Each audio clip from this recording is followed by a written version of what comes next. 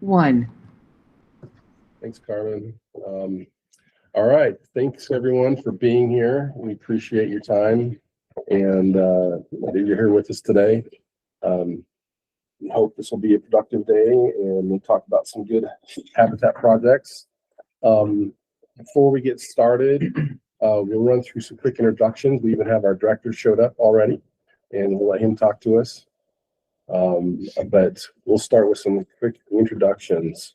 And then we'll let Riley have a couple minutes to talk to us. So I'll start. I'm Eric Edgley. I'm the Habitat Section Chief for the Division of Wildlife, based here in Salt Lake City. And as the chief, I'm the chair of the Habitat Council. And these other staff help manage and run the council and do all the real work that goes on here. And so with that, we'll let them introduce, and we'll just go around the table, and then also let the staff that are with us introduce themselves. Daniel Eddington. I'm the Habitat Assistant Section Chief for the division for 21 years. I'm Alison Whittaker. I'm the Habitat Conservation Coordinator. I've been in the position about 2 months, but I've been with the program for 24 years. Yep. Melissa Landine. I am the Habitat Conservation Program Biologist. Habitat Conservation Programs Biologist. I've had this job for 2 days, but I've been You're doing great. for 9 years. I have been working at the GBRC in Easton. Jeremiah Cornea, recently appointed this year to the waterfowl section. I'm Tyler Thompson. I'm the Watershed Program Director with DNR. I've been on the council for 9 years. I'm Kobe Jones. I'm the Wildlife Section Representative on Habitat Council. I'm Lisa Graham. I'm taking your minutes, and I've been here about 9 years. Awesome. Okay. Austin Atkinson, new big game representative on this council. I live in Cedar City, Utah, in the southern region, and always enjoy being up here in Promised Land. I'm Drew Cushing, the Aquatic Section Chief. I've been on the council for 11 years now. I'm Roundy. Oh wait, Angie Wanacott. I represent the upland section. Thanks. Start over here. I'm Josh Butcher. I'm one of the habitat restoration biologists in the northern region. I'm Brad Hahn. I'm the assistant habitat manager for the northern region. Ryan Hutchison, on the maintenance crew, habitat team in northern region. Almost 18 years with the division, and just about 6 months in my position at Habitat. I need home there. Jay Eggett. I'm the Habitat Maintenance Supervisor in the northern region. I've been with the division a little over 16 years. I'm Oakley Toomer. I am an aquatics biologist for the Division of Wildlife in the southern region. I'm MaKayla Roundy, an aquatic biologist also in the southern region. I'm Evan Reese. I'm a habitat restoration biologist in the southeast region. I'm TJ Cook. I'm the habitat manager in the southeast region. I'm David Montague. I'm the habitat restoration biologist in the southern region. I'm Haley Blair. I'm a land specialist in Southern. All right. Thank you. Thanks, everyone. Thank you for being here. Austin, thank you for coming all the way up from Cedar City and being with us. We really appreciate that. And yeah, got a couple of extras that have just joined us. You want to tell us who you are, Pat? Pat Rainbolt. I'm the Habitat Program Manager in the Northeast region. Ryan Mosley, Assistant Habitat Manager. Okay. I was driving, so that's why we went. Well, thanks for getting here safely. So, no, we appreciate you all being here.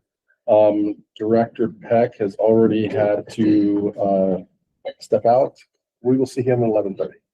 He was gonna sit in and just listen for a few, but he'll be back later. All right. Before we jump in, did I miss anything? Oh, I'm going to mention one other thing. So I mentioned we had some habitat staff reorganization. Danny Summers took a new job as the regional supervisor in our central region out of Springville. And so Daniel Eddington was promoted into Danny Summers's previous position. And in that position, Daniel basically oversees all of our restoration programs, including research and Great Basin Research Center. And has administrative oversight of Meadows, including Habitat Council.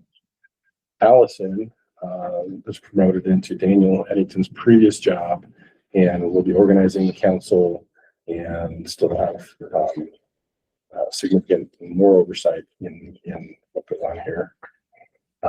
And then Melissa promoted into Allison's previous job is the program biologist for, like, she runs all the numbers.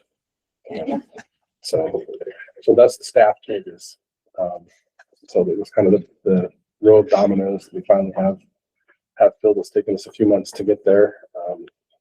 But we have a great crew here to run things. And so before we jump in, I'll just mention we're gonna review the Habitat Council handbook right now.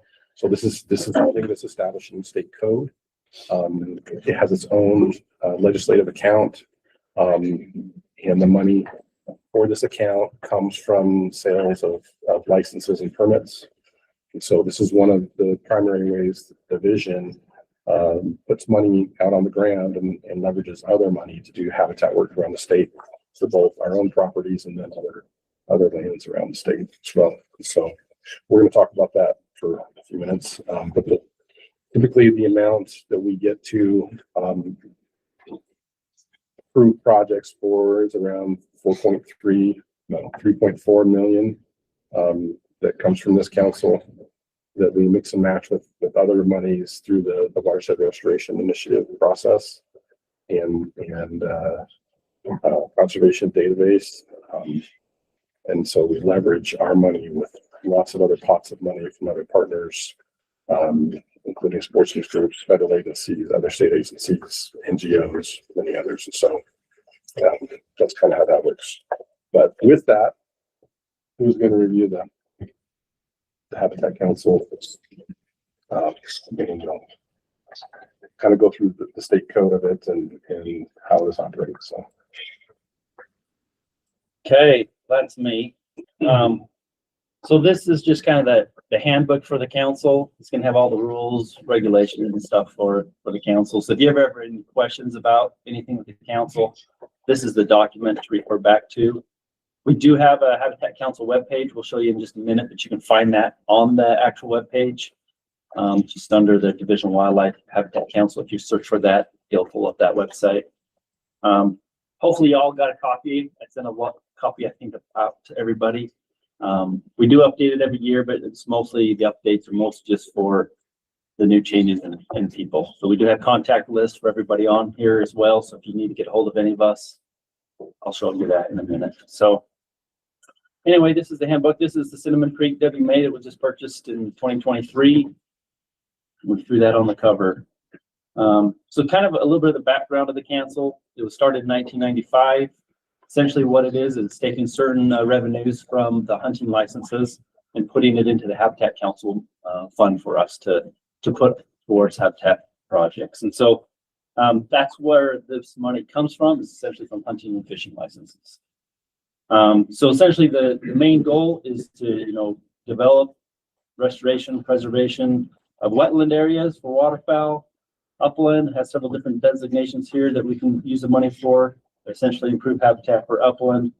And then the other two are aquatic and terrestrial. Essentially the same enhancement, acquisition, preservation, and management of aquatic and terrestrial lands. So that's kind of the main overview of what this council is tasked to do. So really the purpose of what we're doing is we're providing recommendations to the director on how to spend these monies. And so that's, as we go throughout the several meetings we're going to have, you're going to see a lot of different projects. You're going to see habitat management plans. Essentially, we're providing that direction to the director of how that should go. And so just a couple other things here. You're going to see several habitat management plans on how to manage division wildlife management areas. So by code, we have to have a management plan for each wildlife management area. We're still working through a lot of those habitat management plans, so that's what you see today through 3 of them that are ready to be reviewed. There's a whole process for that. That is outlined down below in the appendix section of how that process works. Another big thing that we kind of do is in Utah, we have the conservation permit program. So that allows a lot of the different sportsman groups to auction off several hunting tags.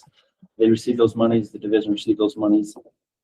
We vet a lot of those projects through this same program as well. We do a separate meeting in April where we bring a lot of projects to those groups.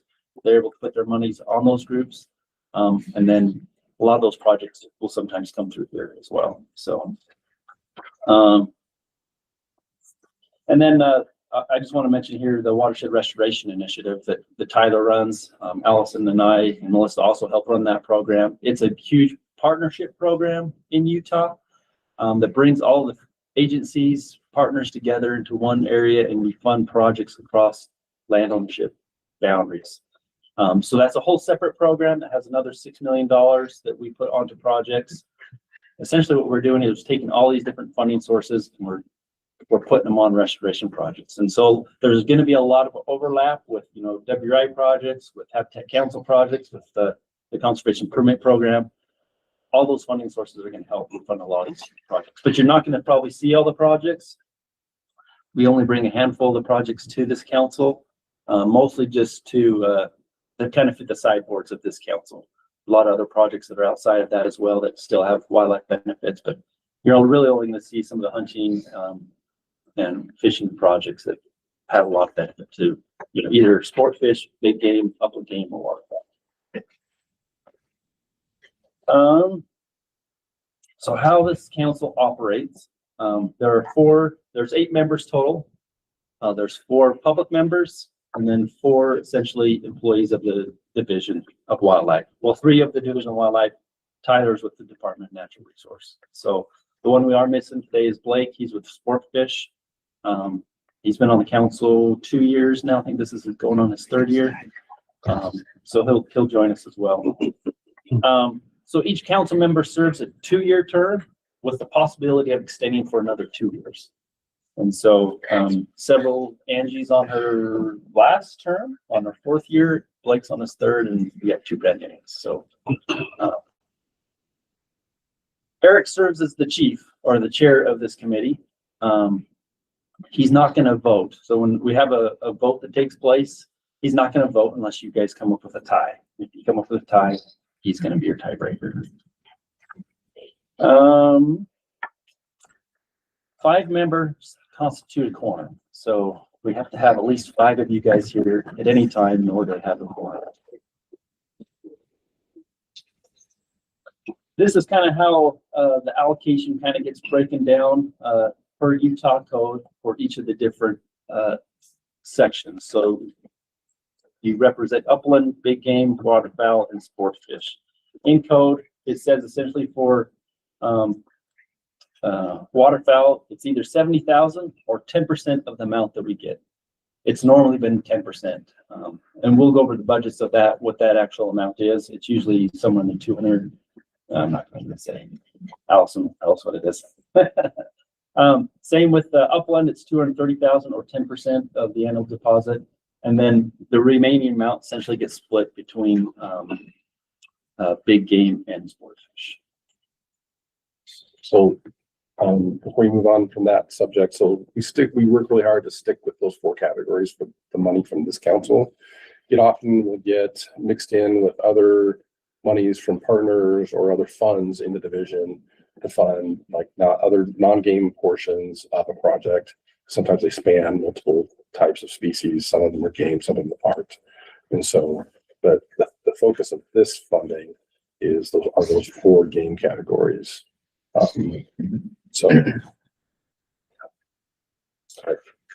So I don't know if Austin or Jeremiah, if you've been able to go into the WRI database system, you can make a login in that system.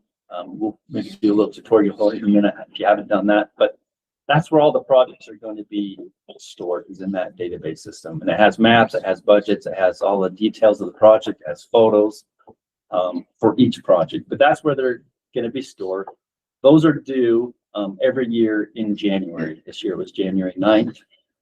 Everybody had to submit all of their projects into that system. We do a quick turnaround for this meeting to get a list of projects to you. So sorry for the lateness in the agenda, but it's just due to this. You'll see that agenda with much more time in the future. This one was a quick turnaround. But all the projects will be in there. You're able to actually make comments on that directly to the project manager. Anytime you make a comment in there, it actually sends an email to the project manager. So feel free to interact with them as well if you like on that database system. Please do that. I mean, that's part of this process and helps the project managers make their project better. And so please comment. And then essentially we'll have 5 meetings total, 4 ones that are your project. So we kind of break them into kind of categories a little bit. So this first meeting, you're hearing a lot about our wildlife management areas throughout the state. That's kind of the purpose of this kind of first meeting. There's some overlap with some of the other meetings. The next one's going to be waterfowl, which will be in February. We'll come up with the dates here in a minute. The next one will be in March. That's a joint meeting with our Blue Ribbon Fisheries Council. So we split half the day with that council, and then half the day we come back to our own council. And then in April, we'll do our big game meeting. And then we'll do a final budget meeting right at the tail end of April as well. So we'll kind of have 2 meetings in April, one at the first of the month, one at the end of the month. And then essentially after that, the council is over. We do a field tour. We'll come up with a date, but it can be anywhere sometime in the summertime. We'd like to go see some of the projects around the state that's been funded by the council. After that, we'll disband until next January. So shouldn't be any conflicts, mostly with the hunting season is our goal. So here's just kind of a list of some of the other funding sources that are out there. We're the Habitat Council, but as you go through this process, especially with a lot of the waterfowl stuff, you're going to see a lot of the Pittman-Robertson funds, which are federal funds that we receive. This council does a lot of the match for a lot of that funding source. There are also Dingle Johnson funds. We don't see as much of that through this program, but it could show up every once in a while. Sometimes you'll see the wildlife restricted account. That's essentially other licensed funds that the director has access to. Sometimes you may see general funds. That's just tax dollars from the state of Utah. We do a lot of cooperative agreements. One of the biggest ones we have is with the BLM. It's a $90 million agreement for 5 years. And so a lot of the projects you'll see will also be tied to a lot of different cooperative agreements, whether it's BLM, Forest Service. We do a lot of agreements. I think I do over 200 in a year. So there's a lot of agreements that are tied to these funding sources as well. And then also the Watershed Restoration Initiative, I already mentioned that. The Blue Ribbon Council, that's essentially another funding source, just essentially for sport fish. That's also from fishing license sales. And then the conservation permit programs, expo programs, we already kind of mentioned that as well. Kind of lastly here, so here's kind of where everybody's contact information is. So if you need to contact another council member, or if you want to contact any of us, our information is all on here as well. We have all of the habitat managers on here as well. So a question specific to a region, you can contact them as well. And then here in Appendix A is kind of a timeline of how the council is going to operate. So if you have any questions about that, I kind of already mentioned a little bit about how each meeting is going to go. This is kind of describing that as well, but it has one for the Habitat Council, also for watershed, and also for conservation permit if you're interested in any of those. But this kind of just talks about how I just mentioned that, this will be the wildlife management meeting, waterfowl, sport fish. And so that's pretty much the handbook. We've included some Appendix Bs, which are essentially the state codes for this program. So if you want to actually go read the state code, I've included them here. You can also, go on to the Utah legislative website and find them there, but I've attached them here as well. There's several different attachments here from state code. here's management plans. If you want to understand more about management plans and that review process, you're welcome to review it here. You'll likely hear it in the presentations today as well. They'll give you a quick, probably, overview. And then the last one is this is an open public meeting, so I've included that code here as well. It is being recorded on YouTube and will be on that system. We are an open public meeting, so yeah, I think that's all I got. Anybody, Alison or Eric, has any other thing else you want to add to the handbook? Not that part. Any questions about why we're here and how this process goes? Cool. All right. Thanks, Daniel, for the overview. Again, we appreciate especially the new council members coming on board. I'm gonna have to take me a minute to remember Jeremiah and Austin's names as we go through this. Yeah, we're glad to have you guys along. Okay. Before we move on to the budget sheet, I'll just mention, thanks Lisa. She kind of does logistics for getting lunch ready and snacks and taking notes for us. So there's drinks over here in this corner. There's snacks over here. Feel free to anytime just to go grab some. That includes all of you. And so we'll have a hard break around 10:30, 10:40. So, okay, with that, Maybe I'll mention one other thing. Just so whenever we hear a project, we are going to do a vote for each project. For this first vote, we're just going to kind of say this project meets the sideboards. It's a good project. We want to see it move forward to the budget meeting. We'll have the budget meeting in April. So that's when we'll actually solidify all the funding for the projects. Mostly this first vote is going to be kind of like, is this a legitimate project? Is it meeting the sideboards of council? And we want to see it move forward. If there's issues with it, feel free to express all those there. We'll walk you through that whole process. But just for the new council members, kind of how that's going to work as we go through. Sounds good. So the next thing we're going to do, Allison's going to review the budget tracking sheet with us. I'm actually gonna just show the Tech Council website and then do a quick tutorial, and then I'll on the database, and then I'll do the spreadsheet. Okay, so we do have a Habitat Council website. If you guys want to go and find any information that Daniel just went through, but just kind of this is just a quick review of what Habitat Council is. We do have a little slideshow here you can click on and look through some of the projects that are there that we've done in the past. You can find the handbook here. So that is here. And then I just wanted to go through a quick little tutorial on the database for those that are new. So this is our database website. It says it's the Utah Watershed Restoration Initiative website, but it also holds Habitat Council, holds the External Conservation Permit, Blue Ribbon, Species Protection Account. So there's a lot of different programs that are tracked in here. So if you're new and you haven't logged in at all or registered, when you first come to this page, you'll have an option to register. Just click on that register button that will walk you through getting a login, and that way when you do come and review projects, then you can leave comments and we'll be able to track those comments. So everything's identified by project number. So if you look at your agenda, there's those numbers on there. You can type them in here, or you can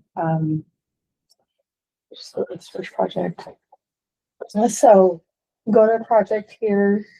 This first page is just kind of quick, brief information about the project. You can go to project details, and this is where you have more information about each project. If you want to get more into the weeds of each project, you can go to that page. You can go to the finance page. And on here is where the budget, the first section here is the budget. And then the second section down here is the funding.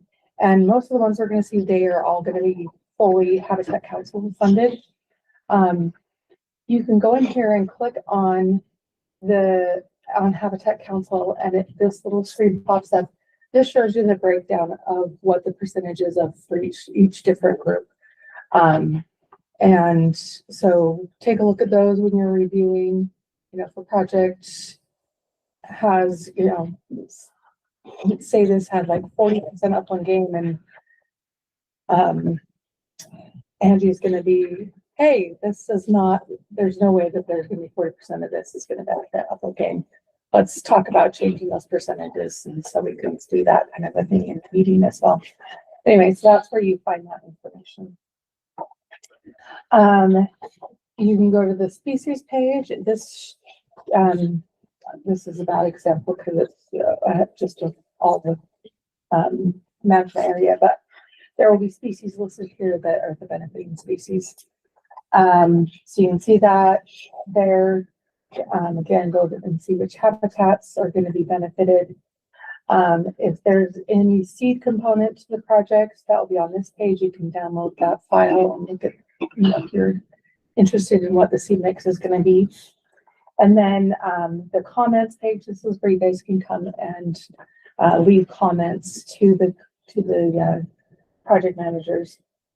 And during the first month or so, they're actually like a part of their scoring through the WRI program is that they respond to you.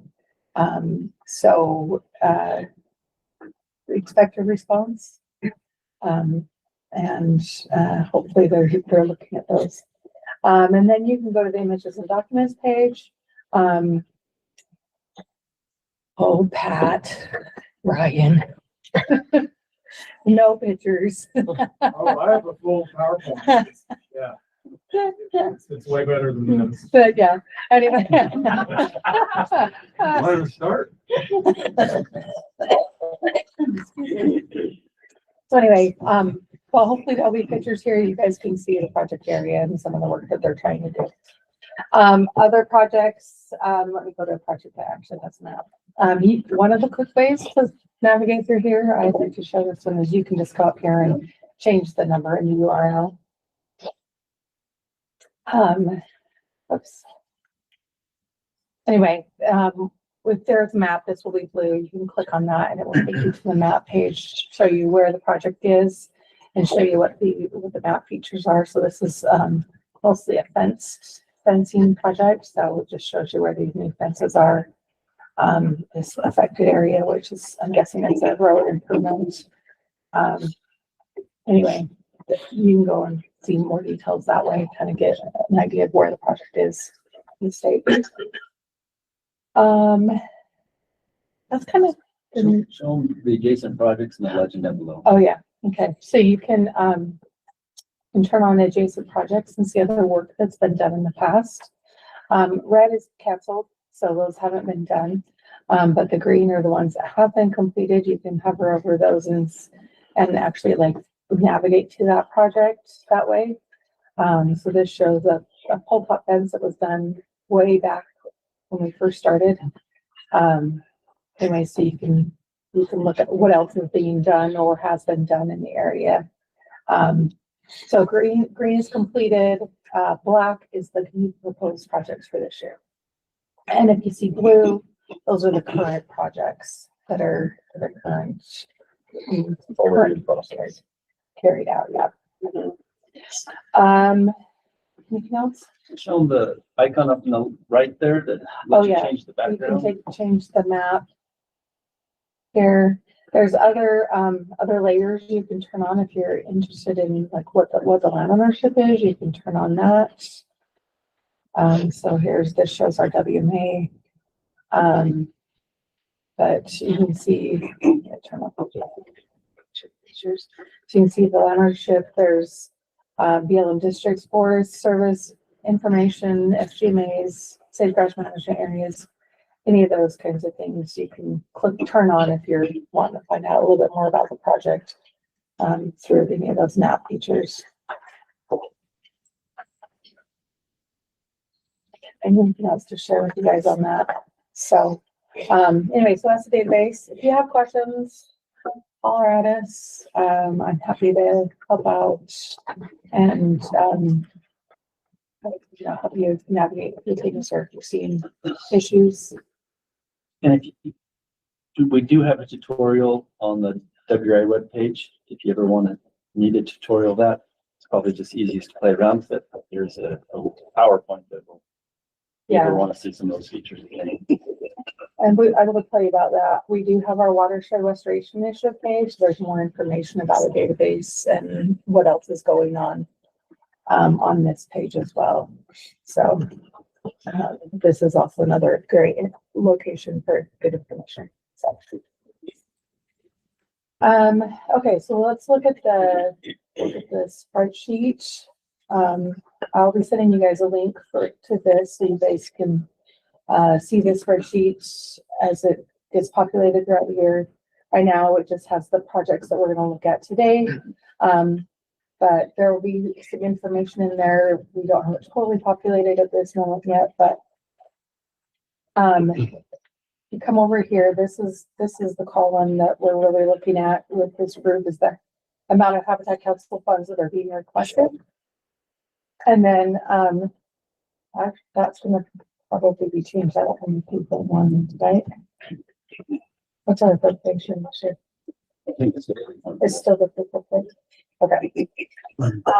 So this is going to be our appropriation number, and that's the number we're trying to stay within. And so as we do projects throughout the year, that number will change. As you can see, we're already in the hole, and we'll thank TJ for that. TJ's always the problem. How are we here? 2 million in the hole. There, right there. That project right there. Anyway, so this is how much each of those groups have available. So there's the big game number, the upland, waterfowl, and sportfish. This is what's available. This is how much we've committed and how much we're over. And so all of those numbers are gonna be in the red by the time we get to our April meeting, and that's when we'll start cutting back and getting back down to where we're in that $3.4 million range. So we'll just continue adding to this throughout the year. So as soon as we get our February agenda, we'll add to the spreadsheet, and you guys can follow along and kind of see where we're at. And then when we get to that April meeting, that's when we'll really need your input on what's priorities and which ones we need to cut or change. So, yeah, and as we have more, like these projects are all Habitat Council requests, but the next ones will have more information in here from like the other funding sources, and those will change as well as we have those meetings. Once we have the external conservation permit meeting, we'll put all that information here. That will change those numbers quite a bit because they usually pick up a lot of the projects that Habitat Council also funds. So they'll pick up a lot of those, and that will free up money for other projects. Anything else? That's about it, unless there's questions from the council. Okay. Sounds good. Yeah, so this will kind of be a running picker of where we're at with funds that are kind of already committed to projects or at least earmarked for projects. And then that final meeting, we have to make sure we get to go through and possibly usually end up cutting stuff for choosing down the list because we have to hit that number. Okay. And then the last thing we need to do is do dates, set up dates. So we already know that we need to reschedule February. Nice, thank you. You're welcome. You're not the only one that would be impacted by it. Right. An oversight, so. We put it right in the middle of the expo. A few dates we're looking at, February 19th, 25th, or 26th. any of those days work better for any of you or not work?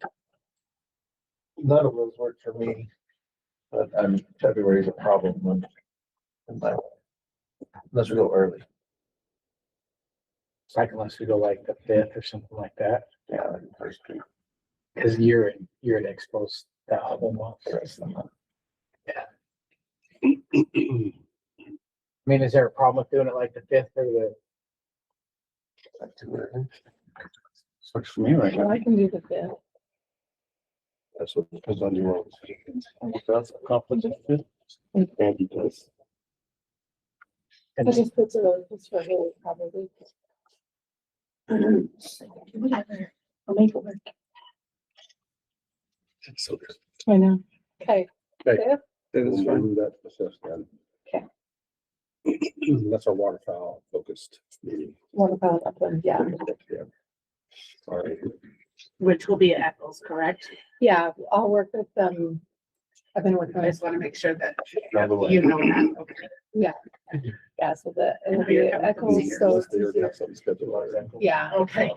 I'll check with, Robin, but, I'll let you know if there's any different, but fine on that.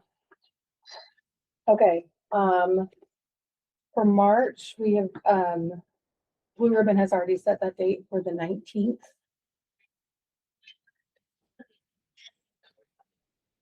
That can work.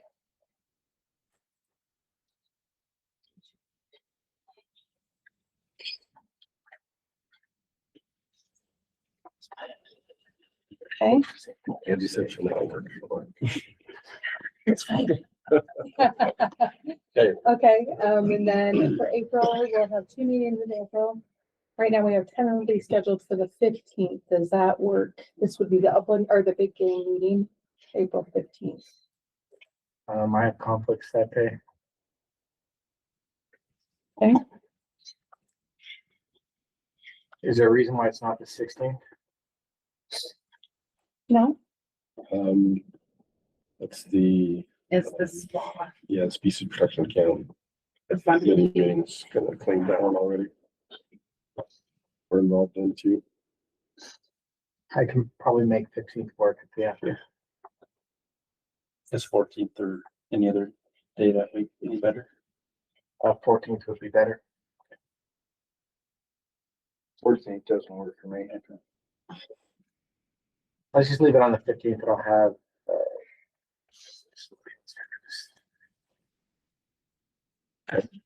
Anybody I think else? it's the big game meeting, so. Yeah, if we can have you there, it'd be good. So, yeah, this is 14th. So, not for Drew. No. It's fine. I'll have somebody else cover it. Is there a date the week before? No, I'll have somebody else cover the other meeting and I'll be here. Okay. Okay. Okay, so 15th. All right, we'll leave on 15th. Thanks, Cody. Check out. And then, we have tentatively selected the 29th for our budget meeting. That'll be pretty much the morning only. Yeah, it's just half day that day. What was that date again? The 29th Of of April. April.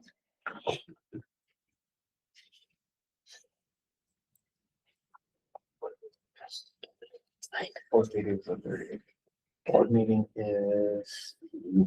Yes. 30. What's back to back for you? Does that work? Is that better or worse?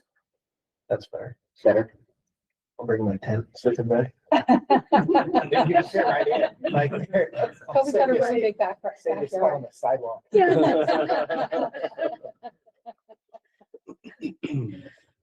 Okay, great. So April 29th, then that'll be our final meeting, and at that point, we'll schedule a tour for the summer sometime. So. All right, awesome. Fantastic. Okay, we're gonna move on to the next item. We're a little bit ahead of schedule, which is great. Is one of the roles of the Habitat Council. We review wildlife management area management plans. And so we have a couple, 3 of them today. So we'll start with the first one, Kevin Conway, wildlife management area. We have Northeast region presenting. Looks like Tom's online. You do that, Tom? Yep.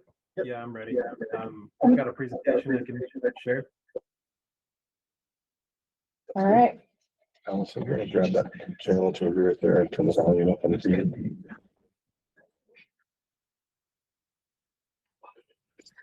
All right, Tom, I think we're ready for you. Perfect. If y'all can I get a thumbs up just to make sure that y'all can see that? Yep. Perfect. Okay. So my name is Tom Platero. I'm the impact analysis biologist here in the Northeastern region. So I've been working on revising the Kevin Conway Wildlife Management Area Habitat Management Plan. All right. So let me see if I can get my speaker notes up here.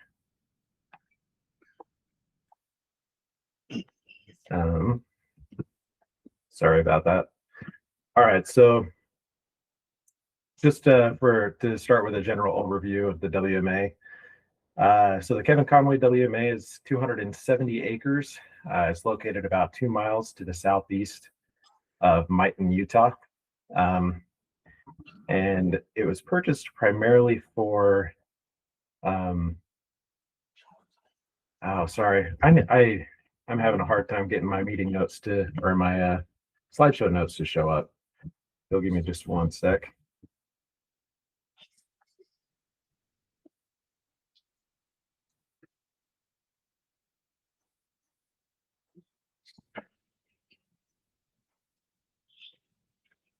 This is embarrassing. Sorry, guys. I'll be right with you.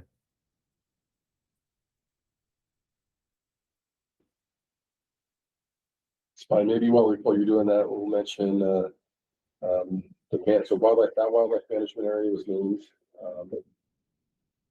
not too long ago for Kevin Conway, who's one of our former directors, and was very instrumental in helping develop the whole watershed restoration initiative concept that Tyler oversees right now, along with us.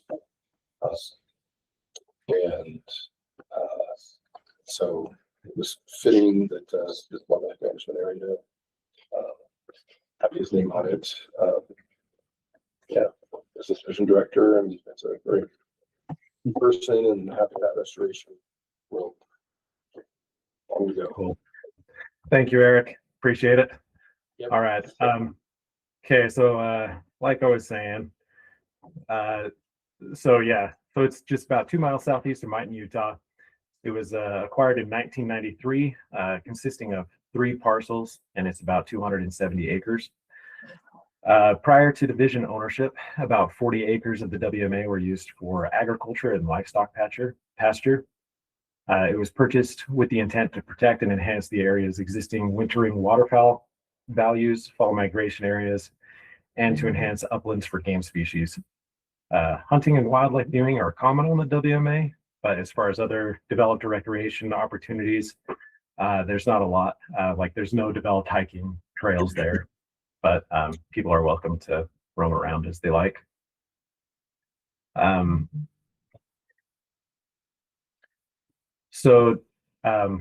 While kind of researching into the history of the WMA, I thought it would be important to share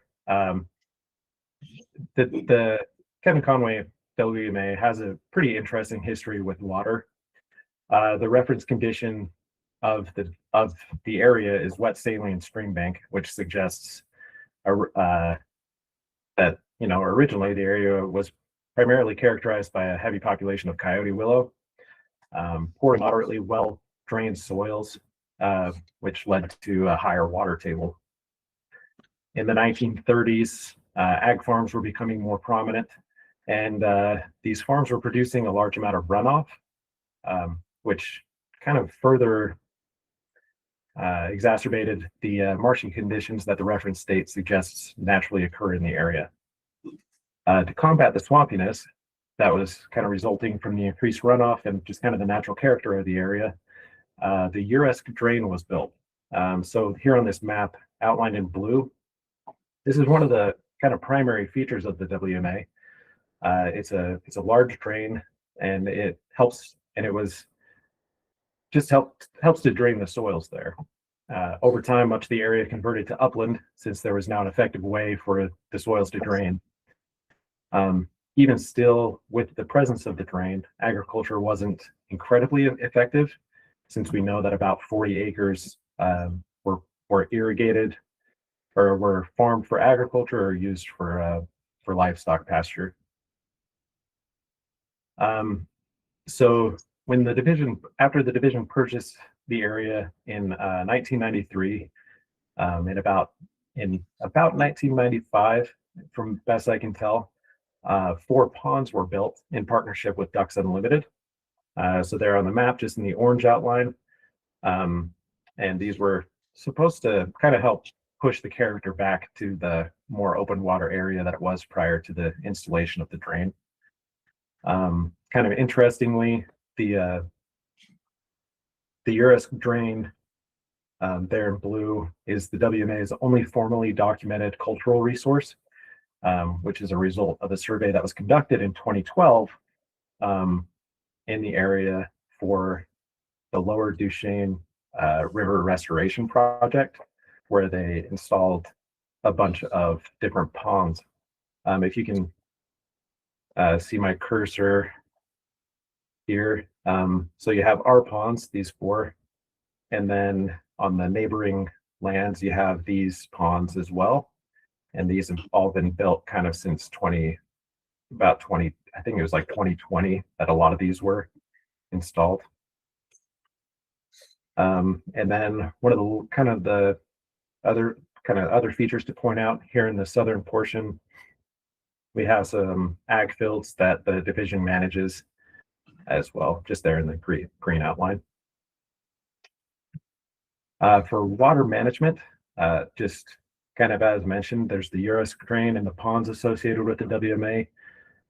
In 2012, there were 2 flashboard risers that were installed to help manage the ponds and associated selenium levels associated with them.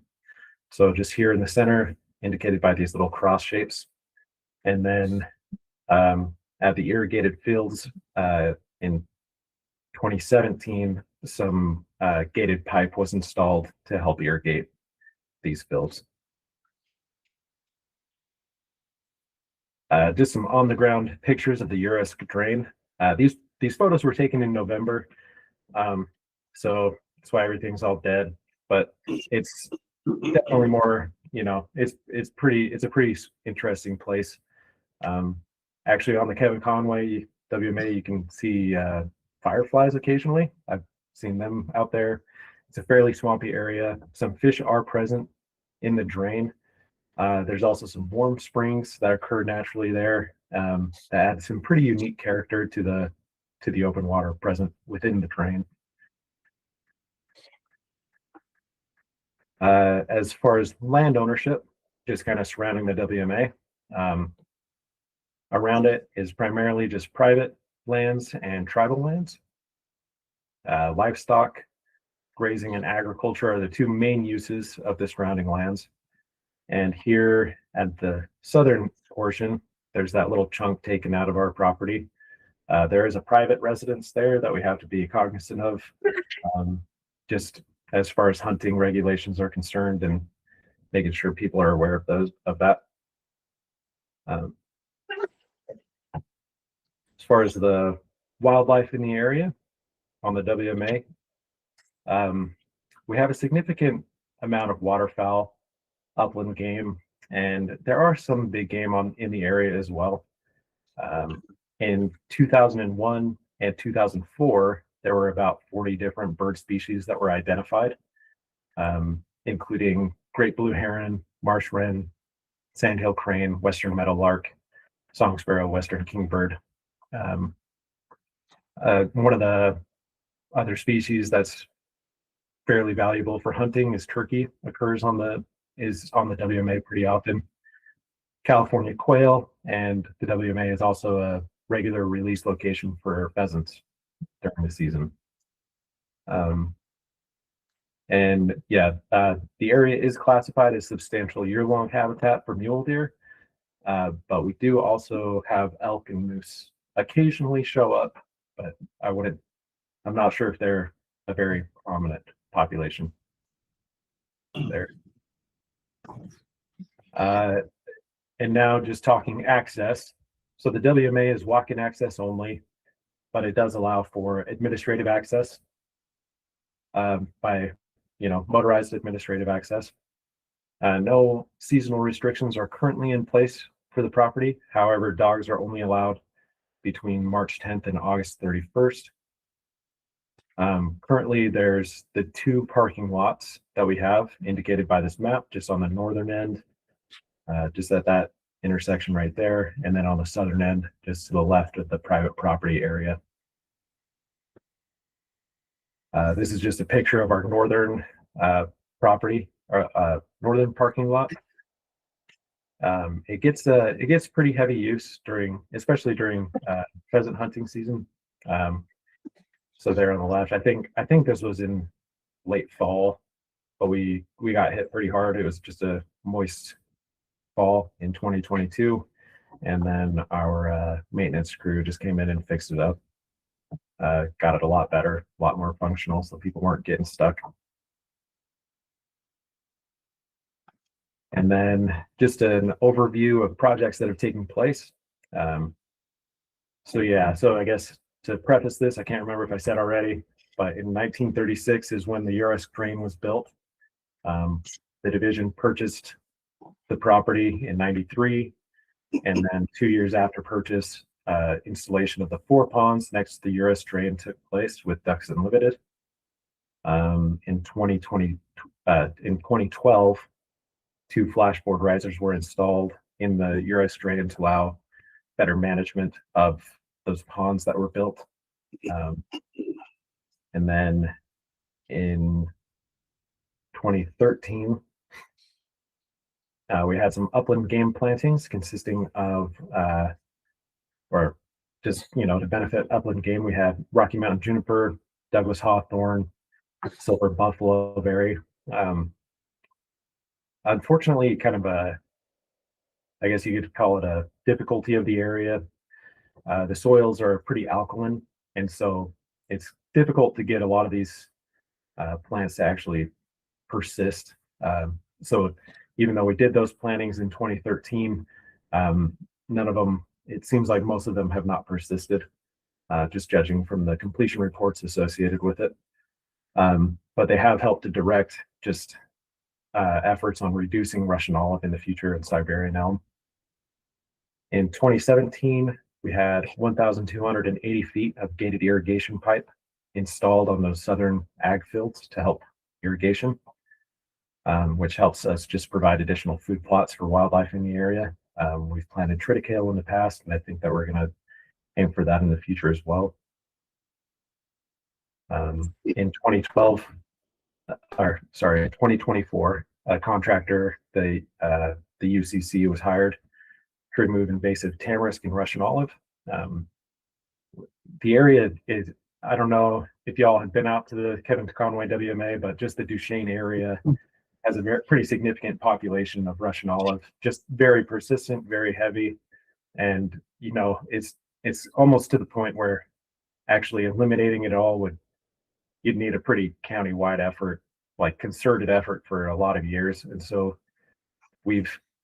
this project, it was in 2024, was mainly to maintain the open spaces that we already have and just try to make sure that there's not additional encroachment, and just to kind of keep the gains that we've made over the years in reduction of Russian olive. So about 3.5 acres of Russian olive was removed, primarily younger Russian olive that was populating areas, or 3.5 acres are about 230 trees. And so that was a cut stump and treated with triclopyr. So yeah, that's the most recent project that was completed there. In the future, there have been efforts to build another waterfowl pond on the WMA.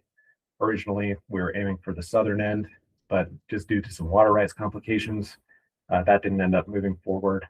And so there's some more efforts that are being put forward with, I believe it's Delta Waterfowl, and Pat's overseeing that. And hopefully that'll be implemented in the near future. So that's kind of what's happening there. And that's what I have. So any questions I can answer? Yes.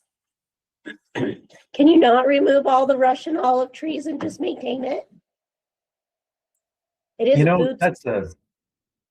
yeah. So, you know, I think that's a great question. And I think in theory we could if we had enough funding and if we had a good way to ensure these plantings actually succeed.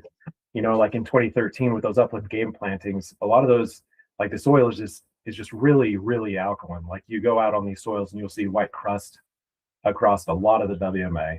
And you know, I know that sounds like an excuse, but with the ecological sites description also being, you know, that kind of marshy, higher water table, a lot of that is still present. So you have a lot of bulrush present. You have a lot of these other things where it just turns out that tamarisk and Russian olive are able to thrive, where the species that we actually want to thrive have a harder time establishing. So I think you know, I misunderstood Angie's question. I think she wants you to leave the Russian olive alone. oh, okay. Sorry, apparently I misheard that. Yeah, she wants you to leave the Russian olive alone and just manage with it and around it. And I think that's kind of, in a way, that's kind of where we're at, except for, you know, I think we do see some benefits to having some open area, just to provide that additional ground cover, that, you know, that additional forage opportunity that's not underneath the Russian olive. Thanks for the comment. Yeah, Sorry, it took me a moment to catch on. Agree with that. I just, it's just as a good wintering source for not only upland, but for waterfowl, and then they actually use it as a food source. So yeah, I wouldn't they do. completely remove it. And we don't have any intention of completely removing it. I don't, you know, have you been out to Duchesne by any chance? Not for a while, no. Like I don't think there's any way that we're ever going to be able to get rid of the Russian olive. So, you know, like we do have to accept that I think we have to accept that we have to manage with it. And we're doing the best that we can, I think. Appreciate that. Tom, how bad is the knapweed on that property? You know, it's present, it's treated yearly. So if that gives you any indication, it's still present, it's still growing, but we do have contractors that are out there trying to actively eradicate it. You know, I want to say that there is some positive movement in the eradication direction, but it is difficult to manage that. I guess that'd just be my comment, is make sure that stuff doesn't get away from you there.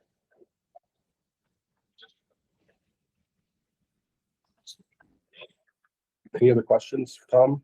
So.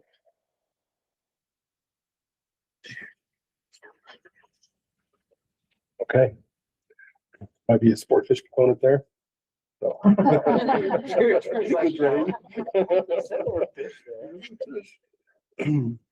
only kidding. But all right, thanks, Tom. All right, thank you. Yeah, I think if you have comments on this habitat management plan or any of the others, we probably should set a deadline to have those in maybe by the next meeting. So, and I know these take some time to review and some of these are longer than others. So, You should have a link to a Google Doc there that you can make suggestions in that document. All right. Thanks again, Tom. Appreciate that. We're going to move on to the next one. Yankee Meadows Wildlife Management Area Habitat Management Plan. MaKayla, Roundy. Thanks for joining us. Absolutely. Thanks for having us.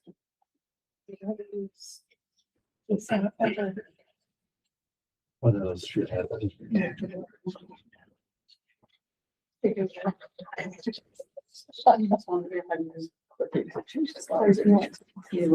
go ahead. So I'm MaKayla Roundy. I'm the aquatics biologist in the southern region, and I'm going to present the Yankee Meadows WMA Habitat Management Plan today. He's a dang good boat captain that when you're out pulling in, Yes, pulling in nets. he certainly is, yeah. Yep. So I'm just gonna go a quick review over that habitat management plan process. Daniel kind of gave us one earlier, but, the code 23-21, is, the DWR presents the habitat plan to our various stakeholders.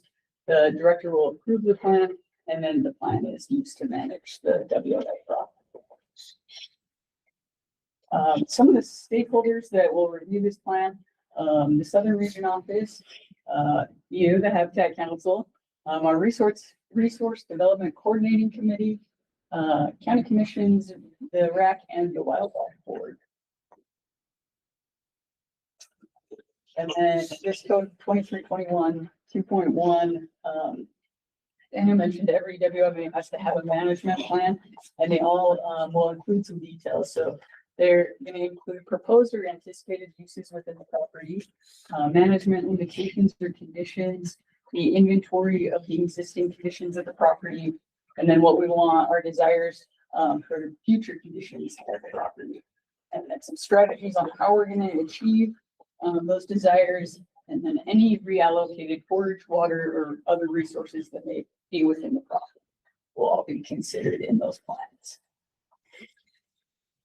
Again, the part of this plan, we invite interested parties, nearby landowners, some local or tribal government officials to help participate and comment, as we seek to maintain land uses that are compatible with those local areas, the local governments, the zoning ordinances that are in those areas where our properties are. So for this particular plan, it's being reviewed with the Iron County Commissions, Forest Service personnel, DWR personnel, Bryan Head City and Carroll City and Bryan Head Town representatives, and local groups. So just some general background on the Yankee Meadow. It's about 160 acres. The purpose for this WMA is to provide access and fishing opportunities. You can tell based on this map, sorry, it's not super zoomed in, but majority of that WMA is the reservoir there. So fishing is a big component to the WMA. And this WMA was acquired from the Perwin Reservoir Company, who still owns the dam actually, on January 17th in 1940. So we've had it for a bit. And I'll just point out, there's just a single main road over there on that west side through the WMA and the reservoir. It's pretty simple there. Some species that we've got on the WMA that you can see are mule deer, we've got elk, turkey, Wanaba cutthroat trout, brook trout, rainbow trout are in our reservoir, and then some migratory and songbirds. So our annual maintenance on the WMA, we've got a boat ramp and a parking area that we maintain. We've got some fencing, some sign maintenance, and then we've got 2 different restroom and picnic areas that we also maintain. Because the WMA is surrounded by Forest Service, they do have some grazing permits, so our habitat concern is some livestock trespass. And the second main concern for that is invasive weeds such as cheatgrass. For access management, like I mentioned, there's just the one single road. We don't have any hiking trails or ATV trails to maintain. Our overland travel is limited to horse and foot. Okay, so here's the fun part. We anticipated we were going to add a fisheries component because the reservoir is a big component. We've never really had a formal management plan. So we wanted to kind of see how people utilize the reservoir, utilize the WMA. So we put together this user survey. It ended up being from Memorial Day to Labor Day, and it shook out to be about 12 interview days. So we had our technicians there all day interviewing people. We broke them into 2 different groups, anglers and non-anglers. So our anglers are obviously going to be our fishermen. Our non-anglers are pretty much everybody else. Our ATVers, the picnickers, the birders, people who just come and kayak and not actually fish are all grouped into that non-angler category. So from the people we interviewed, 55% of them were Utah residents, followed by almost 40% of Nevada residents. Of those Utah residents, 78% were from Iron County, which is where the WMA resides, and then followed by Washington, Salt Lake, Beaver, and Sevier. So a lot of local use, but also a lot of out of state. So our anglers estimated almost 8,000 hours of recreational use. If we compare that to some of our other trail surveys or angler surveys we do in the southern region, that's really high angler use. That's a lot. Our non-anglers were also up there. They estimated about 3,500 hours of recreational use. And our anglers caught about 3,200 fish, with a catch rate of about half a fish per hour almost. They're catching quite a bit of fish.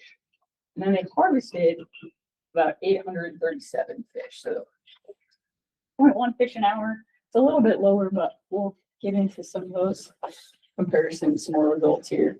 So like I mentioned, our non-resident anglers was 45%. If we compare that to a 2017 survey at Penguich Lake, it was about 46%. If we compare it to a 2024 survey at Fish Lake, that was only about 9% of out-of-state anglers. Jumping over to our young anglers, so we have so people who are fishing under 14 years old is 19% of Yankee Meadow. It's really high. You compare that to Fish Lake, it's only 14%. You compare that to Penguich, which is about 13%. So Yankee is a good place to bring your family to teach your kids to fish is what we like. Our hours fished per acre is pretty high. It's 148 hours at Yankee Meadow. You compare that to Penguich Lake, which is only 136, and you compare that to Fish Lake, which drops to 63. And our trout catch rate, I'll mention that again, is almost half a fish per hour at Yankee. It's pretty similar at Fish Lake. You're similar to half a fish per hour. Penguich Lake doubles that though. You're catching 0.8 fish per hour. So it's a good place to bring little kids to catch lots of fish. So historically, Yankee, there was camping allowed within the WMA. We just kind of wanted to get a feel for how people feel about it now because it's no longer allowed. And we have 2 Forest Service campgrounds within like a couple of miles down the road.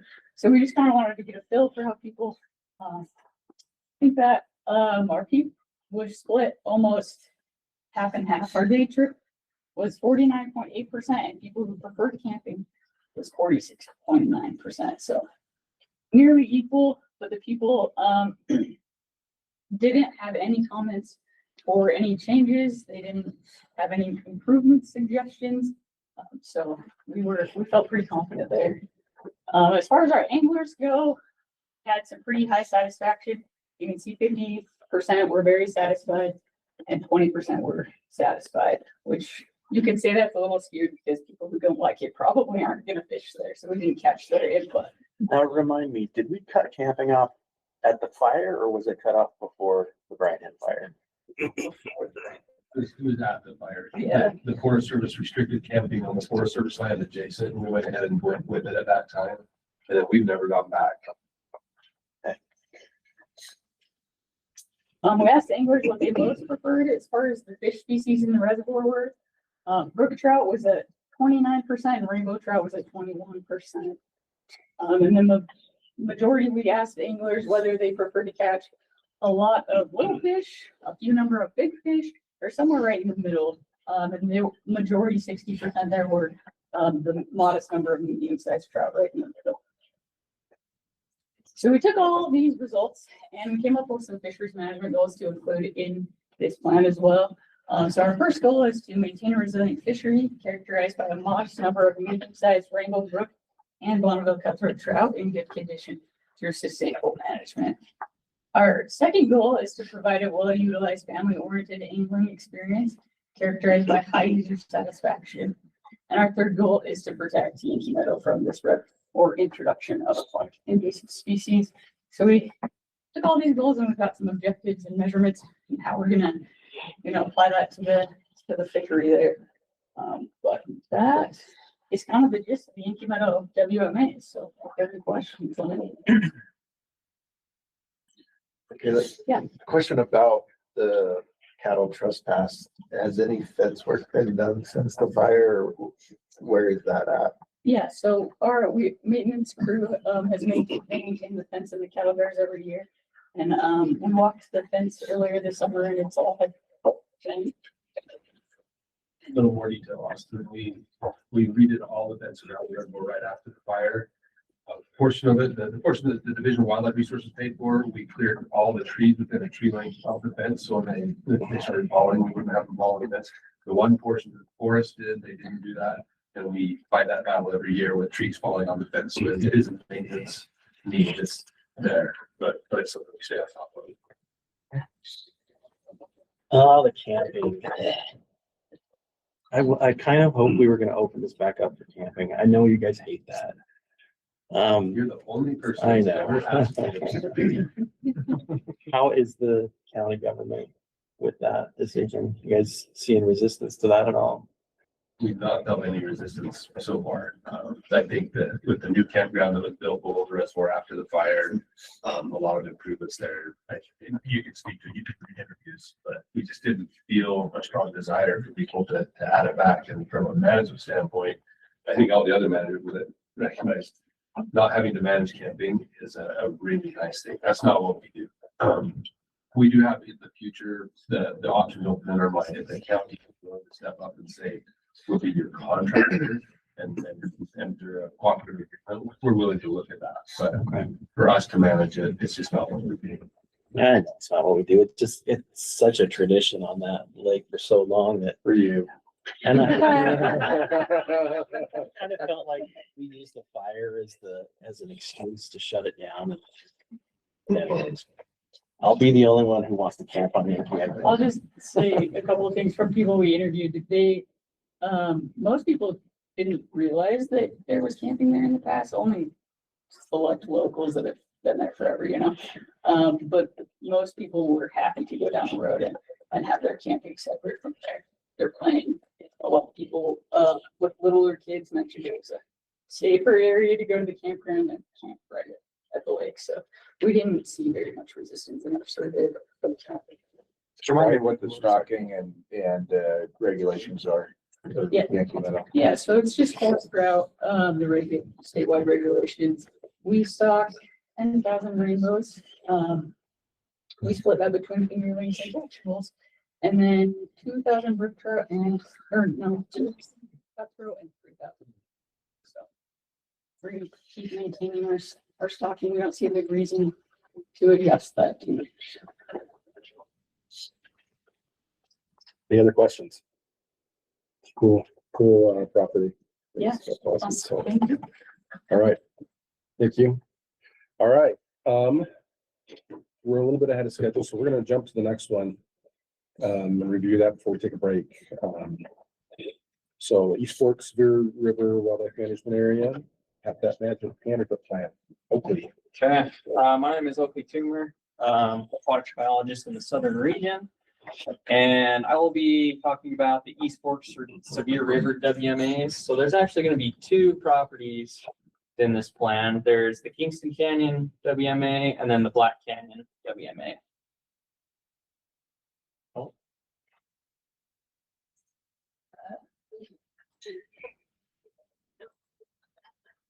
There we go. Okay. So this is the kind of stuff that MaKayla went over previously. Just the code that goes with every management plan. So I'll just kind of briefly skip through this, but every WMA has to have a management plan. And in those, they'll have the proposed and anticipated uses, management limitations or the conditions. They'll have an inventory of the existing conditions on the properties, the desired future conditions of the properties, and then what strategies that we will use to achieve those desired conditions, and then any reallocated forage, water, or other resources.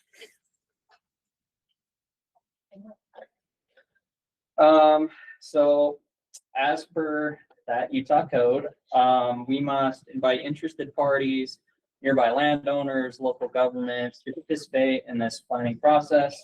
And it'll, we'll seek to make any land uses compatible with local government, zoning ordinances, and existing rights of that area. So the reviewers of this particular plan will have Garfield and Paiute County commissioners review the plan. We have quite a few adjacent landowners.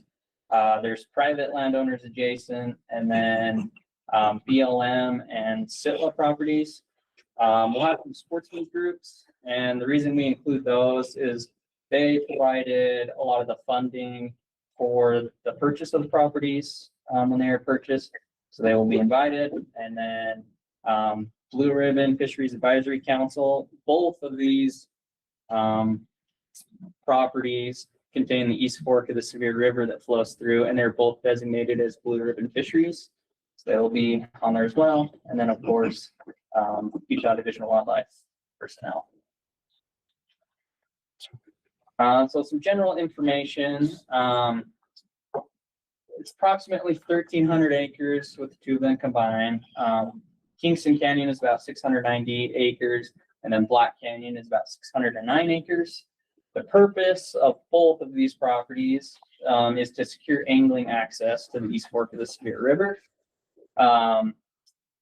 They were purchased, Black Canyon was purchased in 1991 and 1992, and then Kingston Canyon was purchased, part of it in 2003, and then the other half of it in 2009. The funding sources used for these properties, so federal aid was used for all of Black Canyon, and then a portion, half of Kingston Canyon, and then state funds were used for the rest. Some recreation opportunities found on the properties. Fishing, obviously, is the big one. Hunting, trapping, and wildlife viewing. And then, as I mentioned before, both are designated as Blue Ribbon Fisheries. And then you can kind of see the map here. So they're located in near Anemone, Utah. Kingston Canyon is split up into two separate blocks there.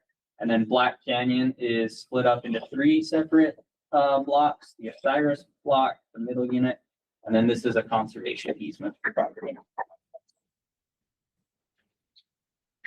So getting to the purpose of the WMA is, like I mentioned before, securing access to the East Fork of the Sevier River. You can see there are some very large brown trout in the river. It's a pretty popular place to go fish. And then to conserve fish and wildlife habitat, there are lots of wildlife species that utilize these properties. Some of the popular game species found on the properties: rainbow trout, brown trout, watermelon cutthroat trout, mule deer, elk, all sorts of waterfowl, and upland game such as turkey, pheasant, chukar, like that.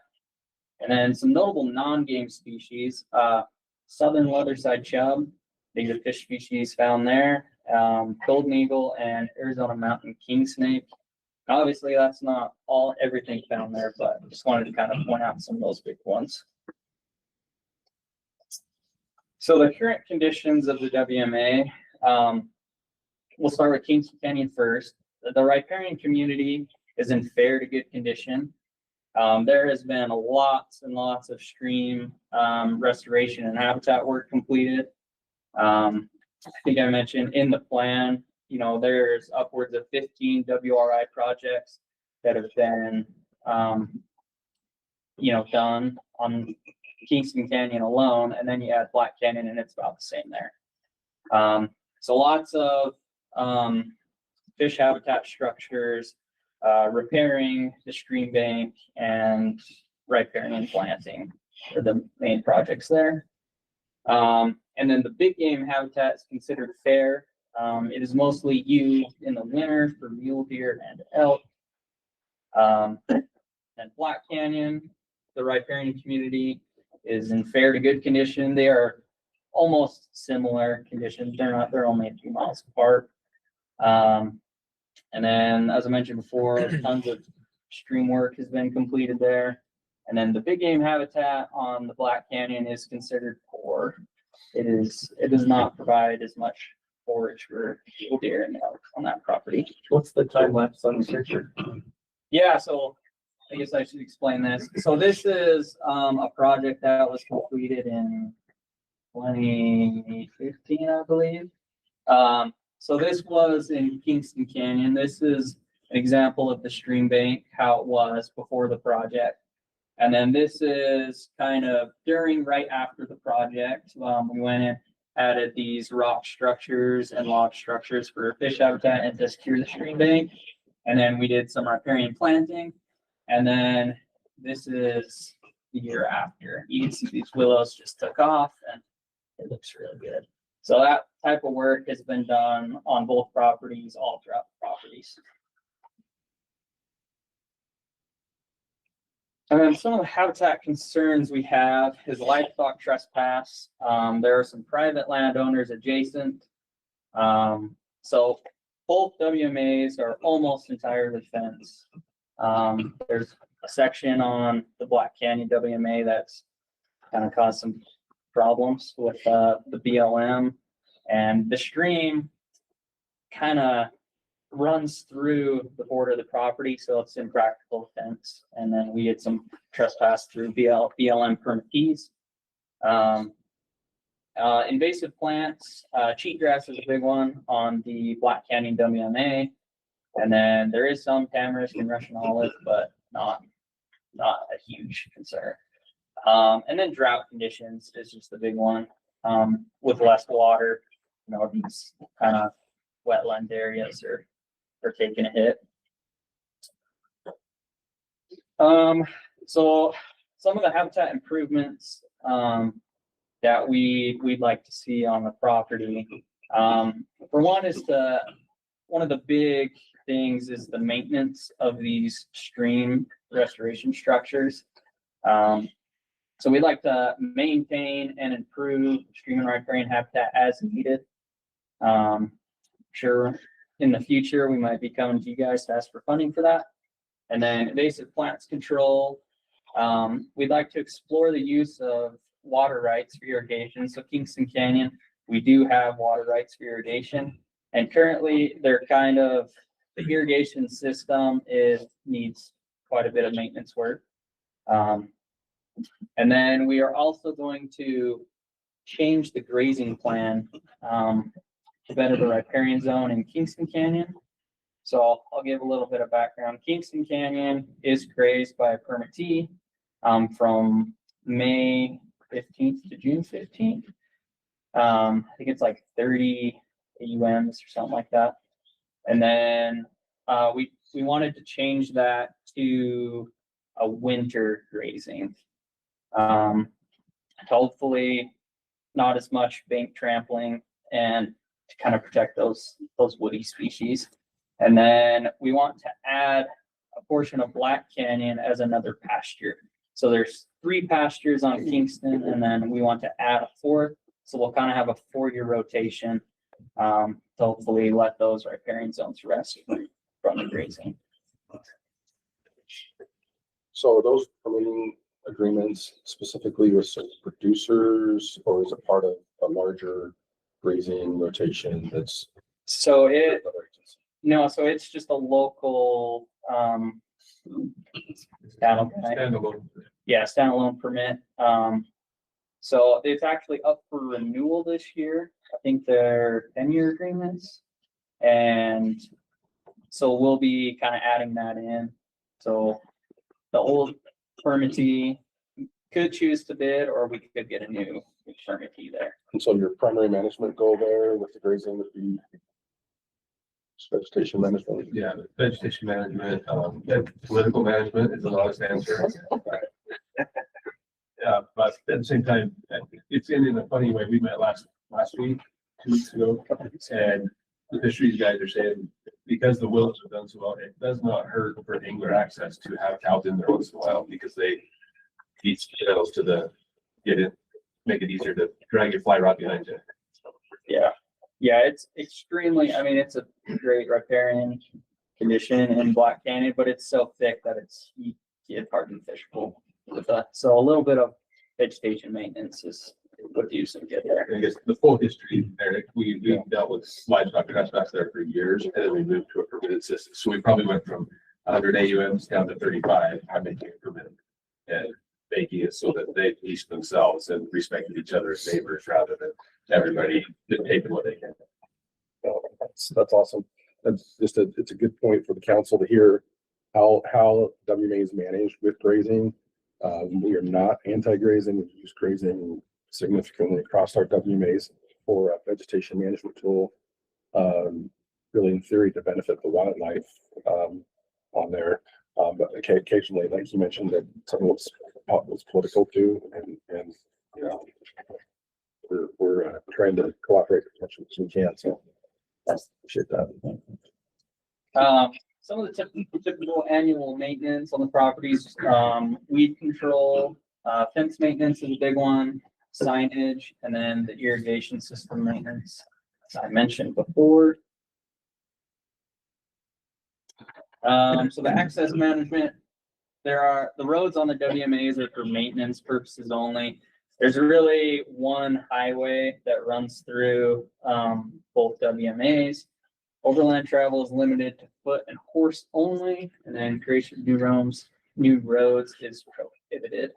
And there are lots of parking areas along both WMAs for public walk-in access. And that is all I have for you guys. So I'd love to take any questions. Any questions on this one?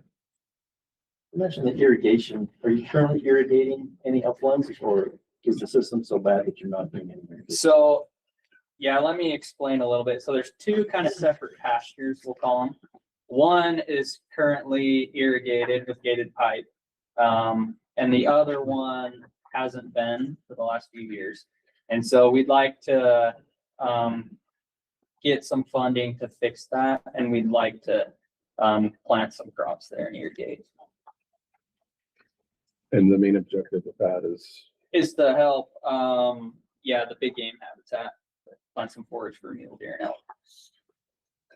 Yeah, that's a big deal for us right now. So, Yeah. Cool. Any other questions? Is there a project in the works to enhance that irrigation? I think we want to get through the next grazing permit, who permit is, and then work with them. Okay. Sounds good. I'd encourage that. So. Okay. Thank you. Thanks. Okay. All right. We're going to take a break now for about 10 minutes, and we'll jump back in at about 10:40 and start reviewing projects specifically. So we go on break.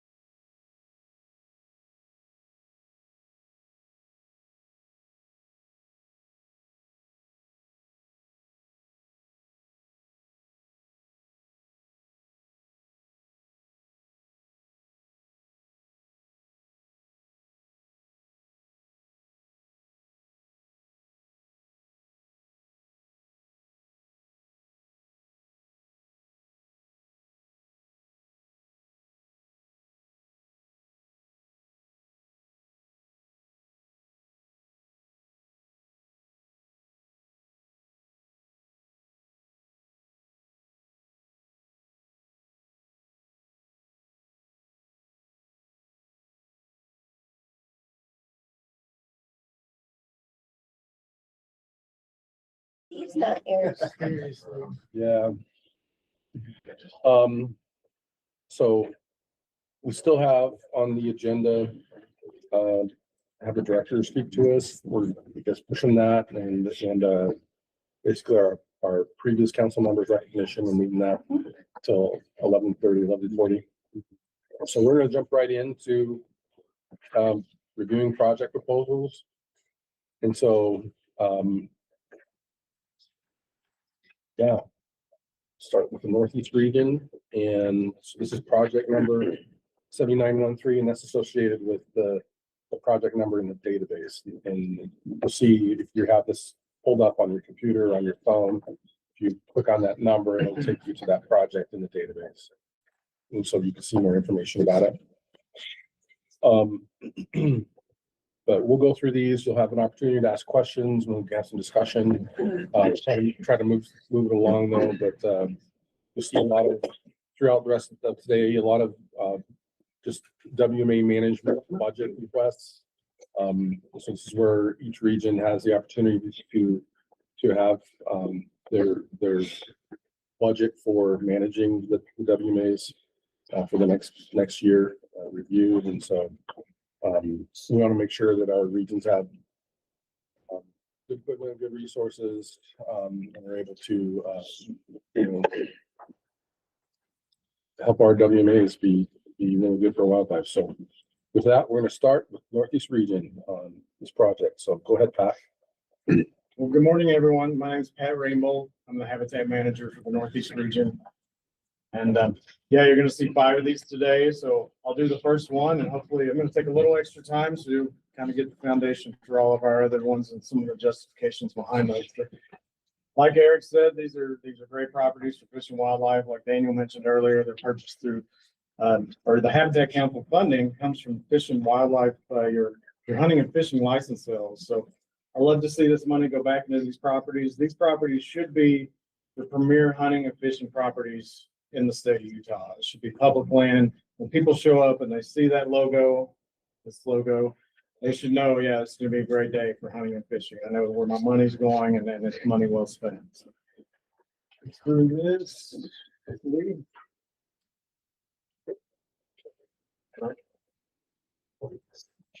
okay.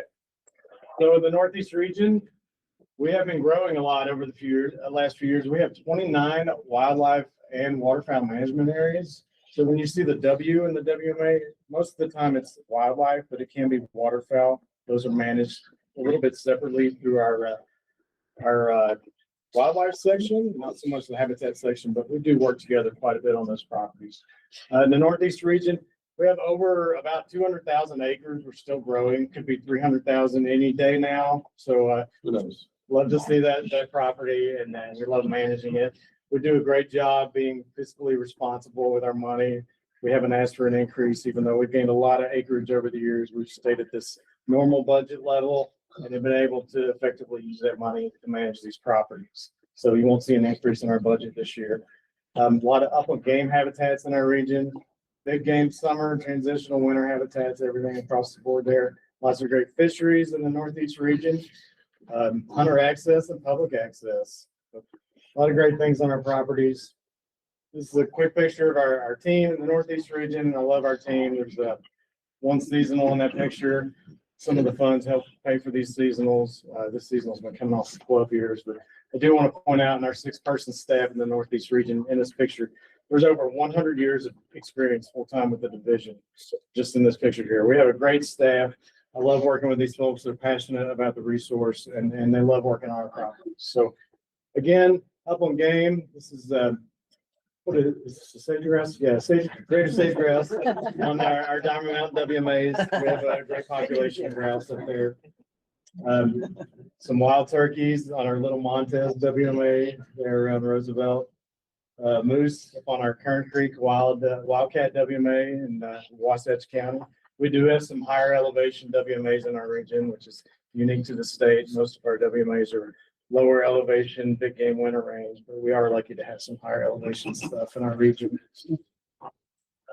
Mule deer, that's one of our WMAs up on Diamond Mountain. There's a limited entry mule deer unit. Lots of opportunities for anyone outdoors. There's some shed hunting. This is on our Two Waters WMA on the Bush Cliffs. Some waterfowl there on the Browns Park Waterfowl Management Area in Yankee County. And yeah, so I'll go over some of the places the money goes for this budget. A lot of fence construction and maintenance in our region. We've perfected the drill pipe fence. I know Tyler loves it over the years. It's a great resource with all the oil and gas activity in our region. I loved it better when you used to get the pipe for free from the oil and gas folks. You know? Yeah. Well, we do get a lot of donations from dedicated hunters in our region that work in the oil field, and we're fortunate to have that. And you'll see that with some of our projects today and in the coming months where we use that resource there. But no, these make great fences. They're indestructible. They'll last longer than any one of us in this room will last. And they're just great. They keep the property line defined and protected. And yeah, very, very little maintenance. So we love these fences in our region, and I'm glad to see them spread throughout the state. But we have to maintain those. We have to replace a lot of this old fencing. You see the barbed wire in there, the pole tops. An elk probably tried to belly over this, and that old wood just breaks, get tangled up in the wire. It's just a mess for wildlife. So we'd like to see that design on the previous slide. No entanglement issues. It's clear. They can see, even sage grouse can see that big top rail and avoid those. So we use these for a lot of things, for trespass cows. And a big thing is to delineate our boundary. This is the Forest Service. This is our Wildcat WMA right here.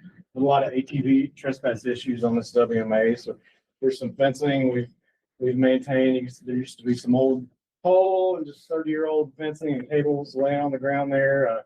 We've gone in, this was this past summer, and better defined that boundary and protected the WMA from all the things that come from trespass, vehicle use, and livestock. Here's our crew. We also use this fencing to protect water sources.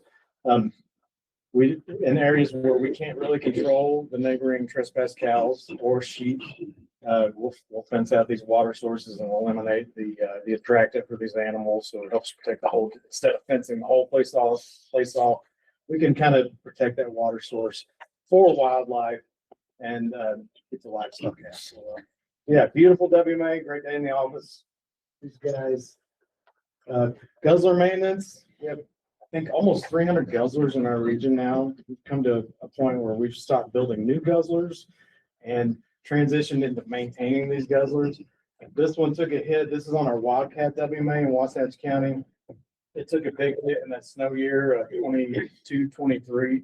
We had that heavy snowpack. There was probably about 9 or 10 feet of snow on this apron, which calculated out with the water weight, it's about 75,000 pounds. They're not really designed to hold that much weight. So it just collapsed. We've got a few of those in our region. Here we are with another project funded through Habitat Council. We flew the materials in there, and then we went up there with our crew this summer and were able to repair that and get it up and running again and functioning. That's where some of the money goes for these projects. Some more guzzler maintenance out in the Book Cliffs, redoing aprons, just making sure the tanks are functional, and just a small investment to keep these water sources up and running. Very important for wildlife on our WMAs. Habitat assessment. Some of the funds goes to horse hire occasionally. We'll work with our big game staff, our wildlife folks. Go out. This is on our Current Creek WMA. We'll go out and look for habitat needs, bounce project ideas off of each other, and just spend the day out looking at habitat and wildlife values of the property. And this is where some of the money goes for these maintenance budgets. Some more horse hire. This is in our roadless area, Little Creek Ridge WMA. Prescribed fire. We work with our partner agencies, Forestry Fire State Lands in this case, doing some prescribed fire. We use some of the funds for this maintenance budget to help prep these properties. This is on a Browns Park WMA up in Daggett County. So doing a little bit of big game, upland game, and waterfowl prescribed firing up there on that property. This is our Stewart Lake WMA. Same thing there. Waterfowl, upland game. It's great property. Both these properties, we also do pheasant releases. So the youth hunt and the adult hunt after that for pheasants out there. People love that. We get a great response from the public for those projects. So prepping those, using this money to prep those properties to provide that experience for the public. Some plantings from some habitat restoration on our WMAs. Some of the money goes towards that. This is our restoration biologist, Tori Mathis, down at the Stewart Lake WMA, doing some plantings down there. And this is where some of the funds are spent on these native plants to help restore those properties to maximize the wildlife benefit. Here's some containerized plantings. This is with the, on our Strawberry River WMA in Wasatch and Duchesne counties, some containerized native plants planted there. This is a great project. All the sections come together. It's our wildlife, law enforcement staff, our admin folks, everyone pitches in. It's a great day out in the field and spend some of these funds to help restore those habitats. Cabin maintenance. We have 4 or 5 cabins in our region. We're out working remote. It makes sense to stay in these places and not travel back and forth every day. This is again our roadless area, Little Creek Ridge WMA. We have 2 cabins out there. Wonderful spots. Go spend the week down there, spraying weeds, irrigate the properties, fencing, all the things that the WMAs require. Irrigation, this is a big one. We have a few water rights in our region, and we want to use those to help benefit big game when they transition mostly through these areas. In the spring and fall, help pack on some fat, get them through the winter, and keep them healthy. And we want to use those water rights. Very valuable in the state right now, and effectively use those to grow crops on our property where we can. So pivot, best Christmas present I ever got this year. I got to finally build my pivot at the Little Montez WMA. Thank you, everyone. This was a Habitat Council project you've seen 100 times, and I finally got it. So it was so cool to see that. That's really going to transform that WMA. So thanks everyone for helping fund that. That's a separate project, but now the maintenance of this piece of equipment will fall under this budget. We'll go in every year, do a little fine tuning and get the water to it and plant the crop that'll irrigate there. And it's a great addition to that WMA. Weed management, some of the funds go to help control weeds on our WMAs. This is again, the roadless area, Little Creek Ridge WMA, difficult to get to some of these spots. So a lot of effort to go into getting to these locations, transportation. Some of the money goes into motor pool, mileage on vehicles, seasonal time, chemicals, and some of the contracting we do for third-party weed sprayers in these areas. Aquatics, some of the money from this budget goes into aquatics maintenance for where we have fisheries on our WMAs. This is our Little Hole WMA on the Green River. This is Nick, he used to work for us there. We're getting a nice brown trout there out of the Green River on one of our WMAs. This is our Old Fort Pond community fishery in Vernal. It's just a few years old now. But Natalie Bourne was instrumental in putting that whole thing together. Great spot for families right there in town. Great fishing opportunities for folks to get out there with their kids, and it's a really fun place. I go there with my daughter quite a bit too. There's kids having a great time out there. You see what a great spot that is.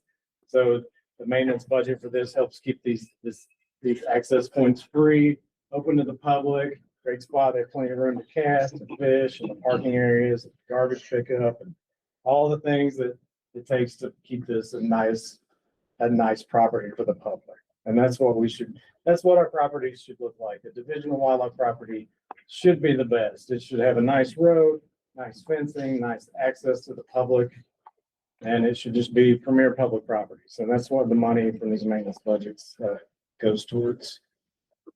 Fishing Pier at Little Montez, more public access, great for the community. It's ADA accessible, so great opportunities for everyone in the community to fish on that WMA.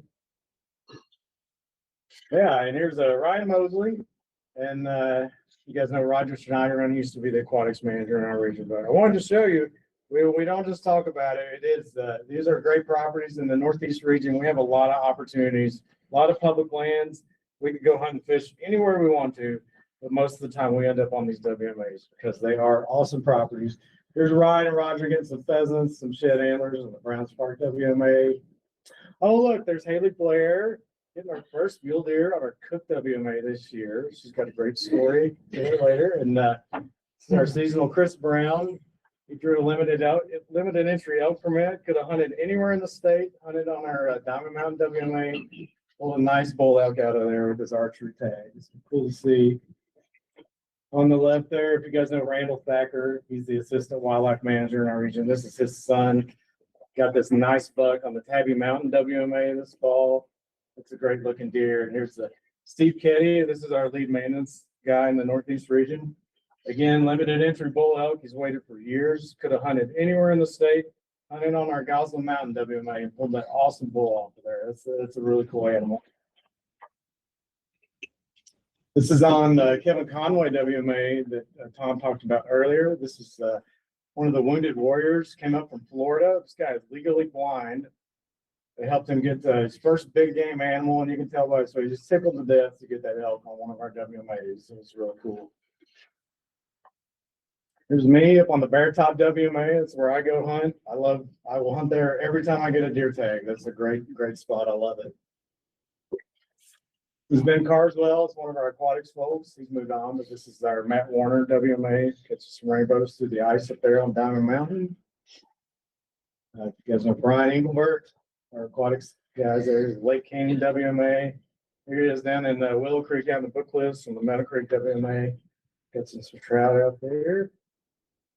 My daughter slaying some bluegills on the Little Montez WMA, and then picking up some shed antlers on the Bear Top WMA. And some folks get up on game hunting, great places to take your dogs. Carson Hinkhouse's dog on the left here is our aquatics guy. And this is your dog, Ryan, picking up antlers somewhere up on Diamond Mountain or Browns Park, looks like. And I always like to end on this slide. This is my favorite when I have a bad day in the office.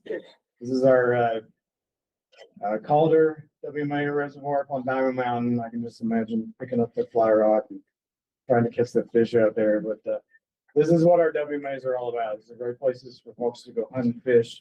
And this is why it's so important to have these maintenance budgets. We can't just pick up a property and walk away from it. It takes money, takes effort. You guys that own property or grew up on ranches, you know, fencing, signage, roads, it just takes constant influx of money. So that's why these maintenance budget requests are so critical to maintain these properties. And we'll see that from the other regions today. They're great places, and they're a great representation of what our properties should look like and offer to the public.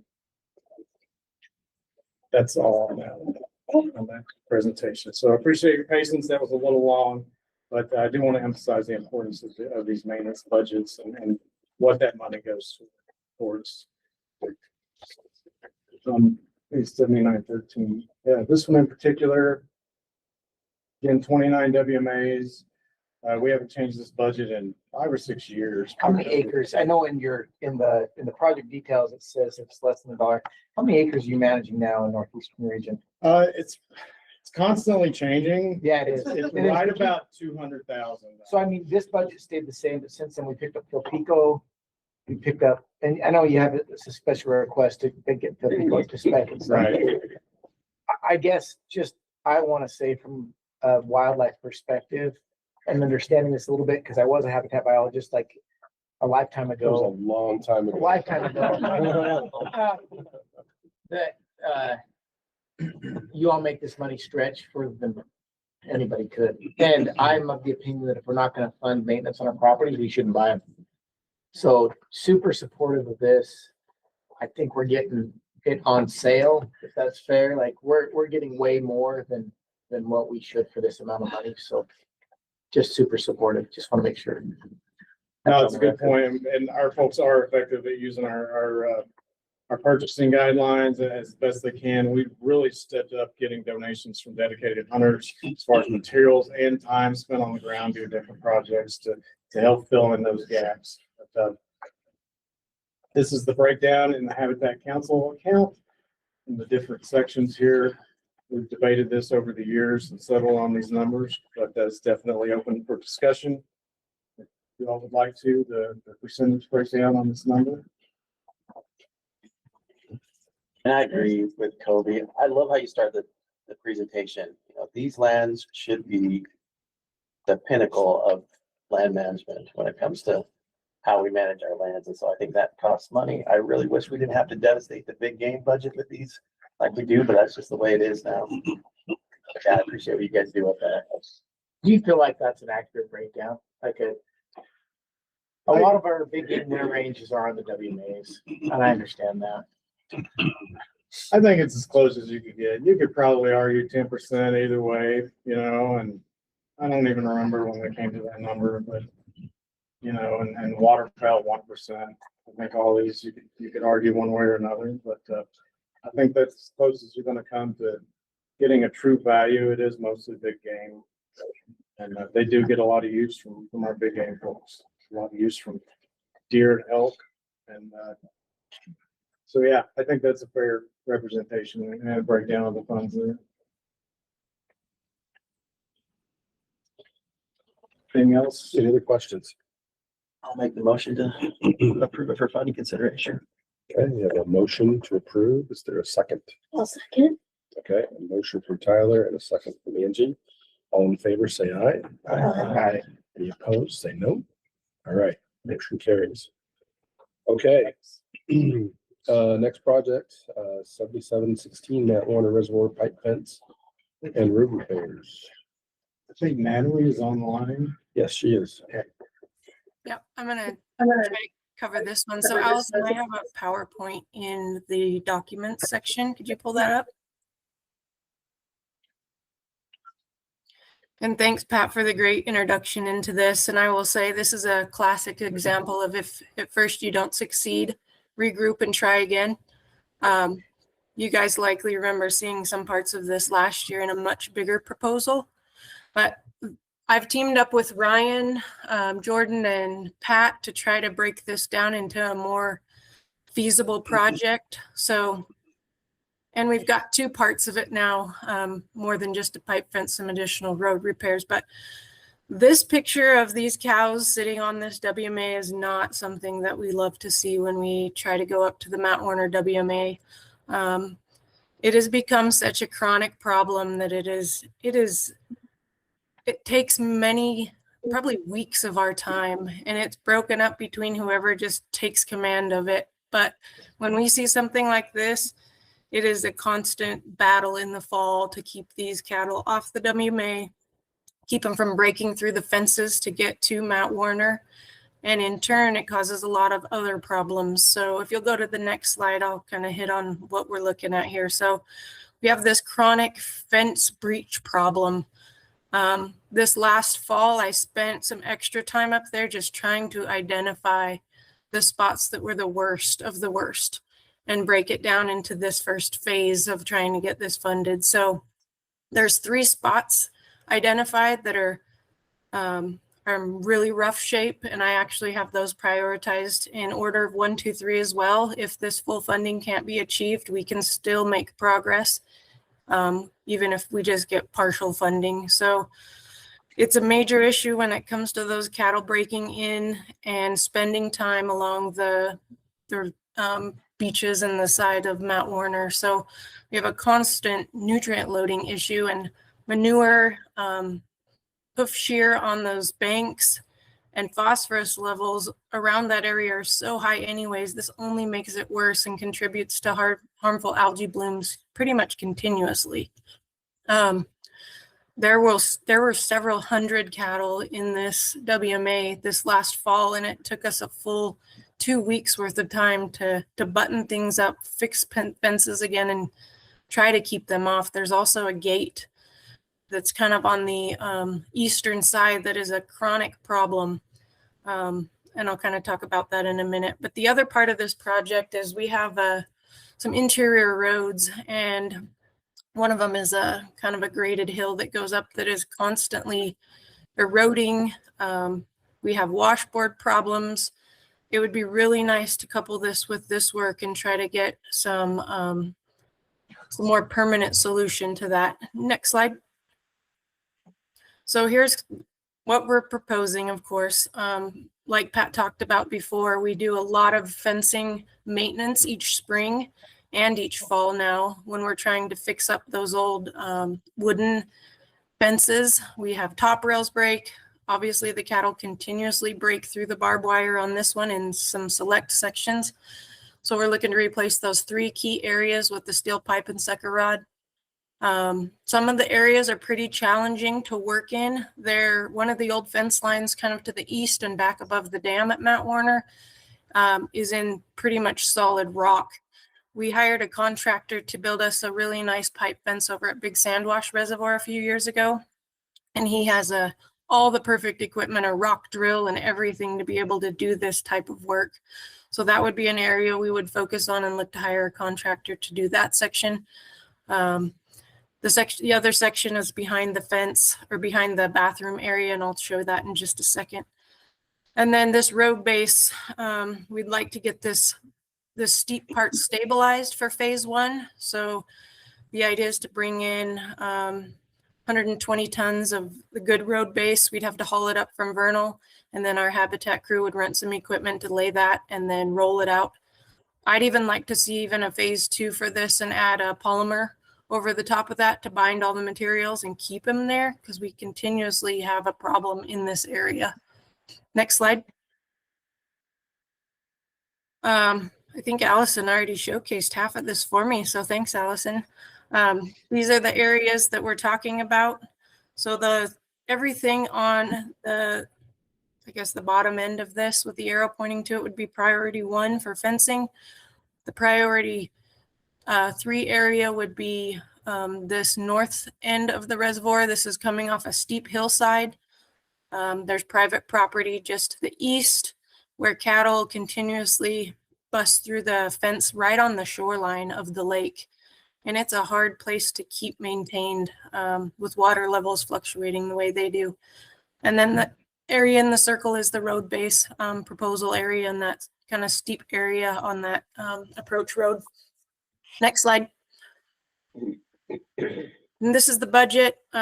Total ask from Habitat Council is actually like 102,000, I think.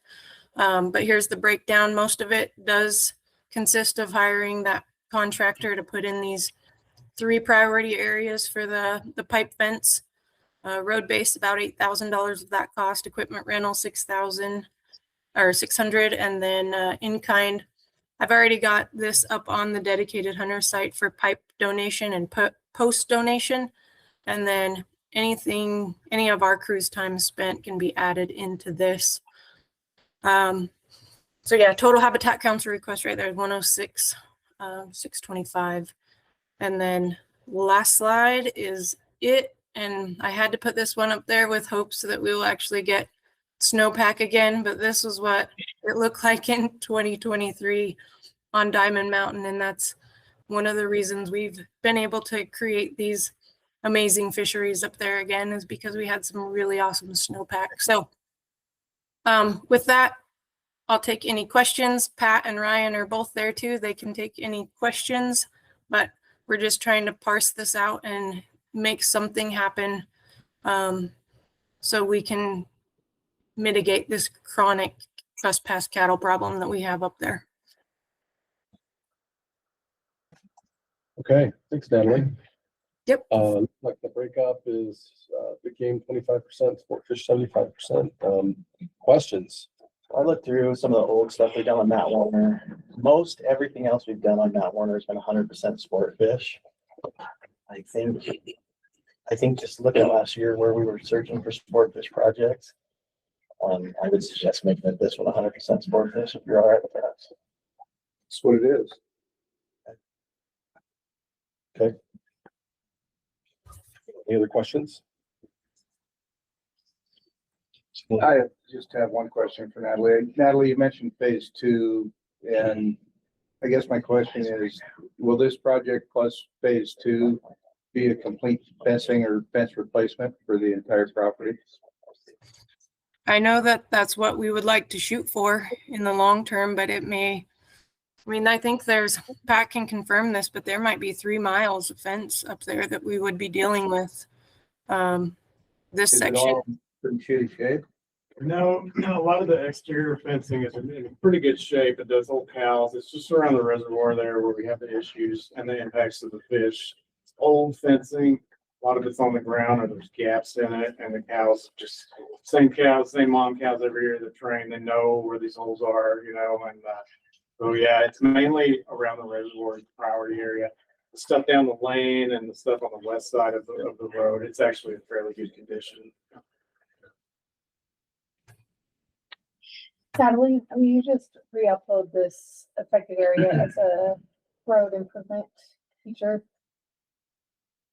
Sorry, say that one more time. Re-upload it to what? Re-upload it as a road improvement. There's like a road and parking improvement terrestrial treatment. Oh, yep. Yeah, and I'll fix the percentage allocations too. Already done. Oh, thank you, ma'am. All right, any other questions? Okay, I'll make the motion then to approve it for funding consideration of 100% sport fish. Okay, I second that. Got a second from Drew. All in favor, say aye. Aye. Any opposed, say no. All right. Motion carries. All right. Okay, next project, Cook WMA enhancements phase 2. So Pat, tell the whole story here. I mean, in just a few minutes, when you have Haley here, it's all a good story. I want to hear it. So this group needs to hear it. I think a few of you have heard it, but we acquired this WMA last year. Very special piece of property here. You know, go back to the map. Good shot of it. But up in Daggett County near the Wyoming line, surrounded by Sitla there in blue is the private end holding there in the middle. Now, 1,600 acres. A gentleman is sitting on this multi-million-dollar piece of property, and he wanted the division to own it. He wanted the public to be able to use it to hunt and fish. He didn't want to see it become cabin lots, which is an extremely rare thing these days. And so he sold it to the division. We were able, thankfully, to get that money. We did not get all the money, and I was there the day I thought it was going to fall apart and had to tell him, hey, we're over $1 million short. And he says, don't worry about it. We'll just donate it. Just like that. So very special opportunity, just an amazing thing in my career to have this happen, and a very generous gentleman. And so we're glad to have this property in the region and do some work on it. Saw phase 1 last year with some guzzlers, some fencing work to get this property up to the standard of our WMAs. It is a fabulous piece of property. It doesn't need much work, but it does need some work to get it up to our standards. There's a few things on this project. The first one, this is the main access as you come up off of Silver Block here onto the WMA. It's the main gate right here. This road is closed right now. We're still working through the habitat management plan. It was always closed. It was always a private road, so we're hoping to keep it that way. And it's one of those rare walk-in access properties. They're surrounding Sitla Block. A lot of it is like that as well. So this will be one of those foot and horse traffic only areas. It's kind of a rare thing in the state to have some public land right there. So we talked about fencing a lot today. So another section of that pipe fence, we see most of the ATV trespass and issues with the fencing right here. Not only is it with vehicle trespass, it's also livestock trespass. So the Sitla block around there does have permitted grazing. We will probably incorporate some of that onto this WMA because it does help benefit, keep the fuel load down a little bit. And we get pretty good forage production there that can handle that. And we get to maintain a good partnership with the ranching community. So part of this is a section of fencing there. I think that's the bulk of the funding ask. The second part of this is a water system. There's a really cool spring over here in these trees, and it comes around the hillside. There's a trough right here. We'll get to the pictures in a minute. I want to replace that trough with a tire trough donated by dedicated hunters. And then there's an old pipeline that comes down the hill here. It's broken in several spots, but you can bring that water on down the hillside here. It's really the only free-flowing water on this property. So it's important to have a couple sources there, especially if you bring in permitted grazing in the future. So that's the second component of this, is getting that water system up to speed. Not really big ask financially on that. And then the third part of this is there's a forestry component of this where can we zoom back out so you can see all that sitting around there, and then maybe fade the color down so I can see the satellite view. But see on these north facing slopes, We have a lot of conifers in here, and it's good to have some of that. But what we want to see are young, just really productive aspen stands, and there are some clones remaining. It's not completely choked out here on this private property. This Sitla block around here, they've done a similar treatment in the past 5 or 10 years where they've done some logging in there. It's been great. It's mimicked fire, clear cut. You go in, you get this nice new productive aspen stand that comes in. You don't have the conifer choking it out. The wildlife can use it. A lot of fawning goes on in those areas. A lot of the young growth for feed.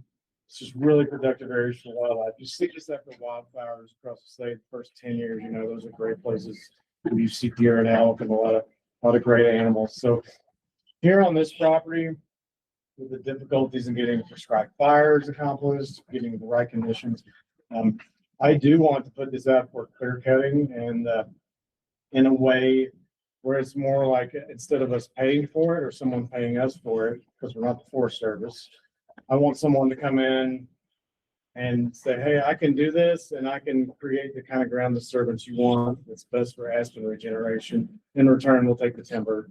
And so it's a win-win in that way.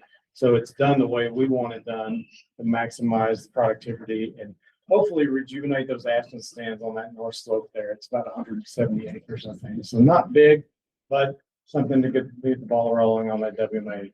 Cuts down on the fuel loading there and the possibility of a huge wildfire on that WMA. And so, yeah, and then we also want to use, let's go to the budget, please. Talked about the tire trough, the materials for that, the water line, pipeline.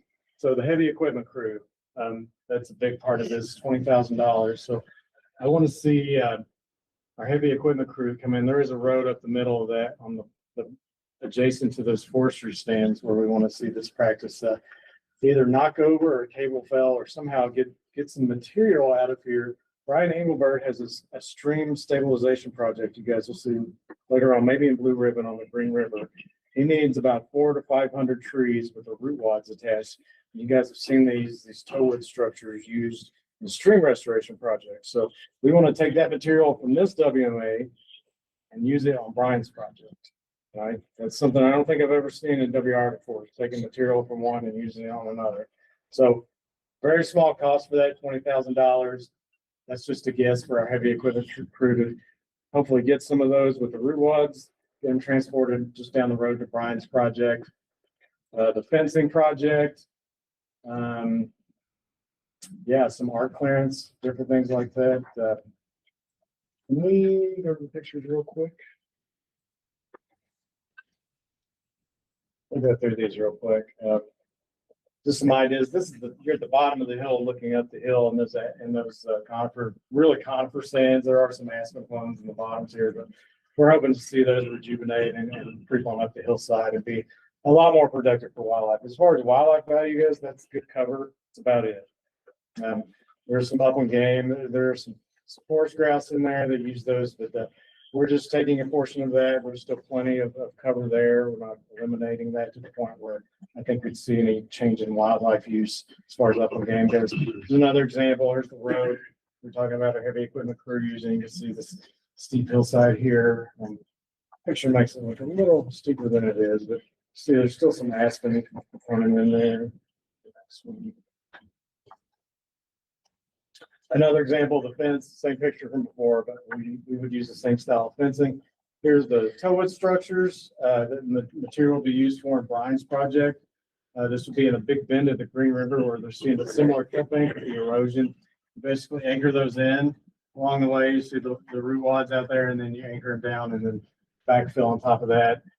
That's all that woody material. It's natural. It's not riprap. Takes the impact and the force of the flow and redirects it off the bank and stops that erosion and those issues. So that's where just an example of how that material would be used. That would be required through our heavy equipment crew. I think we're back around full circle. So, here's the old water trough up top. You can see how cool this property is. The Flaming Gorge way in the background there.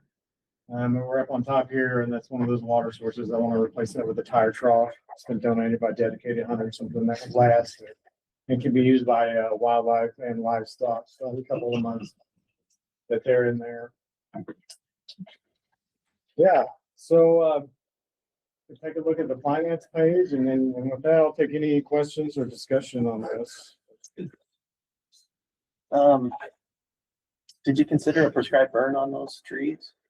Kind of looks pretty nicely set up for it. It is, and it's also very similar to some other properties we have in the region on our current Creek WMA, where we've tried to get burns on those. And there's a couple issues with that. It's difficult to get a good burn window at that time, and then to time that with our funding cycle just has to align perfectly, and it's difficult to do. Even in places like Stewart Lake or Browns Park, where you know you're likely to get a burn, it's still difficult to get to those conditions. And on the current Creek WMA, very similar in Wasatch County, it's just so hard to get to those conditions that I would just rather go ahead and do a mechanical treatment. How many acres is it? Couple hundred? It's 160, 170 acres. Yeah. But yes, we did consider prescribed fire, and that would be my preferred method. It's just, I want to see this get done this fiscal year, get it done. And a prescribed fire, it's highly unlikely. Yeah, there's many years it takes to get those to fly, you know. You have to, you know, you have to commit money, and then it might or might not get used. And so typically when we have a new property come into our ownership, we'll try to infuse some money into that property initially to, you know, get it going really well. And so this is what you're seeing here for this property. So yep, there's some good foundational infrastructure here, just getting it up to speed, up to our specs, and things that will last decades and not need a lot of maintenance. Haley's already tested it. You can shoot deer up there. There you go. So she's got a good story. She helped on the acquisition side, processing, and yeah, working with the landowner along with Pat to have that transaction occur. And first time deer hunter, her and her boyfriend went and just had a great time shot deer. Good job. We were winging it, but we made it. So Yeah. He was very excited to see that you got a deer up there too. Yeah. Dal was. So Yeah. it's great. He was glad to see that. Quick question. Go ahead. I'm still learning how to read all these projects, but under species, you have bighorn sheep listed as well. Is that just because they're in the area? Have they ever been on this WMA? Or? They are there, and I should have included that. We have some GPS collar data that shows the very south rim, and that's where we're putting those guzzlers this spring, last year's funds. Still this fiscal year. Yes, they are there. They use the property. Yeah, so you've got some great huntable species there, and yeah, it's a gem of a property. It's great. It's really amazing. And surrounded by sitla like that, you have that's also a public land. You know, you can use that. And then to the south, you have the forest there. So great acquisition. Again, normally we would do this under our maintenance budget, and in the next few years, once this property is up and going, you won't see a special project like this. It will just fall under our normal annual maintenance budget. Other questions? Right, Kobe has thoughts, I can tell. He has a look. This is cool. I was just thinking, Maybe we don't want to hear it feels like the breakdown's probably fair when I looked at it. The only thing I was thinking is, I bet it would cost the aquatic section a lot of money to buy those structures from somewhere else. So. Well, it would, and you think, go back to that picture, you think how many of those could you fit on the truck? And then, I don't know how many degrees of separation we get before we want to tap in your funding there. I think the sportsman groups are like, is the part of this. And it is going through WRI as well, right? Yes. And Pat, I'm with you. Like I love fire. At the same time, it is so hard to wait year after year saying, well, we're going to burn this year. We're going to burn this year. We're going to burn this year. And just to not ever do it. It's a smaller area. It's only up to 100 acres. It's good just to Need a DW heartburn for. Yeah.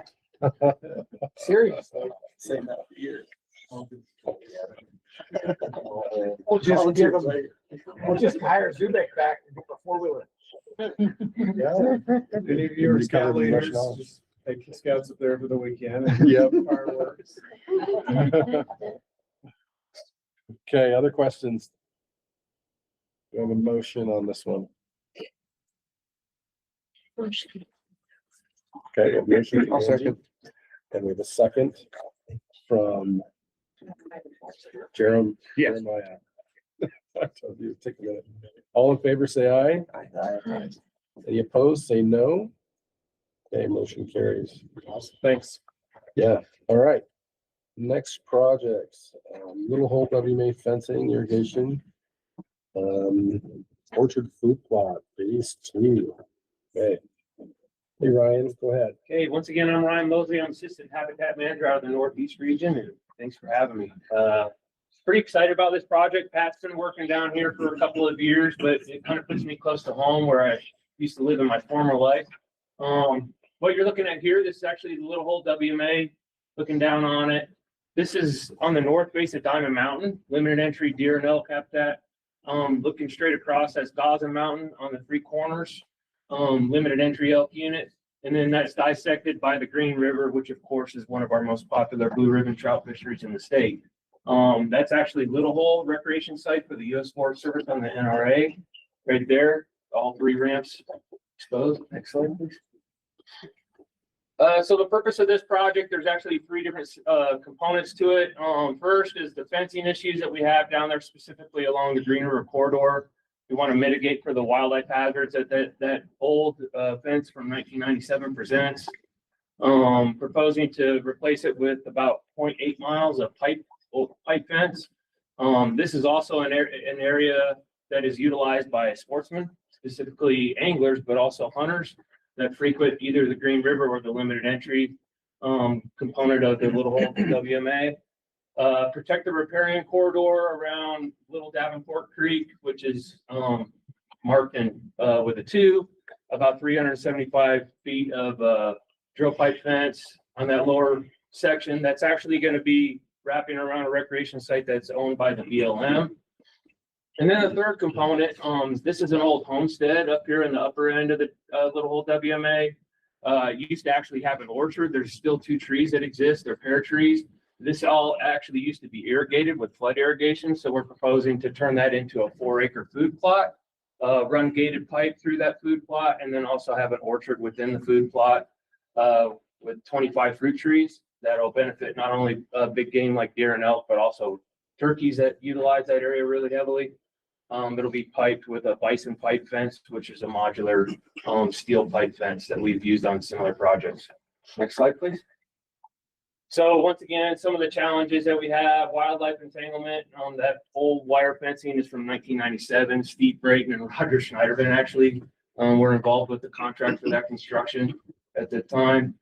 Here pictured is actually a young bull elk that was entangled in the fence. We found that this year, not too far from it was a more gruesome looking mule deer that was stuck in the fence. I figured after so close to lunch, I wouldn't present that picture. Trespass cattle. We get a lot of trespass cattle coming off BLM permits surrounding the Little Hole WMA. And then once they get on to us, then they're actually trespassing again and they're getting down on the NRA. So this picture shows it perfectly. Unfortunately, the right side is RWMA. The left side of the fence, that's actually NRA BLM. So they're busting through our fence and then getting down on the Green River corridor, which is obviously an issue. It's a detractant for people that utilize the Green River. When I was working up in Dutch John, it was an annual call that I would receive from concerned public about cattle down on the Green River.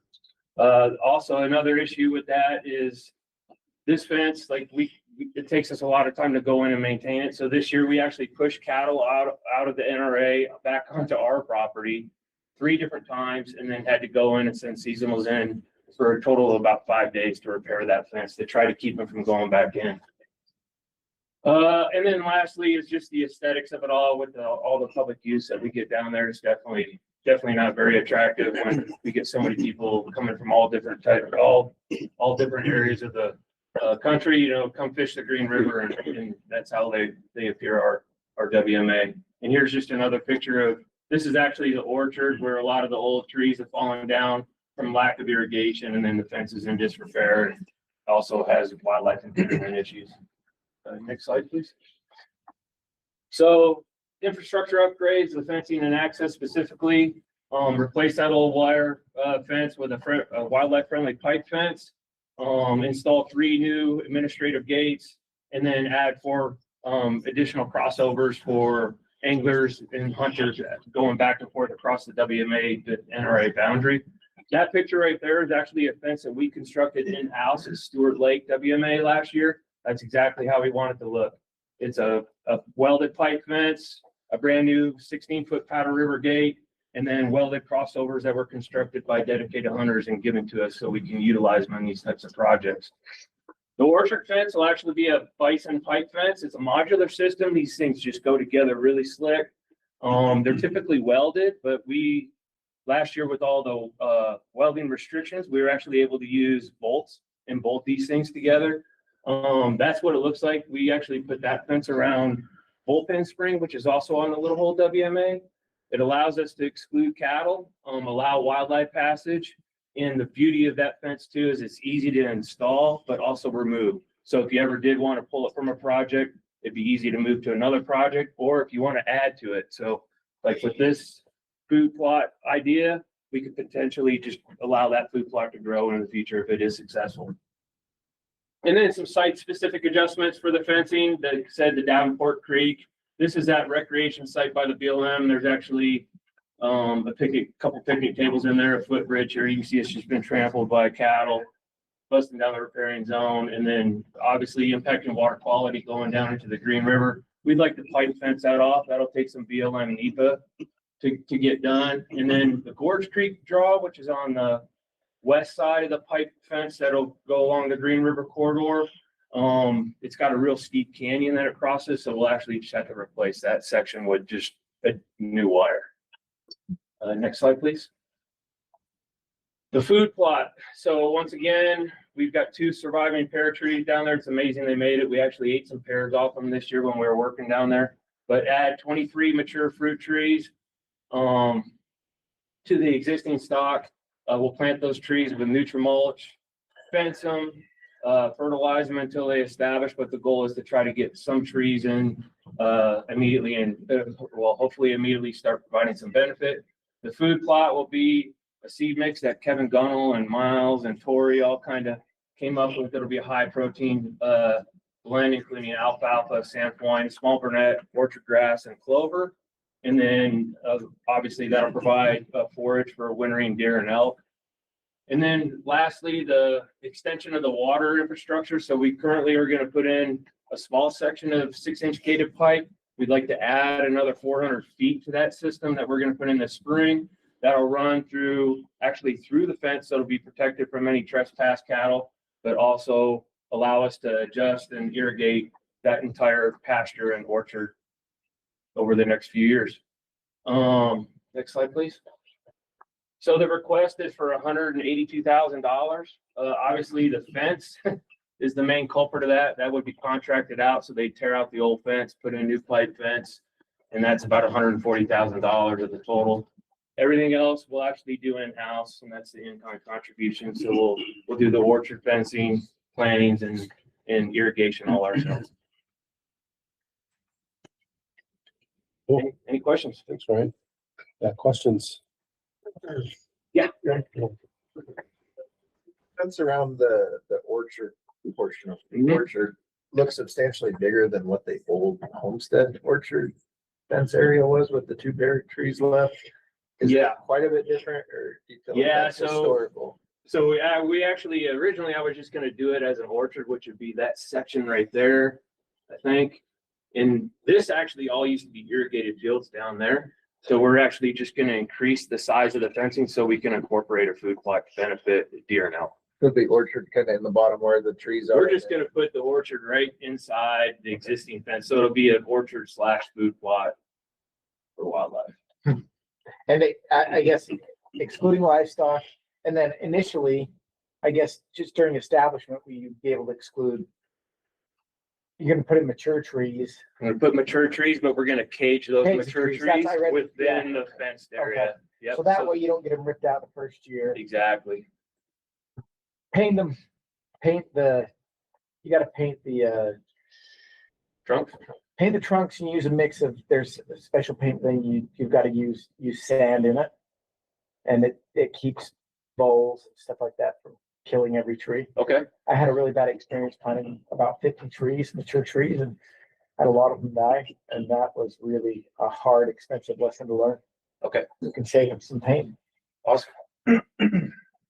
So, like personally, this is the kind of out of the box stuff that I love, because a small area can disproportionately contribute to nutrition to a larger population. You know, you take a small area, you look at the area, it's nothing, but then the number of animals that can come in and fatten up on that is completely disproportionate. And it's like crazy. Oh, in the wildlife section, I was calling it the crazy stupid ideas, but it's these crazy ideas that like end up moving the needle or changing something. So. Well, and this is an area where we have water rights already, and so we need to be using them and just end of use, and so it makes perfect sense to. And there's a lot more opportunity, like if this does show success like we hope. I mean, obviously this used to be irrigated here, and then if you scroll down back towards the river house, back to the north. Same thing with down here. You can see that all used to be irrigated as well. There's an old ditch line that runs down there that came out of Gorge Creek. So, and I definitely have to like get hats off to like Pat and Miles too, because they were the ones that kind of suggested like I consider some different options down here with this project and different things that we can do to hopefully benefit mule deer and elk. Yep. So I was looking on the finance part, and you have it broken down between big game and upland. But if you go into the species, there's fish in there. There's some fishing down there. Hey, Randy. I mean, That's what I knew when I saw it walk in, so I totally put my Randy hat on. I did that, yeah, because it definitely affords protection for the green river corridor and the anglers that utilize that. I think the only counter argument I would make is the actual value to angling for this project is probably, it's just water quality. Right. Water quality and. I kind of thought that, but Randy walked in, so I totally had to play that card. Good discussion. Other questions?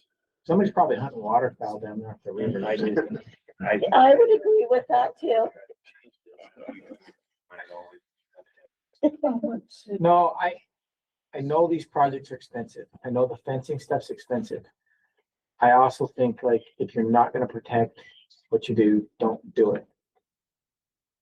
Like, and I do love that the Northeastern region has access to drill pipe and what they've done there, and building fences that last for forever instead of redoing fences all the time under heavy snow loads and stuff. It's a game changer, but it costs more money. We've got to decide if that's what we want as a council. Long term, I think. Yeah, and I think long term too, we need to protect the water rights we have and not put them in a situation where we could lose them. We've paid money for those, and that there's great benefit to having food plots where we can. It's already been a cultivated area, previously, so it makes perfect sense to do that. Is this going to WRI? No. Just the conservation groups. This will be one. It is going to ECP. I think the conservation groups will want to put money towards this. That's what I was just thinking, so I'm good. And one thing that we have discussed too is a potential option in the future, Miles has talked to all of us, like to identify areas that we could potentially graze in the future. This is one of those areas where we could potentially graze. It's obviously getting trespass cattle anyways. And like Gary brought up, I've often felt like if we permitted some small component of grazing down in the Little Hole WMA, it might keep the offender honest by keeping him out. Because we can call him, Pat can call him, and 2 weeks later, he's not out. So that is something that we have considered for this area, is potential short-term grazing in the future. All right. Any other questions? Do we have a motion on this one? Motion approved. Okay, I got a motion from Kobe. Second. I'll second. Okay, second from Austin. All in favor, say aye. Aye. Any opposed, say no. All right, motion carries. Thanks. Okay, thank you. Thanks. So we're gonna finish out the Northeast Region project really quick and review the Tabby Mountain WMA fencing project, and then we'll hit lunch. We've got Riley here too, and some other guests. So Okay, the last one from the Northeast region, and 10 years ago, you would have just seen 5 or 6 guzzler projects up there, and my legendary fly projects, which some of you've been on, all about guzzlers. Now we're done with guzzlers. We're just maintaining those and keeping, we've laid the foundation. Now it's all about fencing. So you're seeing the fencing, and I know it's fencing, but it is absolutely critical. We talked about the importance of these properties earlier, and now we're starting at Tabby Mountain. This does have a lot of pipe fencing around it. Right now, this is a trouble spot that's emerged between the Sitla DWR border there. Couple things going on here to look at. Let's start at the zoomed out view, please, Alison. So this is a huge migratory corridor for mule deer in the state. We've looked at the collar data. You can just see the track right through here. It goes from the forest, Sitla, DWR, all the way down in here. We have a lot of development in Duchesne County. You see all the private property in here. This side of the WMA, this side of Fruitland. So that's a great corridor protected for habitat for wildlife. There's a lot of use in there. It's a huge corridor. One issue for, as you know, for migratory big game is fences and the entanglement. It's just a constant barrier one after another. So this pipe fence will help replace this border. A lot of this fencing is down on the ground. It's the old T-post and wire fence. A lot of entanglement issues there. So replacing it with this drill pipe fence will eliminate that entanglement and help make it a safer crossable barrier for those migratory deer in that area.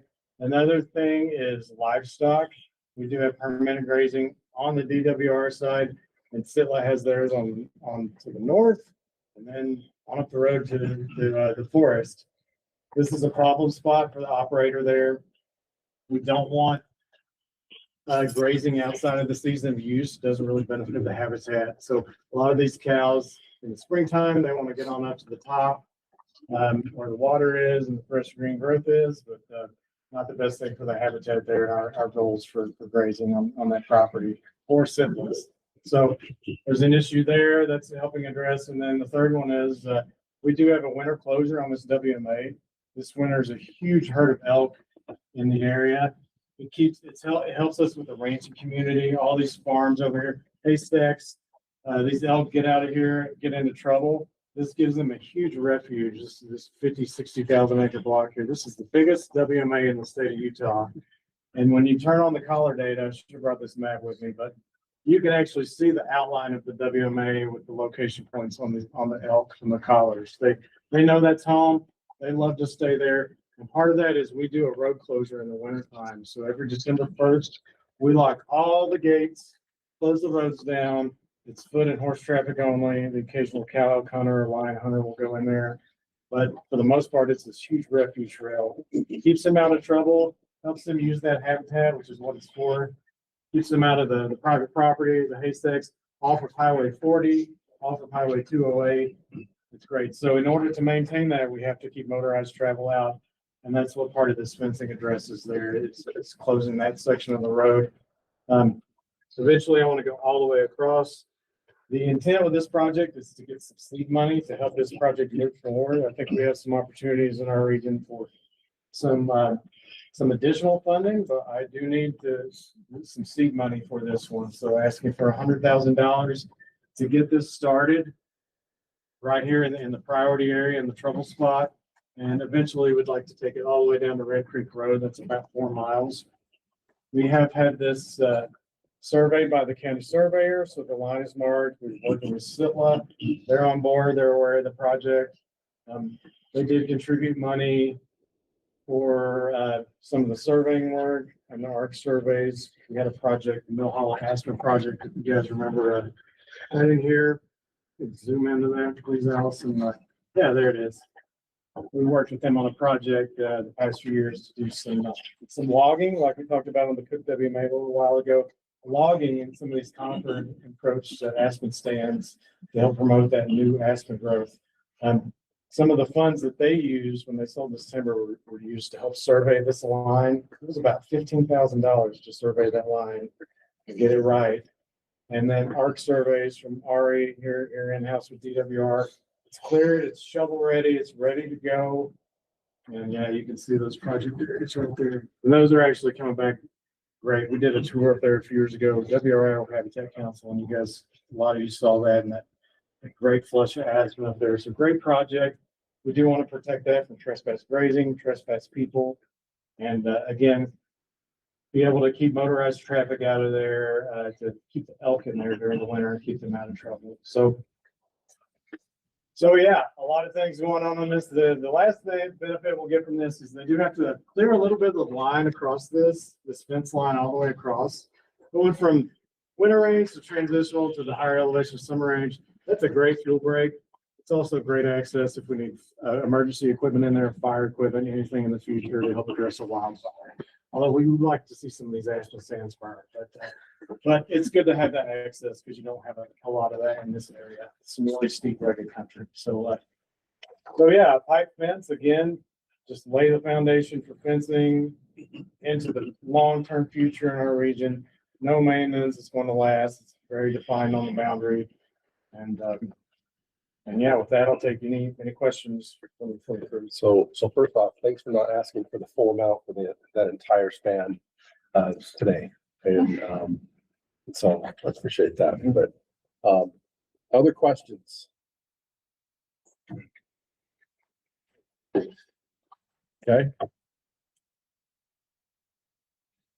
We have a motion on this. I'll make a motion to approve it for funding consideration. Okay, motion from Tyler, second. Second. Okay, second. I will get that. Appreciate that. All in favor, say aye. Aye. Any opposed, say no. All right, motion carries. Cool. All right, we finished out Northeast region projects. Thanks everyone from the Northeast region. We appreciate it. Thank you, Pat. Great presentation. Saw some good photos and some good things going on. We're gonna switch gears now. We have a couple of guests with us today, and our director is here. Maybe I'll first give some time to Riley to say something to the council, and then we've got some presentations for some formal members. Go ahead. Yeah, thank you. You know, this is the second one of these that I've had the opportunity to come to in this role. The first one, I was like 8 hours into this position and had no idea what I was doing, and it was a little rough. Last year, it's given me a lot to think about, and I'm pretty grateful for this opportunity to come and chat. In the division, I think publicly, what everybody sees. If you were to go and ask your family members, your kids, nieces, nephews, brothers, sisters, or whatever about the division, they'll probably talk about some of the things like hunting and fishing and quality and catch rate and all these things that they believe to be like the emphasis of the division. And what we are doing today and how we are spending these funds is really building the foundation for everything necessary for what we love in wildlife. And we appreciate your guys' help in that effort. We appreciate the feedback, the help. I mean, these are millions of dollars that go to building that foundation. You can't talk about where you want the theater room or if we want a golf simulator without the foundation of the house. And that's what it's like. We can throw out where we want and how much fish we want to catch, how we hunt them, quality, quantity, opportunity. All those terms just go away if we don't do the work of providing quality habitat. This can't be overstated. This is really important to us. We appreciate it. And they're long days. Apparently you're well hydrated, so you're not going to die of thirst anytime soon, but they're long. They're here. and they take a lot of effort. So I hope that you feel our gratitude for coming and participating in that. Our Habitat staff and others have put a lot of work in thinking about these.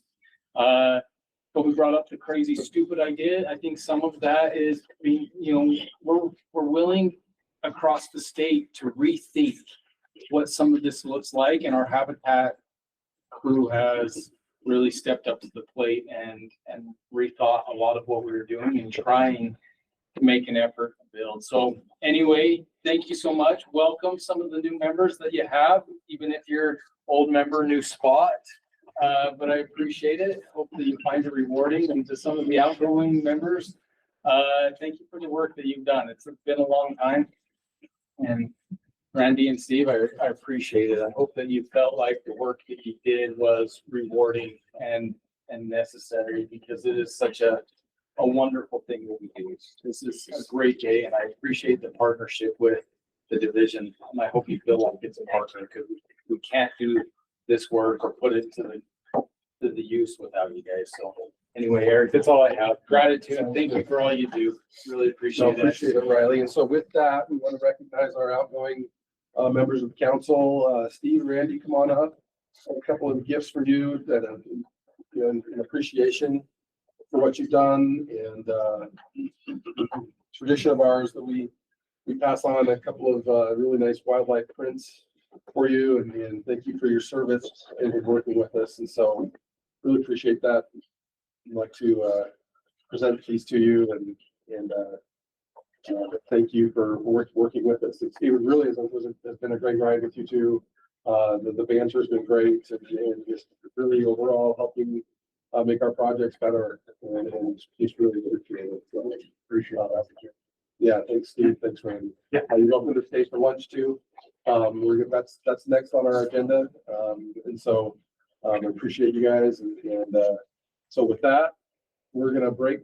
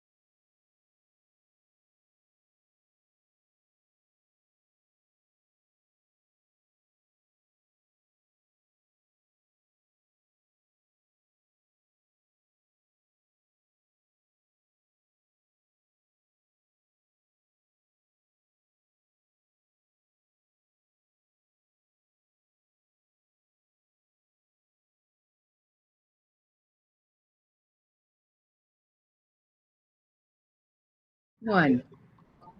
All right, everyone. We're back.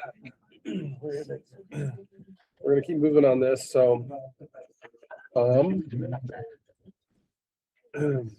Thanks everyone for being here and sticking with us.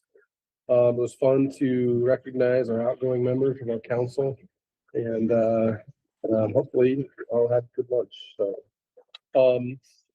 we're gonna move into Southern Region projects, WMA and Guzzler Management project. Gary, Allison, that's from the computer.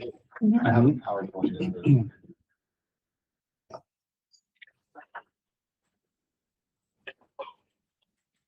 Still on TJ, I leaving home at 5 a.m. this morning, looking around, I could not find my hat, and that was very distressing. And I didn't dare to turn lights on and wake somebody up, so giving it a try. So probably a little briefer than Pat. Pat definitely set the bar high. Introduce myself. Yeah, I'm Gary Pheasant. I'm the Habitat Program Manager down in the Southern Region. Been working here with the agency coming up on 20 years. Love what I do. Love this job. So present our Southern Region WMA and Guzzler Management project. It can be very similar ideas to what you'd heard from Pat. The approach I take, if you've been around long enough, you know, I try to take you on a virtual tour of a couple of WMAs every year. And if you stick around for 3 years, you'll get to see the whole Southern Region in a rotation, if that makes sense. So just hit a few highlights and then talk about what we do on those properties and get you the general idea of what's there. But this first slide is on our Indian Peaks WMA. I have a slide later. We'll talk more about Indian Peaks, but this is kind of a lock and scatter project that we did there in the last year. Go to the next one. First one, you almost always have to talk about these three: the Fillmore, Beaver, and Parowan Thread WMAs. If you drive down I-15 at the St. George, just from Fillmore all the way through Cedar City, somebody, it wasn't me, somebody way back when was thinking far enough ahead to say there's really important winter range along this corridor, and we have some really good properties beginning in Fillmore all the way down through there. They're all very similar in how we manage them, but awesome winter range for deer and elk. Turkeys are very, very popular on all those properties. Some of the things we do, I mean, we're working through the pictures. Top left there, you can see some does working their way up through. That's a bull hog treatment that we've done on the property probably 5 to 7 years ago. And then in the background, there's a lock and scatter that had happened in the previous year. So we continue to work through our areas, keeping areas open, but maintaining enough cover as well. Fencing is a large part. We are starting to convert to drill pipe fencing, similar to what you saw Pat talked about. It's expensive. It's a lot more expensive in the Southern region than it is in the Northeast region because we don't have the same sources, but contractors are catching on that we like to do it, and we're getting some pretty good systems down. We are moving into doing a lot of drone work. This bottom left one there was a project we did on the Beaver WMA, treating cheatgrass, trying to keep it at bay using Rejubra. But we're finding that drone companies are bidding more and more on our seeding and our herbicide application, and loving some of the efficiencies it creates. I'm somebody that's had somebody die on the job flying an area seeding type thing, and so I love the idea of drones being able to get the guys out of the seats and still do the type of work we do is a good thing. And then we have some equipment in the region. That's our old Bobcat that just got retired, if you can believe that, Tyler. Back in the day, you funded that first one. And I'm surprised you didn't give it to Zubek like the tractor. It's still around. So. But we've got a brand new one. Just tools are a big deal. Being able to increase efficiencies, having post drivers that we can attach to Bobcats. We work in some rough country, and anything we can do to increase efficiencies is a good thing. But we manage these three properties for really important winter range for deer, elk, turkeys love it all year long. We do seasonal road closures that you've heard that talked about in the Southern region. Our seasonal road closure dates are January 1st to April 30th. But we fight political battles at times. I think we succeeded at most of those right now, which is a happy thing. We had a really good meeting with Iron County a couple of months ago. The one sticking spot we still had, we agreed cooperatively to close the road together, which was an awesome win for us, an administrative win, if you want to call it Go to the next one. Let's talk about another property. I probably have talked about the Elbow Ranch every year for the last 3 years. At another meeting, I made the claim, I do have a favorite WMA, and it is the Elbow Ranch. Sometime if you want to know more of the history, I have family history there as well. My great-great-grandpa owned it way back in the early 1900s, but fun stories tied to that. Now, I have the opportunity to manage that as a manager down there. Really cool WMA, some of the crazy, stupid ideas we're doing there. We have 220 acres of irrigated pasture there. We had 110. We've added a second pivot in the last couple of years. You can look at the wildlife collar data. They found it. We were in a position 10 years ago where people just kind of laughed at us for owning the property. We bought it as a working ranch back in the 80s. We had tried to convert it back to native rangeland, and it was just a wheat patch. We were laughed at quite a bit. We've converted back to the irrigated stuff and having some incredible experiences, really good partnering with permittees, different things going on there.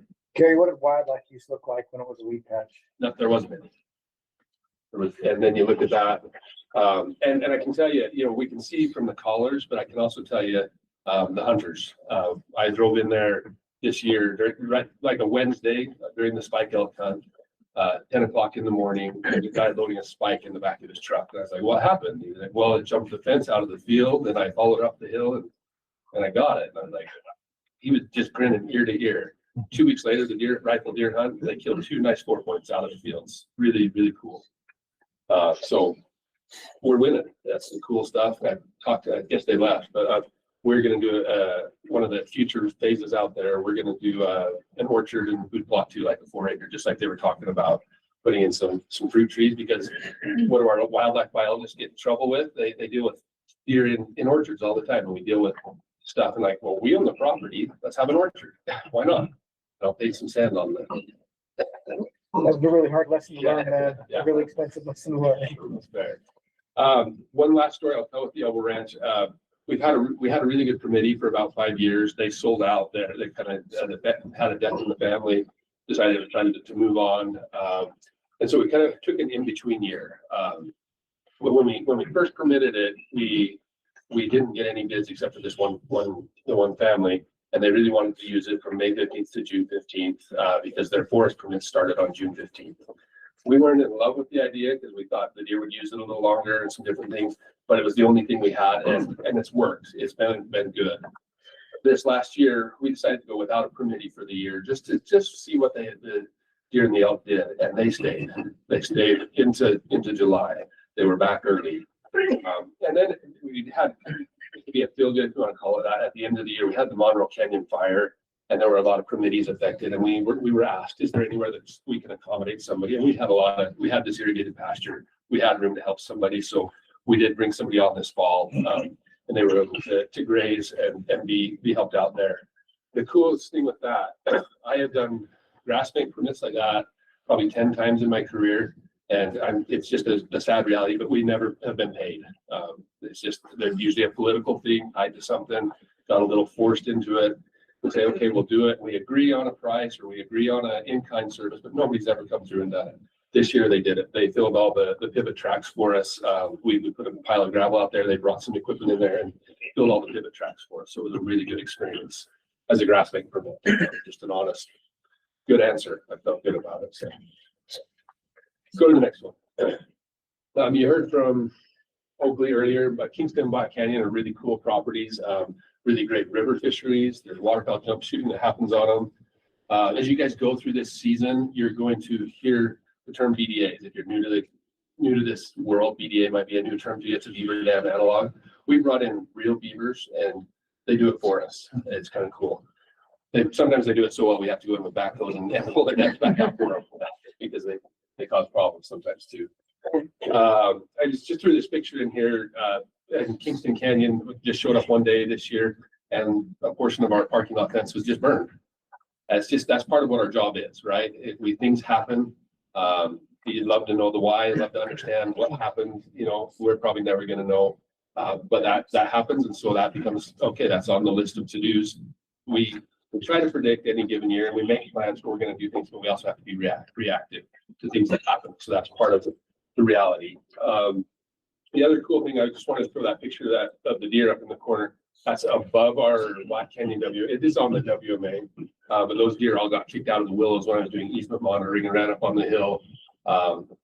While the purpose for these properties is for fishery, the deer and the turkeys, they love these properties too, and there's a huge value for them. Go to the next one. Indian Peaks has been a big focus for us for a couple of years. You heard some earlier discussion about prescribed fire. We've been trying to do a prescribed fire out there for a long time, and we have promises that it's happening this spring. We don't know if this non-winter is going to cause issues with that or not. We really are further than we've ever been, but I also feel like we're further away than I want to be. But we're hoping. So, but out there, we have an agreement with Beaver County. You can see the road there on the left-hand picture. Beaver County for about $5,000 a year grades all our roads. It's a great deal. Great cooperative agreement with them. There's a lot of intermittent streams on the property and old cottonwood galleries that are kind of dying out. So I made fun of the BDAs earlier, but now we're using Z dikes doing this ourselves. But we went in and they've started, and we're going to continue doing this for years. Adding these structures where when we do have water flow through there, we'll be able to hold it there a little longer and benefit those cottonwood galleries and have much better deer spawning area, to be honest. Got a lot of stuff going on out there. You can go to the next one. Then the last thing I'll talk about, we have a guzzler maintenance guy. He's funded full year, but we're focusing about 6 months of the year on guzzler maintenance, just out there taking all the time. Pat talked about he put in so many guzzlers and now they're done. We said that about 5 or 7 years ago, and now everybody wants to build more guzzlers again, and we're passionate. So who knows? But it's a tricky thing to talk about. But he's out there constantly checking water levels, adjusting flow valves, making sure there's waters in the drinkers. We've adjusted some designs. This picture on the left is 2 that we've installed in the last year. It's a new design that doesn't have a float box, and we don't have to have as much maintenance. Really kind of a cool design. The second picture is a bird guzzler. Mark's crew was the first one, I think, to use these roto guzzlers. We've kind of copied them, started using those. On years like this last year, you can kind of see the back end of the water truck there, and then he's running it down. The guzzler's empty, but the wildlife has become reliant upon it, so we're hauling water out to them because they've already used it all. And going into 2 to 3 years of that drought, it's a tough spot to be in. So we do that. We provide all that out there. And then we're working our way through a really ambitious biologist a couple of years ago bought 34 big game guzzlers. Thought we could install them in 1 year. No, we can't install 34 in 1 year. We're through about 10 of them. It took us, we had to work through some administrative stuff, but we finally started on them this fall. We got about 10 of them done, but we'll be working through those 34 so that we can start working on the new ones that everybody else wants to do right now. So, last slide. Just to show you, this is who does the WMA maintenance management stuff. We've got Kerry Hanks, our guy in the skid steer there, just a guru, just does amazing things, comes up with solutions. Just very, very fortunate to have him. And then it takes a seasonal crew as well. I did want to point out, if you look really closely, I don't know if it's easy enough to see or not, but we got these 4 great college kids. 3 of them are looking at their phone, taking a picture. Just point out a generational thing. I've got the right room here to point that out. So, a cool story with that. Casey Hewlett, the one on the far left. No, he's on the far right, standing on the bridge thing. Just took a position with us as the NRCS partner biologist at not Kason. Who did you guys steal? Hal Guyman. I had him for about a year, and then he decided to move home. Thought price was better than Cedar City, so not sure what to think there. But we've had Kason around for about 6 years. No judging. But we had him around for about 6 years, brought him up through the program, and now he's on full time with us. And that to me that's a win too. It's a really cool thing to say, this is part of what they do. They learn about our agency, come in and do this maintenance work, and now he's prepared to be a full-time employee for us moving forward. With that, maybe jump into anything else in the database people want to look at. Probably the biggest thing is the budget. I know that's where usually, if there's ever questions, where it is. We've been pretty consistent over the years. We had a maintenance guy that was in the retirement phase for about 5 years, and so we didn't increase at all. And then when Carrie came on, I declared, oh, Carrie can spend some money and does a lot of stuff. So we had to bump it a couple of years ago, but we've been pretty consistent for a while. And similar to like Pat said, that's just kind of the formula we've settled on over the years. I try to, in the presentation, show you that we really do have all of those things happening on those properties. I guess my one question is, like, this is guzzler maintenance, and how would waterfowl and sport fish factor into guzzler maintenance? So that is just due to the fact that it's an all-encompassing proposal, and so for the guzzler part, no, there's not a waterfowl benefit. But when we do go work on the Kingston and the properties with the water on them, we definitely have waterfowl and jump shooting going on actively on those properties. Question. I'm gonna have to go try to jump shoot a mallard off the Boston Canal. You might be able to catch a koi out of that. Any other questions? Sounds good. I appreciate the history on some of those WMAs and coming in next year, I'll give you 5 new ones and we'll talk about them a little different angles. Sounds good. Do you have any other questions on this? Motion, need a motion? Yeah, we need to approve. Okay, I got a motion from Cody. Second. From Angie. All in favor, say aye. Aye. Any opposed, say no. Thank you, guys. Motion carried. Thanks, Gary. Thanks, Gary.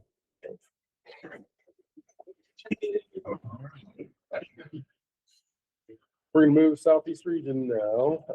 Start with 7782 Southeast Region WMA Management. Perfect. So I'm TJ Cook. I'm the Habitat Manager in the Southeastern Region. And you know it's going to be a rough Habitat Council meeting when Allison calls you out at the beginning and says you've already spent all the money. And then Eric starts taking shots at your proposals that you asked for all this fencing in one proposal instead of breaking it up. So we've got a few projects. It's going to be a long day. But this one is our WMA maintenance or management, I'm sorry, proposal. If you want to just click on those images, we can talk about them. So we have several different WMAs that we farm. Gordon Creek and Nash Wash, those are for bid game. We also have a heavy upland game component in them. Pheasants, put and take pheasants, doves. Wait, I'm not Randy, so you're okay. I know, I'm just calling it out, put and take pheasants. Doves, some of our higher elevation properties, we've got house. So yeah, we've got a bunch of different species. You can go to the next picture.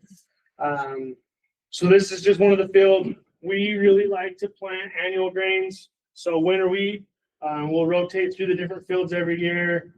It's green in the fall when the deer need it. It's green in the spring when they need it. And then it heads out to wheat and we leave it as a standing crop. We move to another field and do the same thing. So we're spreading our water out across the property. You can go to the next one. There's some pictures of wildlife on some of these. So Matt Thane's our maintenance guy. He's been around for several years. He does a phenomenal job. He's been with us for over 10 years now in his current position, and he likes what he does and he's passionate about it and he does a really good job at it. Here's some wildlife use on these properties, especially the lower elevation winter range properties. We see a lot of deer and elk utilizing those. So he likes to put some cameras out there and get some pictures every year of them. But as far as where the money goes, farming operations, fencing, we spend a lot of money on that. Equipment rental, the tractor that you've seen a picture of, it covers our tractor rental every year. And then various other projects. This last year, we had to buy several hundred feet of gated pipe for these different parcels. And so, it's going to be gated pipe one year. It's going to be fencing supplies another year. It's just very, very on where that money will end up. We have a couple seasonals that we bring on every summer. They help us with weed management. Last year, we ended up going with a youth corps to kind of get a jump start on some of our lower elevation farm properties.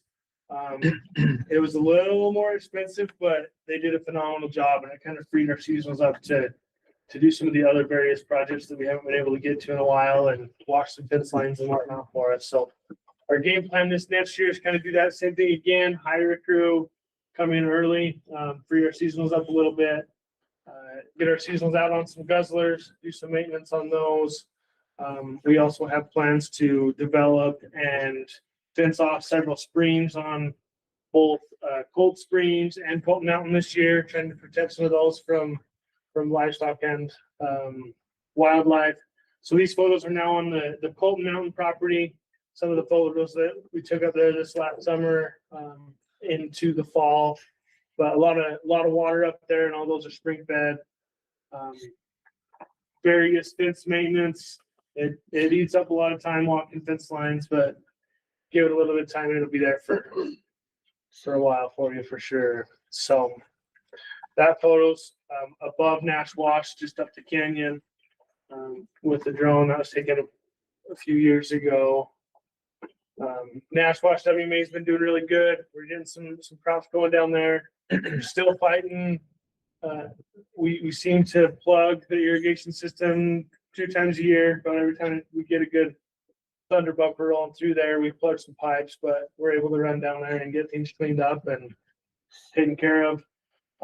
This is a funny photo. Matt's very particular about his field and everything being straight, but there's a shrub right there that he doesn't want to disc under or plow over anything, so he leaves it in the middle of the field. I think there's a shrub and some milkweed right in the middle for the butterflies. So Matt made sure that the milkweed stays there for him. It's a good place to be. Budget wise, we haven't increased our budget in several years. It's been sufficient to meet our needs. We're able to get the things we need to done. I think that's all the photos. Breakdown, we feel like it's accurate, but if we want to discuss some alterations, we can look at some of that as well. Sport fish wise, Lower Fish Creek runs through the Lower Fish Creek WMA. So that's Blue Ribbon Fisheries provides maintenance and everything for down in there, road maintenance to get down there and everything like that.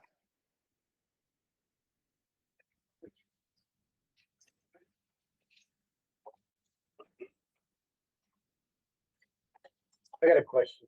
Go ahead. Are you funding Desert Lake and that out of this too? So no, Joe Christensen has a separate account for Huntington Game Farm and Desert Lake. Yep. Just trying to move some of them around the waterfowl.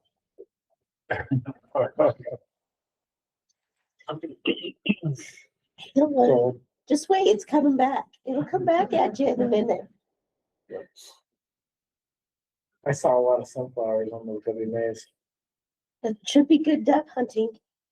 It is. It is. Until it gets cold. You know, we've got a couple of weeks and then the doves leave. But this last year we were able to work with the wildlife section and do dove banding on some of our WMAs as well. So we caught at least 100 doves on Gordon Creek. It's been working out quite nicely. So Gordon Creek is one of those areas where you've been irrigating that property for a long time. You've worked there for a lot of years. That should be successful for you. As far as like farming and everything goes, extremely successful. I should have included a map from Tractor on this, but it's kind of a funnel. You know, we see deer and elk come from all over. They come into Gordon Creek, spend a few weeks, and then they go lower elevation. Years like this, a lot of them don't go lower elevation. They're staying up high. But we do have deer, especially coming from a lot of different places to hit Gordon Creek, hit those wheat fields, and they're chock full of wildlife. And then they'll hit them again in the spring on the way up, hang up there for a week or two, and then move on up the mountain for us. So it's amazing how many callers and how much wildlife is concentrated in that area. The whole northeast side of the map, I bought. So yeah, important area. So very important area. Cool. All right. Any other questions? Okay. Thanks for working to keep your budget. I did on this one. Well, but, The next one you're gonna yell at me for, but on this one, we're good. we'll hold back some. Right? I motion to approve. All right, motion from Angie, second from Tyler. All in favor, say aye. Aye. Any opposed, say no. All right. Motion carries. All right, Gordon Creek irrigation. Okay, so this is a project to support our Gordon Creek WMA. It is a big ticket item, I understand that. The ask on this one is to take water from point of diversion, rebuild parts of the system. So yeah, we can go to the top. So point of the diversion, water comes out of the river. That diversion and the measuring device that's currently there is failing on us. The water goes into a culvert, which the bottom of that culvert is rusted out. So we're leaking and losing a lot of water right there, and it goes back into the creek before we even get it down to the fields themselves. So this proposal is to rebuild that diversion. We've already had it engineered with an engineering firm. So that's, they came up with the prices and stuff for us. We're hopeful we can bring the cost down a little bit once we do some soil surveys and everything on there, geotechnical surveys. But as of right now, that's where that system stands.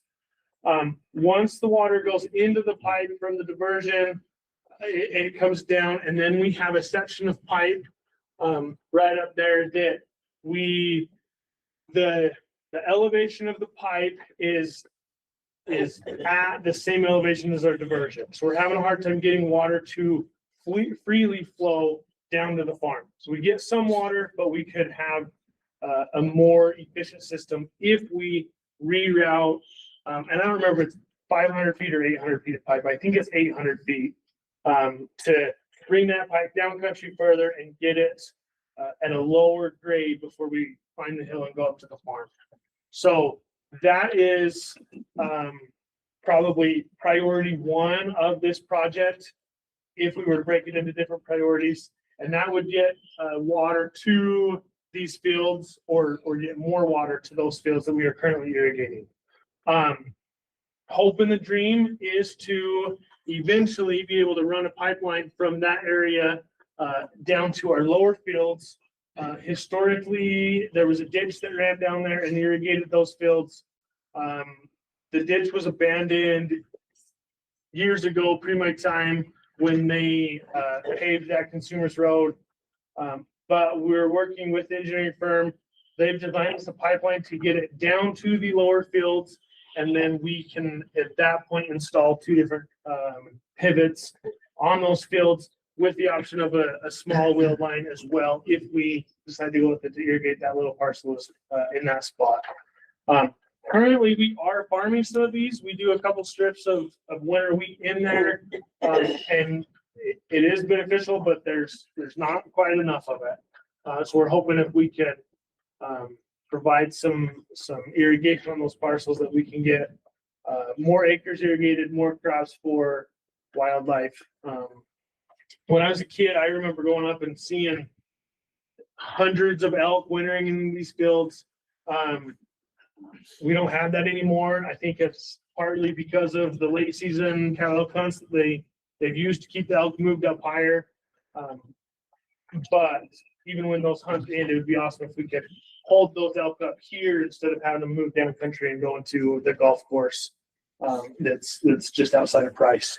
So phase one, if we were to phase it, would be roughly $855,000.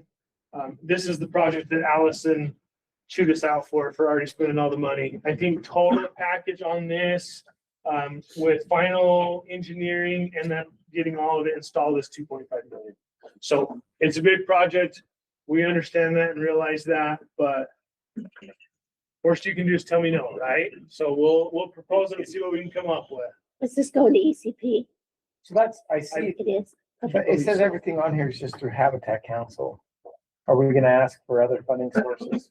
I guess ECP for sure. Yeah, it's on the title page. If you jump to the title page, it's Okay. yes, so we'll get over that. Yeah, and so this is the you know, again, TJ has done what we've asked him to do. Think outside the box. It's given us real numbers, what it's gonna cost to do something like this. It's for us to discuss, is this worth, I mean, he's asking for, you know, well over 2/3 of the entire Habitat Council budget in a given year. Yeah, we don't have to fund it all through Habitat Council. Right, but, We can move it over and then see what it does through phase it ECP. and then get some ECP funding on it and maybe some ICP funding on it. And, you know, and see how far down the road we get. But this is kind of where the rubber meets the road. You know, TJ has brought us something that, you know, so be pretty beneficial. So I feel like this is the kind of stuff we've been asking them to do. Yeah. Right now, we've got a diversion that doesn't work. We're having water trickle out of it instead of having water flow out And of then it. the county paved And over our ditch. we all know that these old ag lands turn into junk if we don't invest into them. And they are, I said it earlier, but they're disproportionately beneficial, especially to upland game and to big game. That's where you find the animal.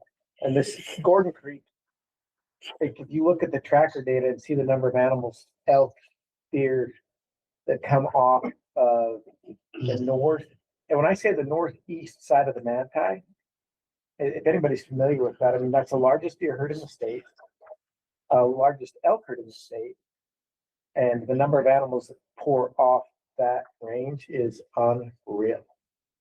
And Gordon Creek's, a lot of the habitat along that east side of the Manti, somebody who's from Emery County, who loves Emery County, thinks it's amazing, also understands that blue dirt doesn't grow much. And so Gordon Creek and the irrigation and keeping these up off the fields that are down along Highway 6, because that's where you start to get in trouble with everything getting hit by cars. So would it be a good Randy if I said, I like this project, but can you talk to me about the upland in that area? So the upland right here is mostly doves, and then put and take pheasants, within this general vicinity. Perfect, thank you. There are a lot of doves. There's a lot of doves. Just, yeah. We like putting turkeys up working there. on They do good for a few years, and then when we finally get a winter, the turkeys don't do so hot. But as far as you're not Randy, so I can say put and take pheasants. And not Randy, we have a lot of people that heavily utilize this area every year during the bird hunt. It's well loved. Is there any, I know the answer, but I'm gonna ask, habitat wise, is there any winter habitat there that any birds that couldn't take birds that survive? On a mild winter, yes. On a heavy winter, no, they don't make it, sadly. I wish they would. Maybe if you plant some Russian olive trees? There's a few there. There's a few there. Okay, thank you. We are seeking other funding, other grants. UDAF, I'm in conversations with them on their water optimization grants. They haven't told me, no, I don't qualify yet. So we're proceeding down that road. They may tell us, no, we don't qualify as a state agency. I'm not sure. But we are seeking alternative funding sources as well. So we want to put it in front of you guys first. Okay. So before we move on this, any other questions first? I just had a question. I'm trying to understand how I quantify this. Like in my mind, I understand keeping water rights and making use out of this property, but as far as the number of animals that need it, that we can help sustain, is there any way to quantify some of that? We can do it with tracker and show use. You said they come off that side. I understand that, but we have a lot of range trend data from this area too. This is one of the most heavily used ranges Tyler did range trend. Tyler can probably talk about this better than I can, but Yeah, I mean, it's, from across the state, this is probably one of the most heavily used areas for wintering animals. I don't like being in the farming business, but I've kind of gotten to the point where resistance is futile when it comes to it. I think, we're in trouble with mildew in the state. And it's time to start thinking out of the box and yeah, I'm supportive of this kind of stuff. I think this is a better area than what we were talking about last year. I like it. I just think and I can help with this. I will help find funding sources that are not all Habitat Council. Right. Yeah, so that was my suggestion here. It's a big number. And what it does is it really, like I said, when the rubber meets the road, this is what this kind of stuff costs. And we all now see that, and it helps us understand. And so I appreciate that. The answer is no, really, probably, but maybe the first phase of this is that 800,000, but not all, maybe even not all that from Habitat Council. You know, overall with us and partners, maybe we look at that first phase and see if we can get there. We'll figure it out. Let's start your outreach with the sportsman groups right now. Because to me, this is all going to come down to how much they want to support this at that sportsman's meeting. Yeah, they don't have to eat it all either, but if there's heavy support, that will help move this and other similar efforts forward. I mean, honestly, I break it into 2 projects. There's just no way 2.5 is going to happen in 1 year. 2 or even 3 projects somehow. Yeah. When TJ and I were talking about this a couple weeks ago, TJ was like, I'm gonna put it in the whole thing, and I said, yeah, do it, just for her to be able to break it up, but this like gives us a whole picture. Yeah, right. I also don't want to end up with something that gets stuck halfway done and never gets finished. Right.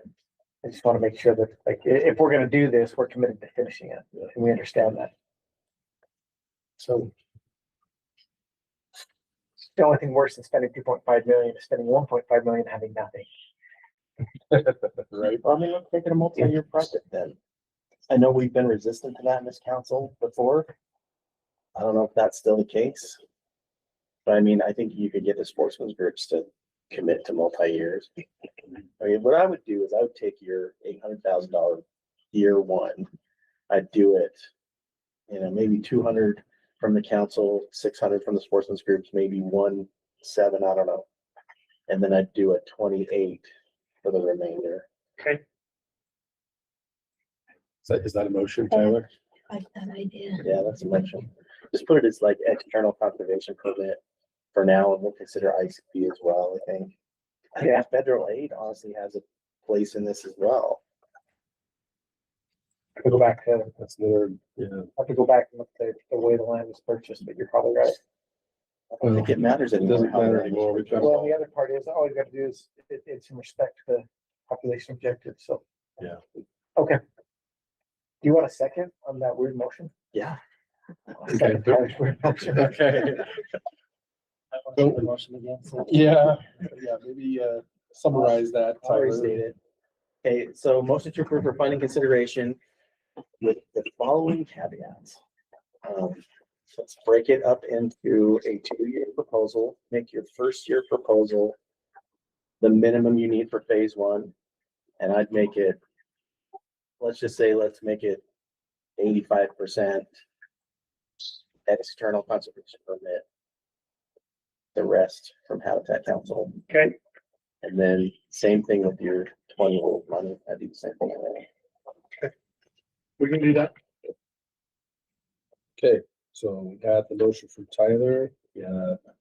A second from Kobe. All in favor, say aye on the amended motion. Aye. Any opposed or additional comment? All And right. this way it won't blow up our spreadsheet and everybody get out. I know how, now I know how Drew feels like when he looks at like any project that deals with water, and you're like, yeah, it's expensive. The one lesson I've learned is do it right the first time. Otherwise, you're coming back and you're gonna spend more money fixing something that should have been done for a little bit more money the first time. Don't cut Every time. Don't cut any corners. Okay, so in other words, we gotta put our money where our mouth is, right? Sayek looked at me when he said that. Yes. Intentionally. Perfect. All Thank right. you. Hey, Thanks, TJ. I'll be TJ, back.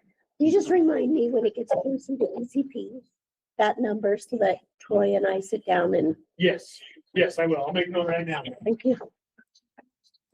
All right, next one, 7765 Gordon Creek WMA shrub and tree planting. Yeah. All right. Still on Gordon Creek WMA, as we talked about quite a bit. But this is a much smaller scale project. Introduce yourself. Oh, I'm Evan Reese. I'm the habitat restoration biologist to the southeast region out of Tyson. In the past, as we've been talking about these fields here, we have quite a few shrub rows along the edges of them to help provide cover and benefit for upland game, to be able to better utilize these fields instead of just being one big open patch. They have some area to travel and find cover.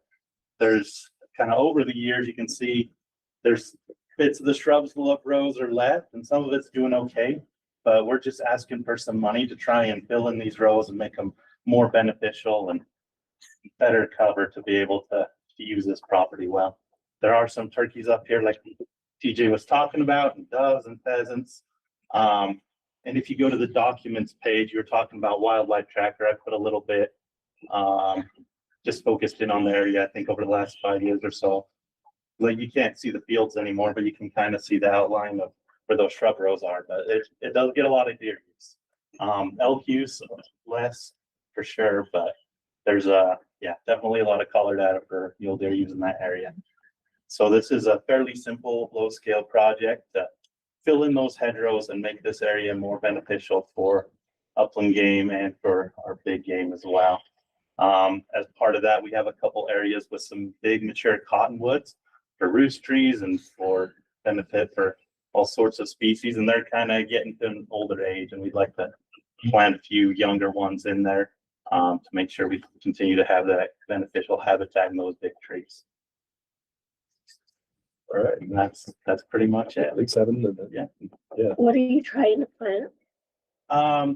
So it'll depend on what's available, but sumac, woods rose, buffalo berry, a lot of species like that for the most part. Russian olive. That's what I was Maybe thinking. some Russian olive. Trying. Looks like buffalo berry. Buffalo berry, Also maybe extra some buffalo Rocky Mountain berries. juniper for some splatter trees. Thank you. Cheap project. Yeah. Okay. Cheap project. I don't think we want to take that much credit for this in the big game, so I'd recommend that we change that to 30% big game, 70% upland game. Do you want to try again? I'm serious. This is totally an upland project. I'll cave. I'll cave. Okay. I'm fine with it. So make a motion. Somebody. I move to approve adjusting the totals, moving some of that out of big game. Big game funds a lot. And so. But I only have X amount of dollars, dude. I know. Okay, This big game just doesn't have the reminding biggest you. budget. I'm not gonna argue on this one. Austin, I'm gonna need some help at some point. Just remember, look at my face. I'm fine with it. Okay. So we have a motion from Kobe. Yeah. Adjust percentages. And do we have a second? I'll second. Second from Angie, conceding some upward money. We'll get even. All in favor, say aye. Aye. Any opposed, say no. All right. Okay, moving along. Holton Mountain Public Access Phase 2. More engineering, so. Yeah, they cost a lot of money, don't they? But this is an important division priority here. And so. At least it's not 2 million. At least I not guess. 2 million. Yeah. But anytime you say engineer, Yeah, that just, there you that go. just tripled the cost when you say engineer, so. Let's have it. Okay, so, this side is Lower Fish Creek. It's all considered the Lower Fish Creek WMA. This was historically what we had as Lower Fish Creek. Probably 8 or 9 years ago now, we picked up the north parcel, and we refer to that as Colton Mountain. It's an amazing property, awesome to be up in there. Foot traffic only, I guess, foot and horseback. There's no vehicle access for the public. So it's great hunting, great place to get away. A ton of deer and elk up in there. The only problem we have is down here by the river, there's a set of railroad tracks that bisects the property, separates us from the south to the north. So legally, for us to be able to have the public access that parcel, we are trying to come up with a way to cross the railroad tracks. Kobe's crazy, stupid idea phrase, we talked about this years ago and we said, well, the only way we're going to be able to do this is build a bridge. And we've kicked this idea around for a couple of years. Jolene and I have had conversations with the railroad, and we're to the point of the only way we're going to be able to do this is to build a bridge. So this funding is asking to hire an engineering firm to build us a set of designs to get us across the railroad tracks and the river as well while we're in there. So we can legally access the Colton Mountain parcel of that Lower Fish Creek WMA. We've already got people utilizing the property. However, there was it's GSA, right? GSA audit, and they cracked down on us and told us we were out of compliance because they're illegally crossing the railroad tracks. So we have started that conversation with the railroad.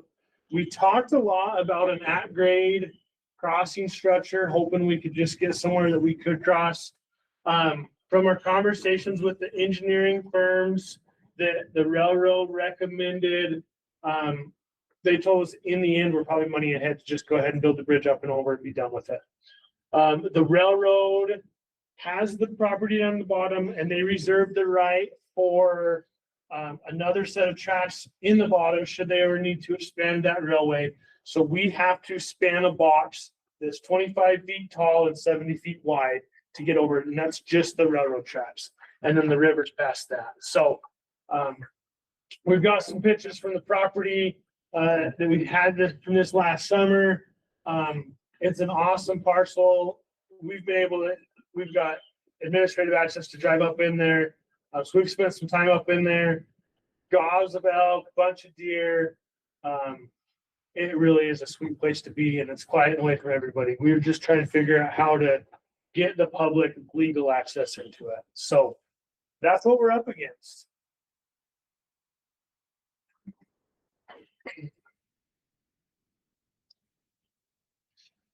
So this is 250 grand just for the engineers just to look at it. This is for their plans to get everything approved from the railroad, and then we can start construction after that point. Yes. And the bridge is the only way to do this? Like, we can't do an at-grade crossing? So at-grade crossing, they need, because train speed in there was between 30 and 40 miles an hour. So they need a straight section of rail that was, I think it was 800, 700 feet, 600 feet. Jolie's telling me 600 feet of straight track for sightline for people to visibly be able to see a train coming and have time to get off of the tracks. And in that bottom, I don't know that we have 600 feet because we also have to stay, the railroad has a triangle underneath where we can't do any kind of ground disturbance next to their track either, because that affects the load rating of the track. So they've kind of got us backed in the corner. Yeah. So box up and over is going to be the easiest way. And this is working with the vice people at the railroad who are trying to help us. Yes. Get across. And this is difficult, but it's going to cost us a bunch of money. Yeah, the guy from Union Pacific that I've been working with, last time we talked to him, he told me his job is to tell people no all day long. But he's an avid sportsman, and he thinks this is a really cool project, so he's trying really hard to see if we can finagle some way to get through. So he's passionate about it, trying to stick his neck out there a little bit for us and help us out. We're appreciative of that, to even have conversations with us.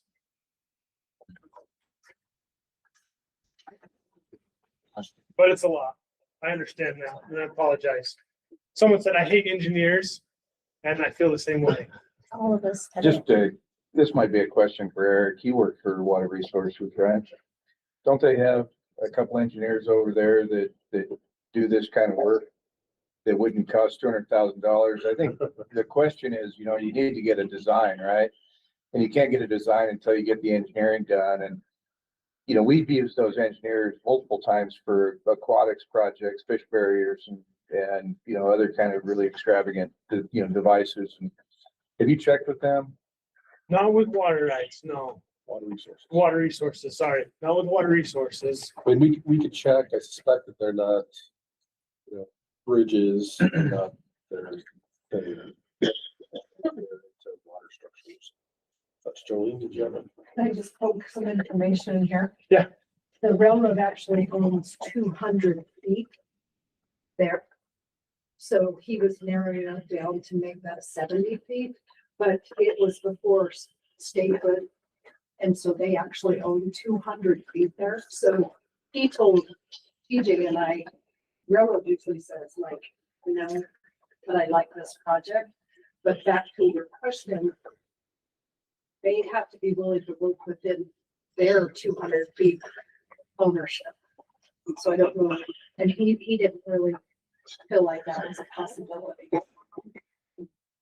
I mean, just, What was he was limited on what he was willing to give us that space. He narrowed it down and said at the narrowest, they're like, you should probably do 200 feet.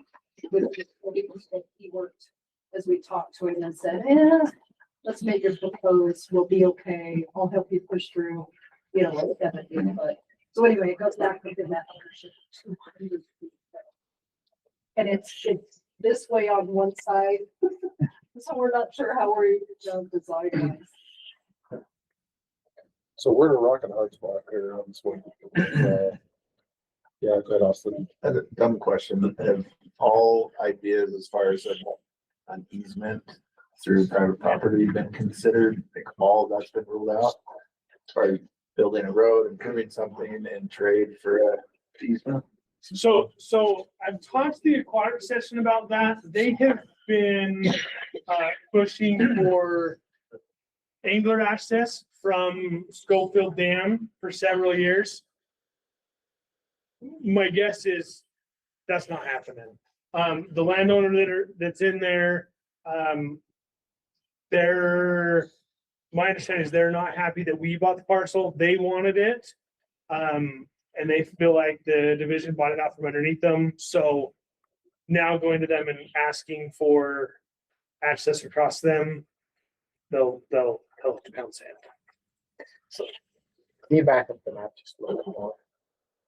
So that we do have administrative access through a private landowner, which when we bought the property, I think we understood public access, but that just has never happened with the people that are there now. Right. And so we've pushed on that one pretty hard and they pushed back pretty hard. So any other options along those lines you see? No, not at this point. You know, this is one of those instances where you don't ask the question unless you're ready to deal with the answer you get. And $200,000 is about what a $10 million project or more. And that's the, you know, dilemma that I think this committee's in today is anybody really ready to spend $10 million to span that river? A lot of money, man. Well, the other thing I wonder though is if we're talking about that, could we reapproach these landowners with an offer to pay for that access? It's, you know, maybe 20-25% of that. Yeah, I mean, Tyler's hitting the nail on the head. Like, you might not like us or want to let us through, but I'd rather $1 million, give somebody $1 million for access and spend, because you're right. I mean, I was even looking at conspan stuff, trying to think like, could you get and then in my mind, I'm like, well, how do you even get a conspan arch up that road to that spot? Like, I don't even know how you get it in there to then put it up. You can't. It's going to be a custom build. You know, you're gonna have to build it on site, which eliminates your ability to get one of these precast. And you're trying to get vehicles across. We're not just talking ATVs, right? This is pedestrian. This is pedestrian. Yeah. You're walking. Yeah, there's no road. After you get across, it's walking to your couple thousand feet in elevation to get up to. Yeah, we're not trying to cross vehicles. This is pedestrian access. And I'm gonna be really naive here. Help me understand. Is the audit finding saying that we're negligent because people are crossing, or help me understand, when you mention the audit finding, like we don't have any signs authorizing it. We're also not actively patrolling it, but neither is the railroad. So my understanding, and someone else can correct me because they probably know way more about this lands wise than I do. GSA funds say we will authorize public access. This parcel was traded with, was it Lee K? Yes. Yeah. Lee K land deal traded, we got Colton Mountain. So it has GSA money tied to it. So where we do not have legal access to this, we are risking GSA taking this parcel back and saying you're out of compliance and it reverts back to the federal government. That's my understanding. Is that correct, Jolene? Okay. And then the federal government would own a piece of property with no access? I mean, and No, so in 2017, when the Lee K trade went on, there was a whole bunch of different parcels. This particular one, if you go back and read, and Mike Canning was involved with this, the agreement was, it was something that was up for sale in the understanding that the agency would provide legal access to the property. So GSA said, okay, we'll do this with the understanding that is your obligation back to us in all those trading parcels. So at the time, we thought we had legal access. Yes. Right? I think we understood that we were gonna, so the landowner was gonna work with us to get access that it never happened. I mean, I'd much rather see us reapproach that person with $1 million offer or something with trying to get access. This just seems. okay, it feels like this one, I understand the importance of it. Maybe I don't understand the importance of it completely, but it feels like there's probably more work to do. Yeah. Because after we go down engineering, that's just step one, like. Step one of the $10 Why should we million. drop $250,000 on engineering if we're not able to solve it? I mean, Bill. that doesn't get this done. Okay. So we can move to approve the engineering. We can move to table the project, do some more internal work for other options. Look into just working with that landowner some more and sweeten the deal with some money, maybe. I don't know. Where would our access, can you just show on the map where we would get access if we had? To go to the other landowner? So right now, if we zoom in right there on State Park property, I imagine we could create some kind of an agreement with them. Again, this is all preliminary. We'd have to approach them about it. We have to go through state parks too. Yes, we have to go through state parks. They currently have a parking area right there to allow angler access to the river. If we stayed on the north side of the river, you could form some kind of a trail, bring it down. When you got to about right in here, it's two separate landowners, so we could come up over the top. So that would keep us all on one landowner and get us to this corner of their property. So legally, at that point, we would qualify the GSA route as well. And So at that point, we're talking about how many miles of trail? I don't know. And trail, I assume just wide enough to. I think it's only like a mile or two. I've hiked down there when we used to have stream access privileges down there. But we lost it. Okay. I guess my question for you, TJ, too, is that's one way to access it. But if you guys are talking about paying $1 million for access, what about the top part coming through the top part section? That's what I was wondering. So if you were to come through the top section, these two sides is all owned by the same landowner. So we have the easement through them for administrative access. The other landowner, it would be John Houston, that has Intermountain Electronic. And I don't know that he would be interested in letting us through there at all. Otherwise, again, you're up against the railroad chaps. So that's we're kind of botched in. Railroad, and then this is all KK&J and John Houston. Kate, what is it? KK and J. It's all, I don't know. just to be clear though, that doesn't solve the railroad problem, right? Does the railroad not span that entire WMA? So you would only, if you get to that top portion, you still wouldn't have legal access to the bottom. So the bottom, we have legal access right now. There's a county road that goes clear up here and gets you down to the river. So you can drive to that point right there. So we just have the railroad tracks that come through here, and that's where It's just the north half. it's just the north half. So if we came off of there by Schofield Reservoir, down below the dam, and got that trail in, we would be there. We would have it.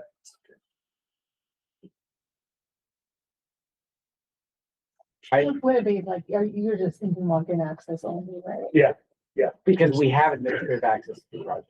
Yes. Is that a city lock up on that top corner? Right here? It's great. Yes. Is there not access across the? You'd still have the railroad in the bottom. You still have the railroad. Yeah. No, I get what All you're right. saying. What I'm saying is, though, I don't care if it's just foot traffic.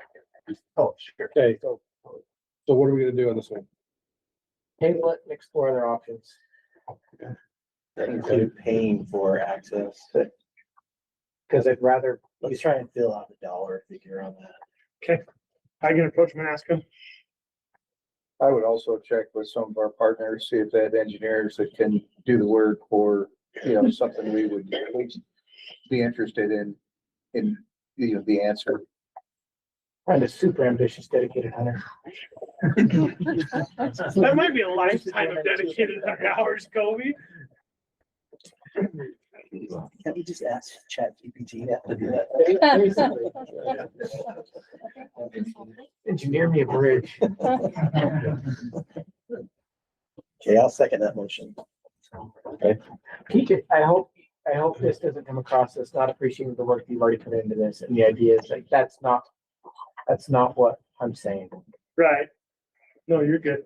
This is as close as we've ever been. We're at least having conversations with the railroad.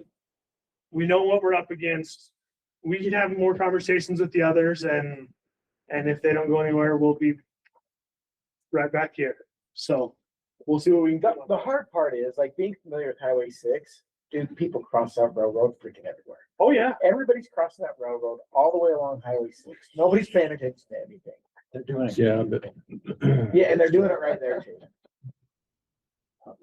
But that's not, we've got to. But we're not we have standing to- there saying, We have to provide a legal access.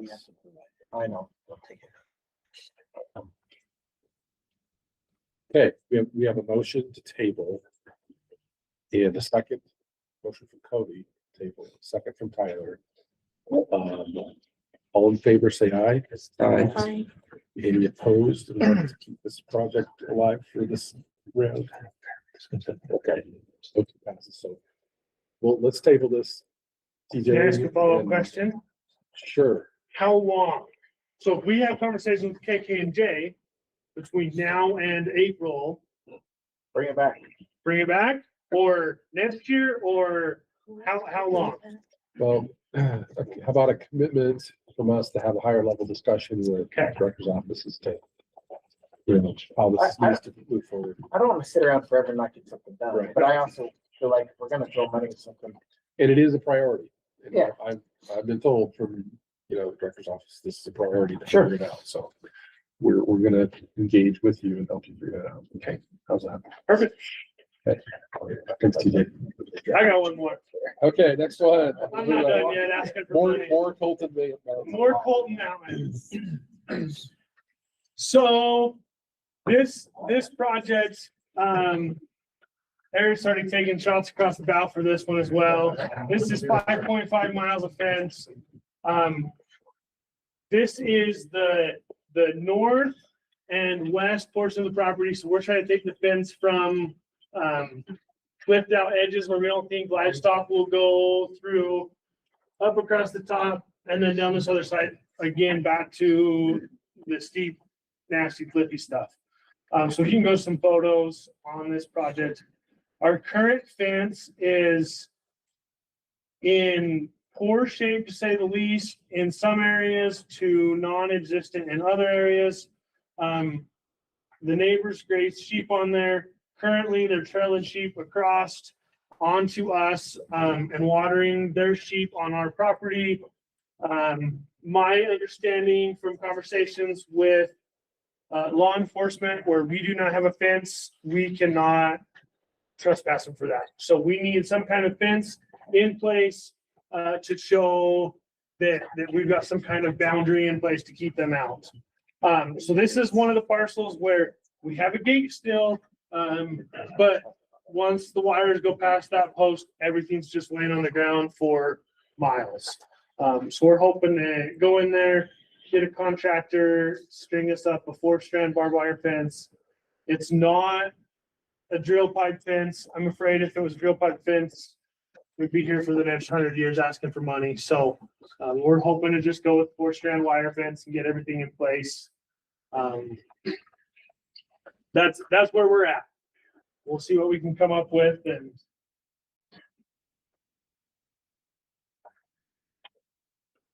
are you planning on a drop fence or are you planning on up there? we haven't talked about a drop fence. We were just gonna do a permanent wire fence. Where's Melissa? Melissa, what happened to the barbed wire the first year I'm sitting in the creek? Oh, the snow crushed it. Kobe, I would love to build 5 miles of fence and have the snow crush it. Right now, we've got about 6 inches of snow up here, if that. Oh, So I get it. if all it took was building the fence to get some snow in there, I'd build fence every year. I get it. I worry about investing. Like, I'm a fan of fences. Like, Right. if not, our properties get abused again and again and again. You see it all the time. Like, I don't want to spend money on fences, but I also understand the need for fences. I just want to make sure that we build something that's not going to get crushed under snow Right. in 5 years and end up in the same place. And we would consider a drop fence. I would have no qualms with that. I remember going up to Cinnamon Creek the first year after that fence was built, and it was, portions of it were completely ruined after 1 year. Well, that. Right.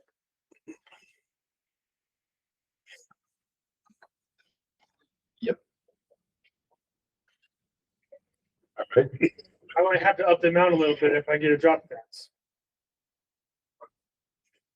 I was trying to go the cheap on this one for you, Kobe. I know. Not a drill pipe fence, nothing. What was it Drew just said? I know. Build it right the first time. Okay. Because building it twice is 208,000, 209,000, so. You think they take grazing rights for half this? No, but we could approach them with that. That's not bad. Kill 2 birds. Yeah.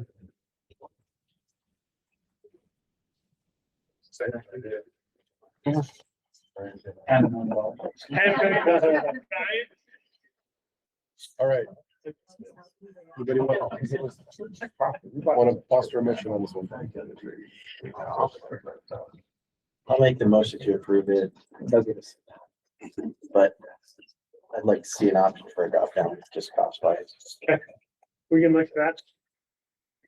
Okay, we have motion to approve, an option for a drop down. I'll second that. Second for Cody. I mean, ultimately, I would love a drill.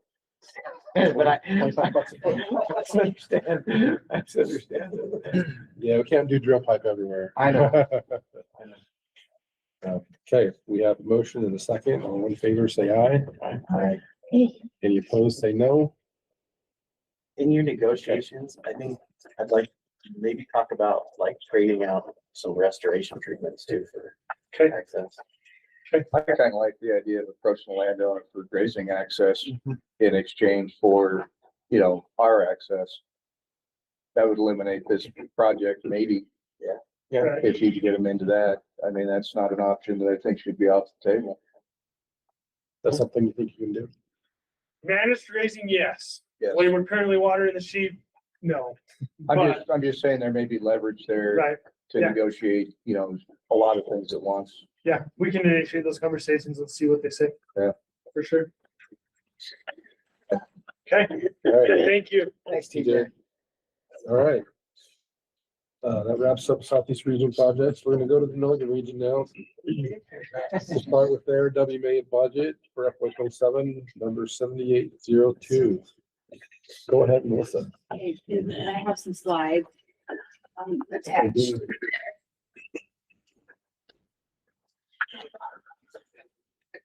Hi, I'm Melissa Early. I'm the Northern Region Habitat Manager, and I'm excited to share with you today some of our projects from FY 26 and talk about proposal for 27.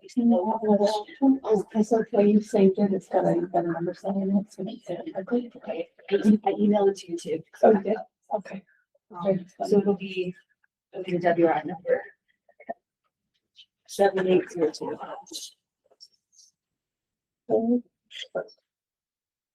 So in the Northern Region, in the past year, we've had we're now fully staffed up with all our habitat team.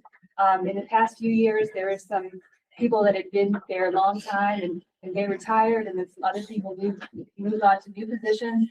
We've got a fantastic overall habitat crew and really good cohesion among the habitat biologists and the maintenance crew. So we're really proud of that.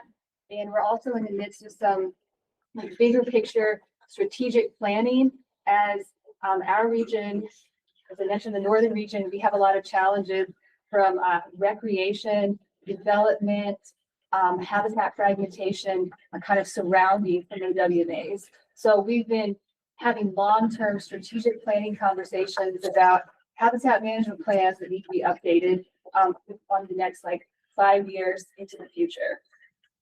So just real quick, here's a photo of Middle Fork WMA in the Ogden Valley, which is definitely one of those areas being encroached upon. So the importance of Middle Fork for its winter range and then higher elevation summer range is so critical. Next slide.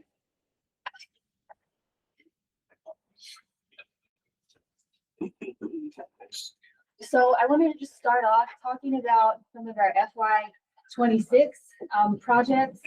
And as I mentioned, the maintenance crew doing the day-to-day maintenance in coordination with habitat biologists. We also have an amazing, robust network of volunteers from dedicated hunters. We had several projects planting shrubs on WMAs. We've got this bottom corner photo, one of our longtime volunteers at Middle Fork, and he single-handedly planted 200 little plots of sagebrush seeds for us and keeps eyes on that WMA for us too. You'll see the deer at Cinnamon Creek in the summer range. Cinnamon Creek is the next one that we're going to go to take a look at some of the projects there. Cinnamon Creek summer range is our crown jewel WMA in the Northern Region of summer range. Next. So you'll probably remember the habitat management plan was finalized in April 2025, and we've continued to implement parts of that plan to bring that WMA up to be the best it can be. We have a habitat or travel management plan with 15.5 miles of designated routes. So our maintenance crew has been busy closing old spur roads, installing gates, labeling some stuff for administrative access only. And here they are rolling up some old fencing. We inherited this property with some old fencing that was not wildlife friendly, as well as some sections without fencing. And that's one of our seasonals, Stephen, who was really interested in botany, and he was so excited to spend the day with Mindy Wheeler's plant crew on Cinnamon Creek, and they identified some awesome native species. Also, we're working on Project Rump Fat, trying to grow more deer, fatter deer in summer range. Next slide. Melissa's one that named it. Or Zach named it. Zach named it. Where's that? It was great. He's watching online. Okay. So here the crew is installing one of those administrative gates on the WMA using drill pipe fencing. You'll notice that somebody's standing there as Brian's welding, just to make sure that because of high fire risk, standing there with the sprayer to protect the resources. The crew has done just so much work, welding, doing work on gates, adding additions on the gates in-house, and saved us lots of money. At Cinnamon Creek, they added 3 gates like this to block off spur roads. They also used heavy equipment to create the trailer turnaround spot, because as the plan mandates, we have about a mile into the property is the end of where you can take a like larger trailer to camp in. And then Cinnamon Creek would not be complete without a mention of the bird hunting there with dusky ruffed, sharp-tail, and sage-grouse birds living there and having the confluence of those different habitat types. So the maintenance crew has been working on drop-down fencing with risk of snow loading. This has been a successful way to manage fencing there and exists at high elevation with severe winters. So the maintenance crew added some additional fencing on the southern boundary. This is to keep trespass cattle out. And also by doing this in-house, they saved us between $14,000 and $15,000 than if we contracted this out. Here's an example of one of those gates that they fabricated in-house. It's an extra long gate. By doing that, I think I mentioned they saved about $1,800. They also were able to add like a foot for the gate to rest on. Drill pipe fencing. We anticipate having to add some additional drill pipe again to keep people on the designated motorized route and to keep people following that motorized travel plan. So next, we're moving to Hennifer Echo WMA in crucial winter range. And I just brought this map in just to highlight Hennifer Echo is in Summit County near Echo Junction. That's been right by one of our roadkill collision hotspots. A lot of work happened there in the past few years to mitigate highway collisions. And on this WMA, this is a 14,000 acre property. This is on the docket for a major HMP update in the next few years. This is such an important property with the migration corridors from crucial winter range in the bottom, summer range way up high, and also the focus of whenever we write grants, trying to get more funding for places like Echo Junction to continue the highway work. Hennifer Echo is always mentioned.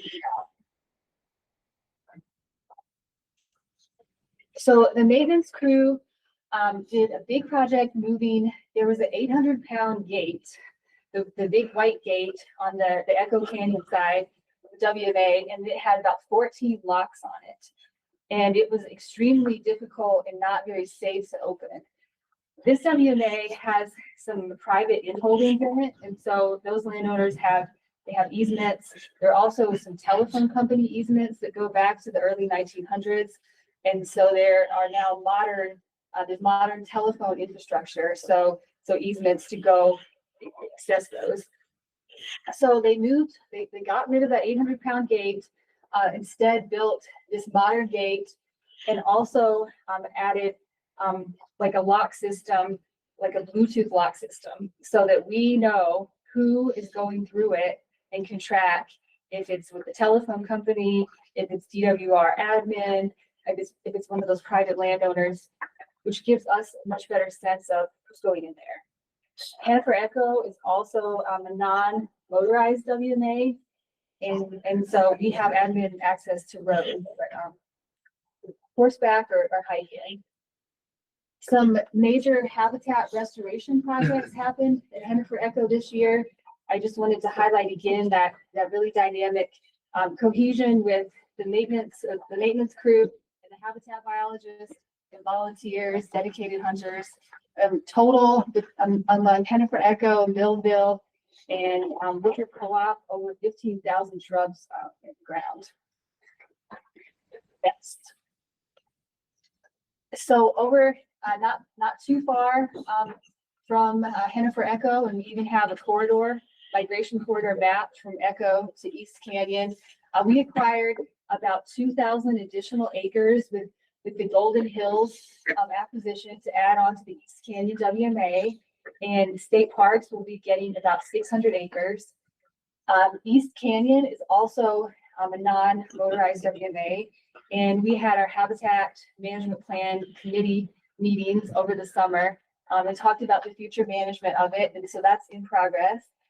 And the maintenance crew is shown here, adding some kind of widening, kind of like a short-term parking area across from the reservoir. So think about the reservoir in state parks, and then across the road from it is the access point into what is currently the WMA, but will be that part will be state parks in the future. But they're adding a horse gate just to make ease of access for people easier to get to.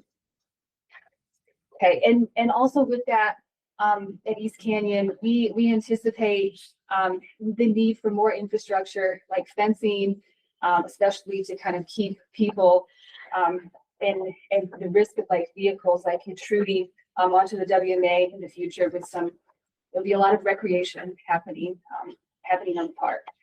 The maintenance crew's also been working with UDOT, planning our parking lots and thinking critically about angles, traffic, safety as per UDOT's requirements. So that's in planning. We have some funding to spend before the end of this FY on one of those parking lots, and anticipate investing more in the future. So next slide. So one of our partners this FY was the Utah Trucker and Wildlife Foundation, and they went out and they monitored about 60 guzzlers for us. We have over 100 guzzlers in the region, and it was Randy, Hutchison, and Alan Smith, and they provided there's tons of great resource, reported it in the app. They reported this one guzzler had a collapsed apron, and so the crew went out there and fixed it in Box Elder County. And we look forward to them returning to the region in April and starting that monitoring up again. And then for this coming budget cycle, we don't anticipate, we don't have anything planned for them to monitor in FY27 because take a year off, but we can still do perhaps a few minor repairs if necessary. They also installed these water for wildlife signs on the guzzlers, and we have more of those on deck to install this spring. So heavy equipment use on WMAs, really crucial component, whether it's using the wire winder that we now have in the region, winding up old fencing as we change old fencing over to wildlife friendly.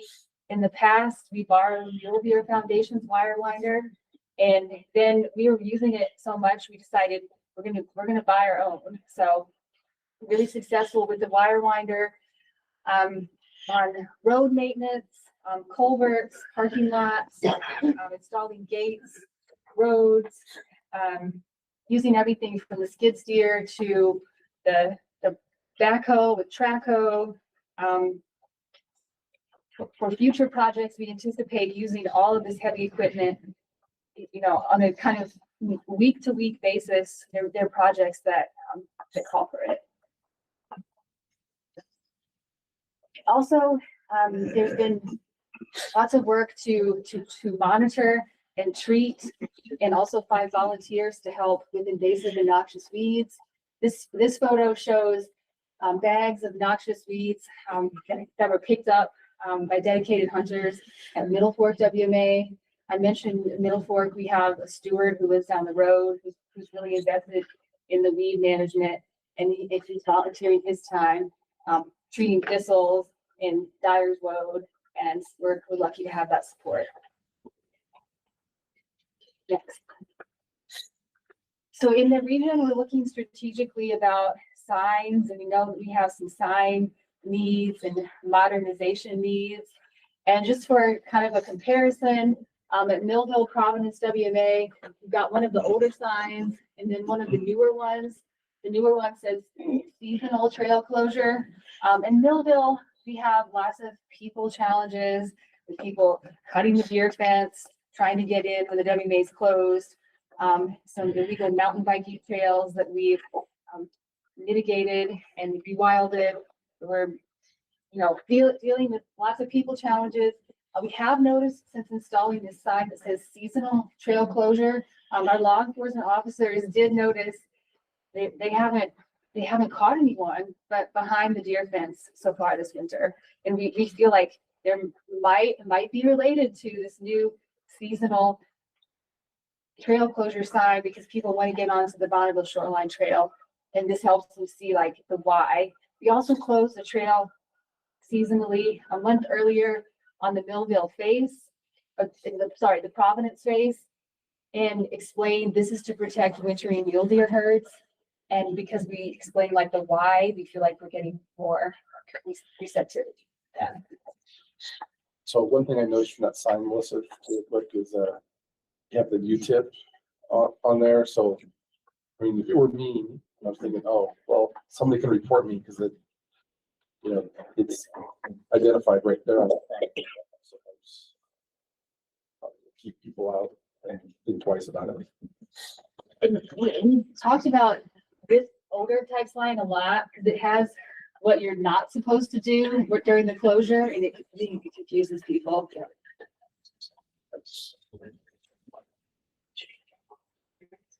So to summarize WMA management needs and projects, I mentioned some of the projects where we needed heavy equipment on a kind of week to week basis as things pop up, culverts, roads, erosion, maintaining infrastructure, and then day to day WMA upkeep and travel management. There's funding in the budget for motor pool, fencing supplies, gates, signs, posts, herbicide, equipment, fuel, hand tools, seed for restoration, 3 seasonal employees. So we had 2 seasonal employees this past summer. We will be hiring our 3rd seasonal this spring before this fiscal year is over, and then anticipate doing that, using that model again, 3 seasonals, all in support of wildlife habitat on WMAs and legal public access. I've mentioned some of the challenges we face in the northern region with this big population centers, lots of recreational pressures, lots of demands on WMAs as neighborhoods encroach closely on these, whether it's trash people leave behind when target shooting or building trails on Millville WMA that then we discover and then have to rewild. We're trying to do more outreach with the recreational community, or people getting mad about not being able to camp at Middle Fork WMA at certain times of the year. These people challenges are they're large and they can take a lot of time and resources to address, and it's a drain on resources in dealing with these. So we're trying to update our habitat management plans to be the most robust that they can be, so that then we're better able to say this activity, this new trail doesn't fit within our travel management plan, and then we can go take that out if something appears.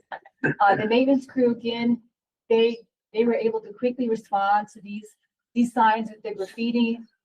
They were able to scrub that off, saving us money from the maintenance budget, that we didn't have to do a total sign replacement. Job. This shows some issues we've had at Brigham Face WMA. So a juvenile decided to go build like a mountain bike or motorized dirt bike track in some jumps. They even dragged carpet up there, so several hundred feet, and tore up sagebrush habitat. There's some erosion issues. Fortunately, law enforcement was able to track this down. The case went to court. They're paying a fine, and also the judge made them serve community service. So our maintenance crew was recently in contact with them. So they're going to be doing on-site rehabilitation, and we also see this as a real educational opportunity, so that word gets out in that in that local community that this is unacceptable, the DWR will go after you, will restore it. Next. And all this work on the WMAs is made possible by our talented maintenance crew. And this is a pronghorn that Brian designed, and he used an old obsolete large WMA sign that, you know, otherwise it was old, out of date. We didn't really have any use for it. So we made this pronghorn, and we have an emphasis on reducing roadkill using kind of out of the box creative means in the region. You might have heard about our wildlife silhouettes that have gone up along the highways. So this pronghorn is one that's going to go up on Woodruff Co-op WMA to give people an idea in driving through pronghorn habitat. So just appreciate that creativity. And next, also in our facilities, like our office in Ogden, they designed this with showing wildlife friendly fencing. I think it was actually Josh's idea originally, but just to give people a visual of what a wildlife friendly fence looks like, and to explain it too with one of those new signs that we worked with our local outreach department to explain the why. So that's been a topic of conversation with meetings, and they even made a miniature little tiny desk version that I wish I brought with me to show you. Okay, next.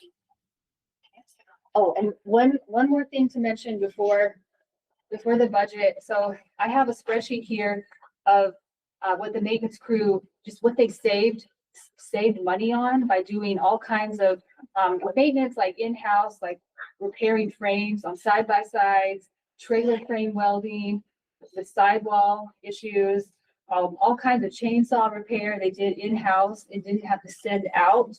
So really thousands of dollars from using their full skill set. So we appreciate that efficiency.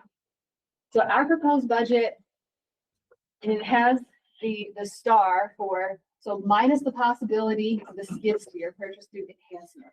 So in the northern region, we plan to seek an enhancement to purchase the skid steer. And so we did include $15,000 for rental again in this budget. We're hoping to get that enhancement so that would reduce this budget. And with that being said, we still could use some funding for attachments. So if we are able to, again, purchase the skid steer through an enhancement, a few $1,000s towards attachments could still be helpful for us. All right, thanks, Melissa. A lot of good stuff happening in the northern region for sure. Questions on this budget?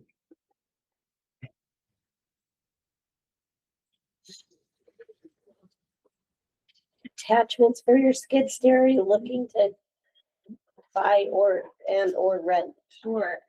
So one of you a brush cutter for when planning for like a fence project going along the fence line and like mowing it. We recently got an auger. So our intent is to purchase as many of the attachments as we can, because leasing them just doesn't make a lot of sense. And the brush cutter, multiple uses for that. We've got a lot of lay down fence that over time, the brush and stuff up against that makes it harder to lay down. So we're doing with brush cutters, maintain that where the fences will lay down like they're supposed to. But I'll say we don't have forks for our skid steer yet, so I'd like to get some forks. There's a few other things. A lot of that stuff we do rent when we need it because it's more, like a post pounder. Those are $15,000 pieces of equipment, and we don't use them often enough to make it worth buying those. So we just rent those still. So SFW, I know we have a post pounder. Mm-hmm. And I know we have boards. Is it the big one or is it the smaller one? Is it the T-post pounder or? No, it's the bigger one. I believe it's the bigger one. Okay. Just FYI. Okay. Oh, that's good information. GVRC also has a brush hog, a bull hog attachment for a skid steer. That any of the regions to use, so feel free. I mean, I think we have a mower too, so that you wouldn't have to rent it, Right. but just FYI. So those are all good options. All right, any other questions? Okay, so you mentioned the skid steer, so we encourage regions to have their own skid steer. These guys currently don't have one, so they've been renting one, and we'd like to get to the point where we'll just purchase one, so they're gonna ask for some other funds through another different fund to purchase one, but if that doesn't work, then they'll probably use part of their maintenance or their loan to a budget to rent one again. So for that point of the purchase, so. We go back to the break. Sorry.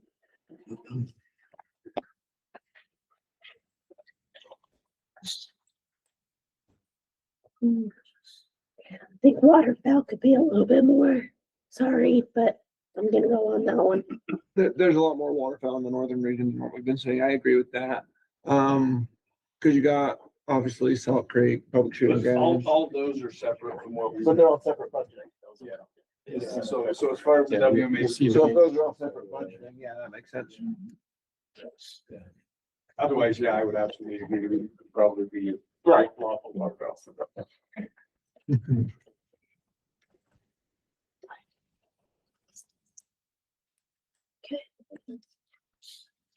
Any other comments? Yeah, just make sure that when waterfowl has to use this equipment, that they get 1% of the time. Yeah.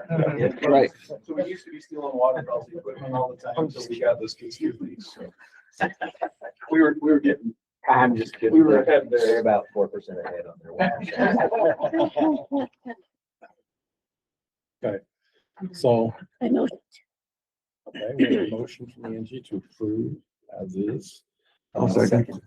Second from. Yeah. Get there.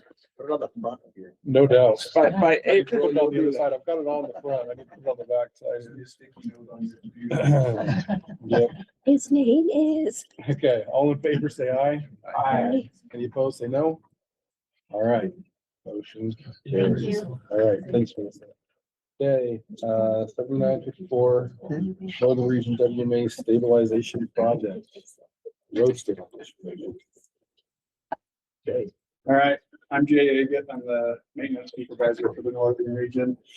And this project is really kind of straightforward. It's primarily on Cinnamon Creek, but a few other things. And what we found as we spent a lot of time on Cinnamon Creek this summer was I was actually really surprised at how well the public that was using the WMA was following the travel routes that were there, with the exception of areas where we were getting a lot of puddling and these pictures actually aren't even the worst ones that were there, but we've gone in and done a lot of work to try and grade the roads. And then as soon as we got a rainstorm or something like that, all the work that we've done had gone away, because the base material for that road, believe it or not, the mountains aren't all rock. There is a lot of mud up there. And so what we're proposing is just bringing in a significant amount of base material for the roads, starting off at these trouble spots and then,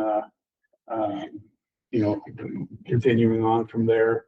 A lot of this type of stuff, on the WMAs would typically come out of the budget, the regular maintenance budget.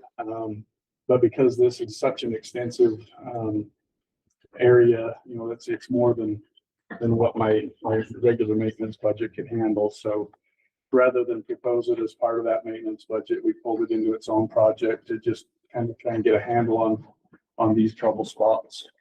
And then as other ones creep up, we should be able to handle those kinds of things out of our regular maintenance budget. Okay, pretty straightforward. And $20,000 ask.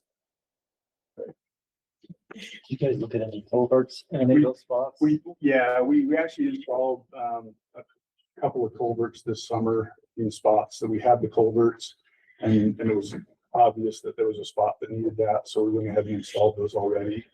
And some of these others, as we look at them, we may end up doing the same kind of thing, but a lot of that, there's nowhere for the water to go other than to add good materials so that it doesn't continue to puddle.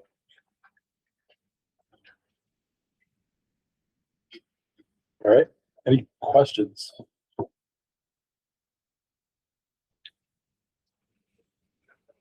You guys are gonna do this yourself? This isn't with the heavy equipment, really? No, yeah, well, we actually do a lot of the stuff in-house, we get the material on site and then we're there often enough and the equipment we have, we can. Skin, they do have a grader. Yeah, and we plan to utilize that in locations, but. We'll even train you on it. Yeah. We talked about this. Always wanted it on the grader, so. Yeah, no, this will just all be our crews doing the work, getting the material out there. So we haul it in. Okay. Well, you may not have all the exact details right now, but, instead of points, we do have a terrestrial feature that is road improvements. Okay. So if you, like, I don't think people put them all right now, but like, as you're getting them done, make sure you're mapping those areas so that we can upload it for the future report. Cool.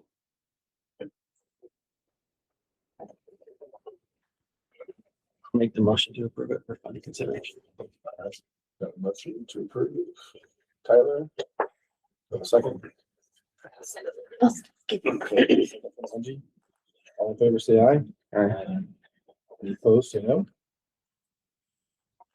Okay. Next one. 7797 Silver Creek Movement Mitigation Project. So, my name is Brad Hunt. I'm the assistant habitat manager for the northern region.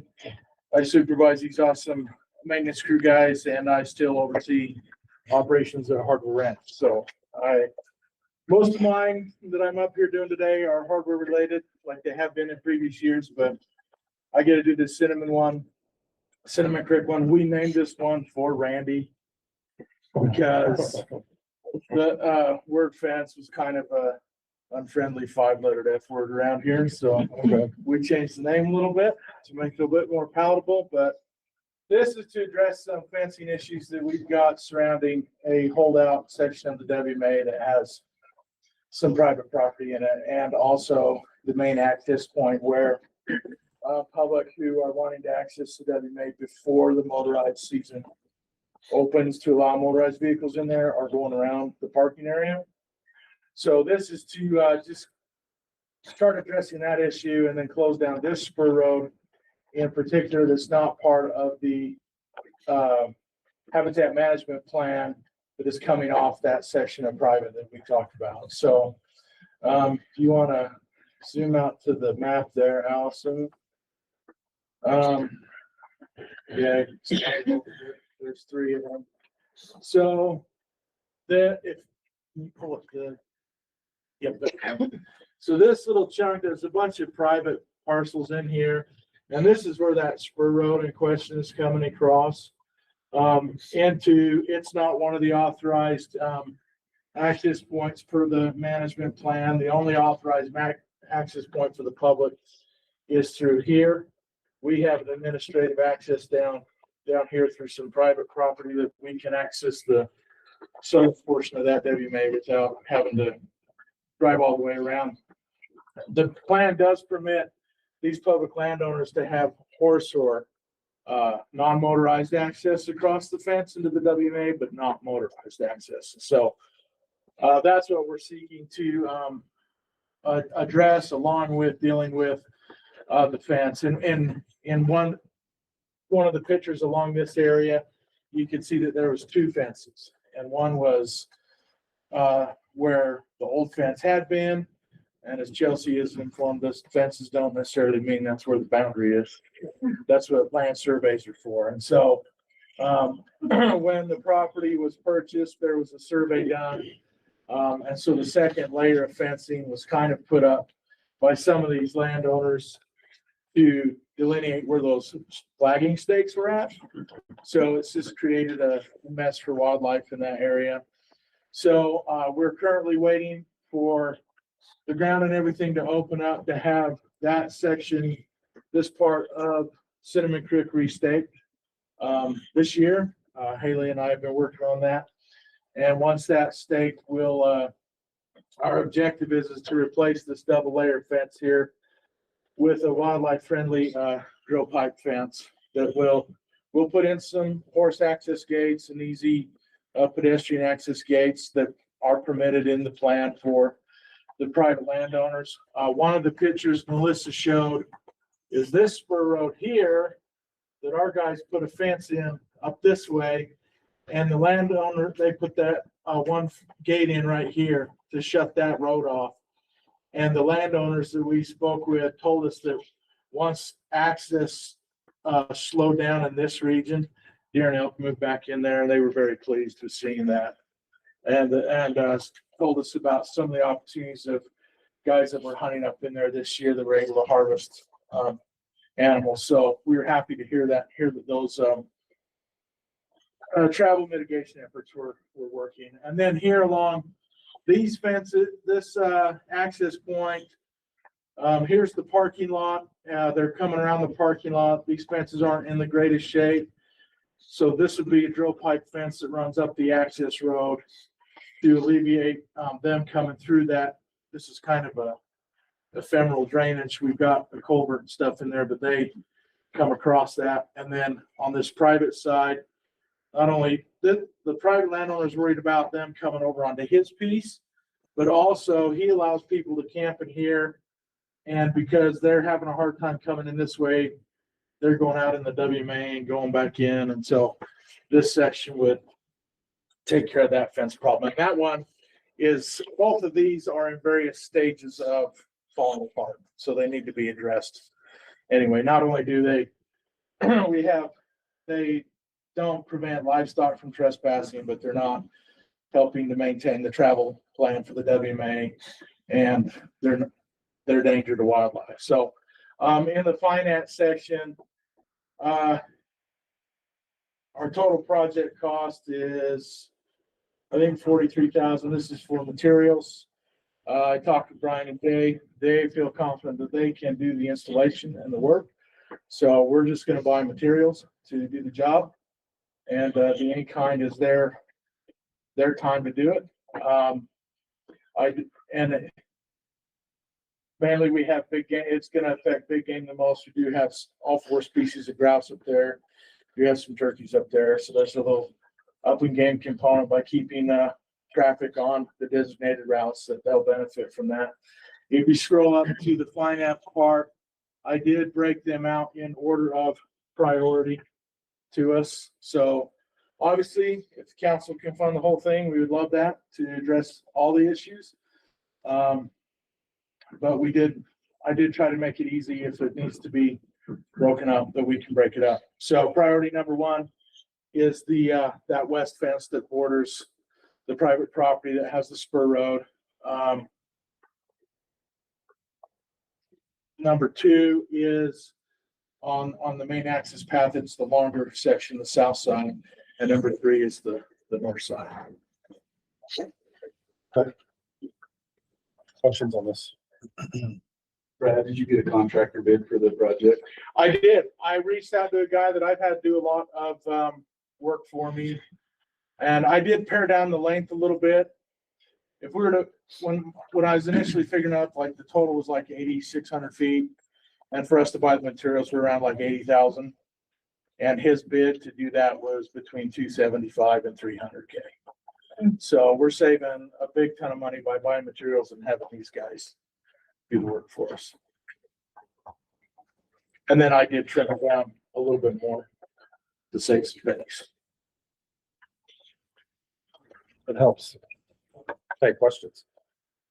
All right, do I have a motion? Motion to approve.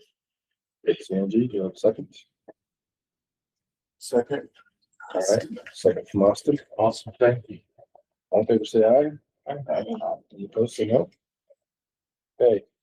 All right, so this is, we're in the hardware now. This is the one I come every year. This helps to fund the management, maintenance, upkeep of hardware. Every year I got these crazy dedicated hunters that like to build drill pipe fence in July. I don't know why. They call me up and they're like, "You gonna build a fence again in July?" And I'm like, "You mean the hottest month of the year?" "Yeah, we want to come do it." So we do 800 or so feet of drill pipe fence, replacing existing fallen down 30-year-old wood rotted fence that needs to be done. And so my son wanted to come this year to work with Dad, and this is one of our awesome volunteers teaching him how to stick weld and build pipe fence. So that gentleman was at our elk processing day a week and a half ago, and he already asked me if we were going to do another fence this year. So I'm like, "Yeah, as long as you show up, Cameron." So this budget covers fence maintenance and replacement for little fences that need to be done. It covers the summer seasonals that help me with all the fencing projects, range projects, weed spraying, you name it. Those guys pretty much do everything and make it work pretty good for me. I think in documents I got some other stuff. Some of my pictures came in as documents.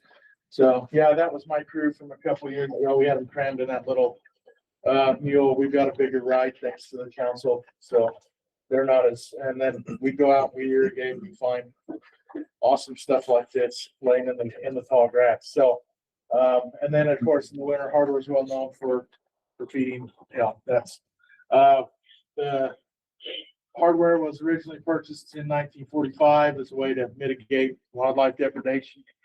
And they've been feeding up there since 1946 and doing public outreach since the 50s with the sleigh ride component. And so we also get a chance to help the wildlife section with disease surveillance and all kinds of stuff. So the finance for this project covers seasonal time. It covers, the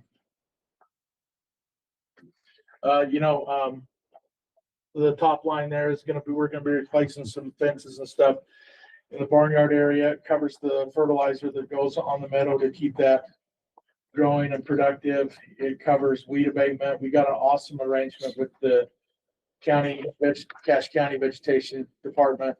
Their strategy is we'd rather deal with weeds at the head of the watershed than at the bottom.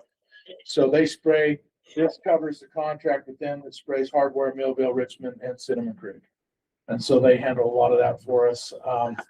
My basic maintenance, and we lease a tractor. Our own tractor is 20 plus years old. She does really good, but we need bigger legs sometimes to do the job. And the state lease with John Deere is pretty economical to keep us in another tractor that helps do it. And and then some seed mix to continue our seeding work that we're doing up there on the WMA. This hasn't changed much over the years. We did up it, I want to say 5 years ago when prices went sky high, and they haven't really come down yet, but they haven't changed a whole lot. So we're holding where we're after that initial increase a few years ago. Okay, questions on this?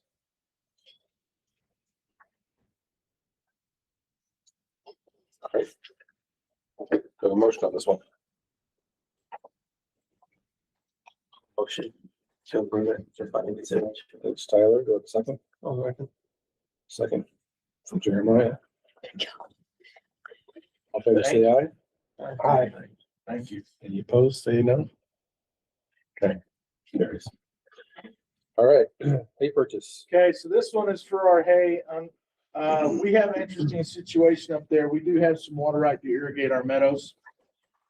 We've been buying hay the last couple of years because as we have been reseeding those meadows, we've been wanting to let that seed bank establish and not harvest it. And they out come in and graze it right down in the fall. So in fact, this year we're looking at it going, we got a lot of standing out there, and now it's gone. So that's great. That's what it's there for. But, over the years, also, if you, that first image right there, this is the 5-year trend on the grit gauging station that's at the mouth of Blacksmith Fork Canyon. This high point is 2023, and it's trended downward since then. We have junior water rights to the irrigation companies in the valley. So beginning in May 1st, when they begin irrigating, or even before that, there's 3 companies that are allotted 50 CFS each. And so as long as the gauging station is reading above 150 CFS, I can pull my water. When they hit July, it drops down to 40 CFS each. And so as long as it's above 120, I continue to pull my water. Unfortunately, the last couple of years, it has been in May, when it's normally ripping at like 180, 190, it's been 130, 20. And then by the time we hit July, it's 60. I looked at it this morning, it's 58.8. And given the winter that we've had, not expecting a huge show of water this spring. So we'll get whatever nature decides to rain upon us. And so maybe we'll be blessed and it will be a complete deluge, like a nice rain, and then 3 days later a nice one, and 3 days later a nice one. And then we'll get to harvest some hay. This will be if we don't need to use it, we won't use it. But if we do need it to buy hay, we'll buy the hay so we can do our job and keep the elk out of Cache Valley. And we asked for it last year and the year before. I believe both years it was actually funded through ECP. So I have it listed with both. And I'm hoping they'll pick it up again, but I wanted it in the hopper. Okay. Questions? It's a hard one. Yeah. And I think this is the one the groups can help out with. And I think we motion to approve to change the source to 100% ECP. What I want to see. We can get 32,000 in ECP to cover this. I don't know that I love using Habitat Council funds for this. So that's just kind of a personal deal. Going forward, like no, subsequent years, would that be your recommendation? Yeah, I think as long as we're doing it, I think I'd rather see ECP pay for this than Habitat Council fund. And if we need to come up with some ICP or something like that, we go too. Okay. Have a motion to change to ECP. Second. Jeremiah, all in favor, say aye. Aye. Any opposed, say no. All right. Okay. Got another one. Yeah, one more. Hey. This one is, I'm excited about this one. I've been looking at it for a couple of years, been wanting to do it. So I have 2 different types of grazing allotments at Hardware. I've got some cattle allotments, I've got some sheep allotments. Sheep allotments are to the east of our visitor center up on Curtis Ridge and up on the Hardware Plateau. And we've got a couple springs up on Curtis Ridge and some ponds. And over the years, the springs have been hammered, they've been compacted, the rain has been hit pretty hard. So after consulting with regional wildlife staff, we're going to rest these for a couple of years while we go in and do some work and let it recover. And then we'd like to reintroduce it as great cattle grazing when we do reopen it up. And so to do this, this project would go in, here's one of our spring heads, is to fix this fencing, but instead of just right around there, we want to, around both of them, we want to fence out like a 50-foot square area. And it would be the type of fencing that would, we'd want to keep everything out of there if we can, to just reduce as much compaction as possible. Leave the waterway open to go down to the spring or to the pond. We want to do some work in the pond to clean them out, reseal them so they hold water better and longer with some bentonite. And then in the larger envelope of the area, do some reclamation work with some seeding, some sainfoin, some small burnet. We've been talking with Kevin. So there's a seed mix attached to this. And also, any, outstanding juniper that we've got in that larger envelope to go through and take them out, just free up some of that water resource. Hopefully that will filter out of those springs and into those ponds and provide more water up there for the elk and deer that are primarily up there. We do have turkeys that venture up there. We did see some grouse up there. We've seen roughies and forest grouse up there. So it's and I know guys that hunt this area. It's in our non-motorized area, so you've got to hike it or ride a horse in there. And they love those ponds because otherwise the wildlife got to bail off down to the river. So they can stay up high. That's awesome. Any boreal toad in that area? I have not observed any, and I would think it'd be great to, have those know what they're looking for to come up and evaluate it. I think it would be awesome. Would you please? Yep.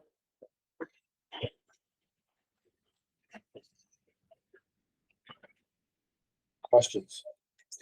On your seed mix, you put a hashtag or a pound sign in there, it won't open. It's in the title of your name. Okay. Will you upload that and read that out? Will do. On the Harper Ranch one too. Yep. Will do. I'll fix them. Yeah, database does not like special characters. Doesn't want special. An uploading feature or saving it. Okay, yeah, I'll fix those. Do the animals have any options if they go north on the 5 ends? You got that all set up for cattle? He's all set up for cattle. His property's like right here. So, and Curtis Creek comes out of the canyon right here and it splits. And so we call this wet Curtis because that's where the creek actually is. And we call this dry Curtis because obviously there's no creek in it. And Curtis Ridge lays in between. So you just want them to stay up on the ridge and not drop. And not have to necessarily drop down there.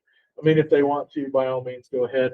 There is a spring up in here somewhere called Mud Spring. It's somewhere right up in here, but it's pretty small and it's in some heavy timber. And I think it's on the forest. I don't think it's on this. Got it. But yeah, other than those three, I'm not aware of. There's some scattered springs throughout here. Yeah, it's pretty dry. Any other questions? A motion on this?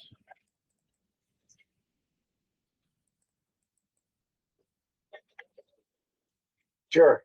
Motion to approve. Thanks, Scotty. Second, Angie. All in favor, say aye. Aye. And opposed, say no. Okay. Awesome. Thank you. That finishes out our northern region.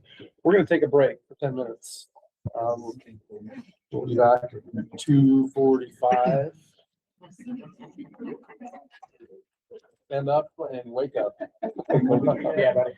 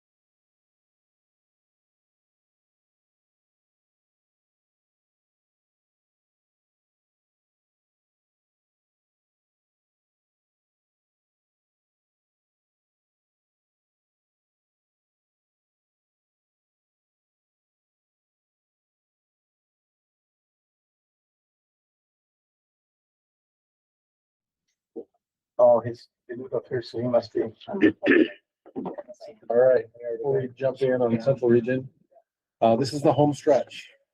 Okay, we're gonna end up early and, yeah, it's been a good day, so. Okay, we have proposals from the Central Region, then we have some Salt Lake office things to go through, so go for it. Hey, yeah, I'm Robbie Edgley, Habitat Restoration Biologist and the Assistant Manager in the Central Region. And Mark didn't think he was gonna be here today, so he asked me to present, and he's made it, but. Sounds like a ploy to me. Yeah. But he still doesn't want to present? Yeah, he's a short timer, so. I He is a think short he's experienced. He don't give a damn. Is that an announcement? No. Don't make Mark mad this year. No, don't make Mark mad this year. Got a couple employees like that, but okay. Yeah. So, yeah, so, all right, see, the WMA maintenance for the year. So the picture up at our Mona Bench, WMA in San Pete County. Next slide.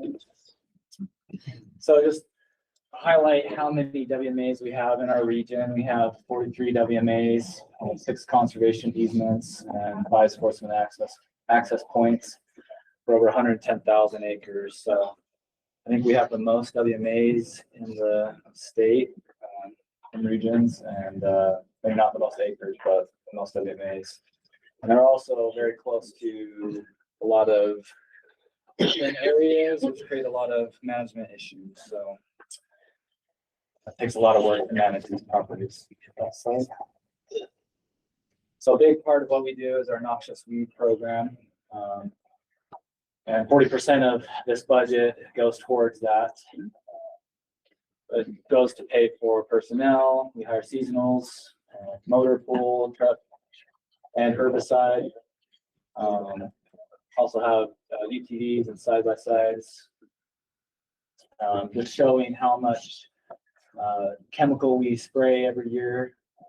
A lot of weeds. Like I said, especially being close to roads and urban areas, we have a lot of weeds on our properties. We sprayed 7,000 gallons in last year of chemical and 176 man days last year. Next slide. Another part of this proposal is our guzzler maintenance. We have over 275 guzzlers in our region, 88 upland game only guzzlers, and we don't build any more of those. We've moved to the roto guzz style that's shown here, where upland game and big game can drink out of it. And we have 187 of those in counting. 50 of those are BLM guzzlers that need to be turned on and off every year, which is a big workload. So our maintenance team goes out about 2 weeks in the spring and then 2 weeks in the fall to turn on and off those guzzlers. In 2025, we installed 13 new guzzlers and rebuilt 2 guzzler aprons that were damaged. And we also monitor about 20 guzzlers each year just to go on a rotational basis to make sure they're still functioning. So it takes a lot of manpower to do all that. Here's some examples of the ones we built this year out in the Tintics, some upland game and mule deer guzzlers. And then on our Loper Mountain WMA, we did some repairs, beefed them up.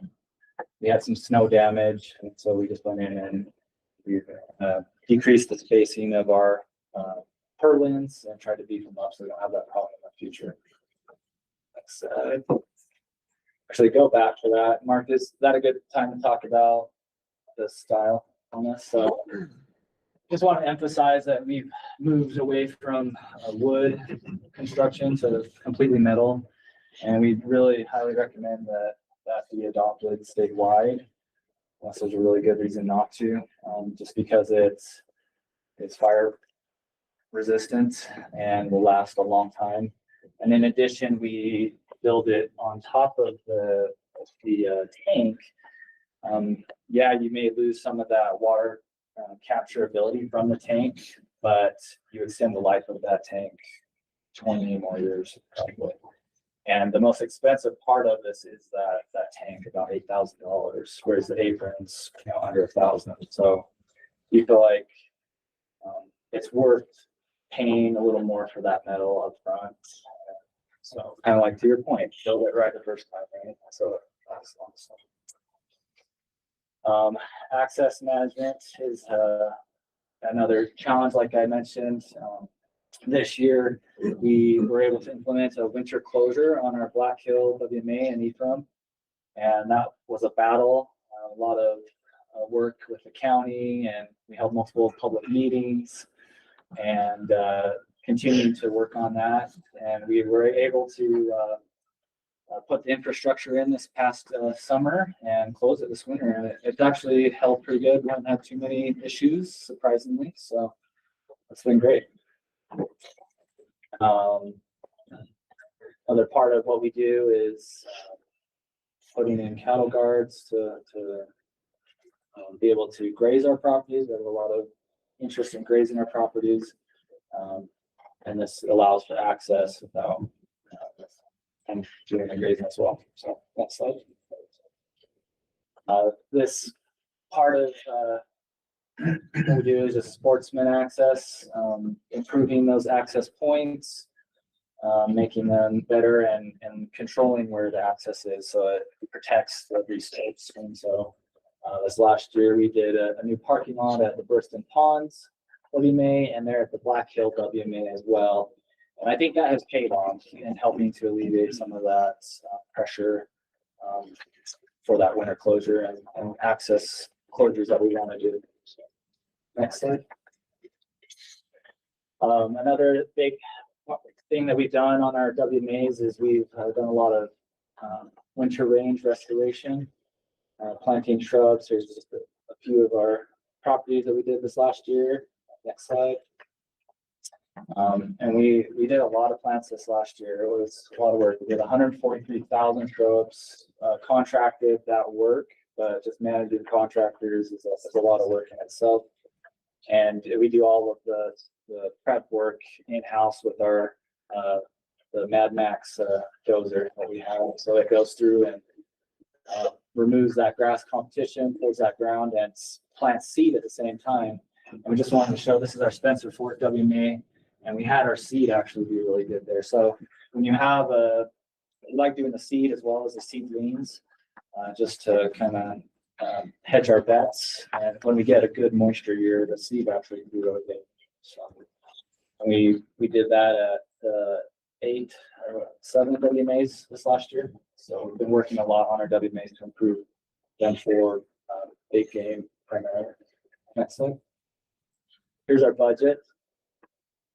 So about 68,000 of our budget request goes towards that the seasonal time. Like I say, just it takes a lot to, and mostly that's our weed crew and all the work they do on fencing and all that. So we get a lot, as was mentioned about the northern region. If we weren't paying for that ourselves, it would cost a lot more to get all that work done. We get that with our and we're asking for some more money for fencing supplies, continuing to Mark's done a really good job of mapping our fences, and every year we want to just improve those and make sure that they're functioning properly.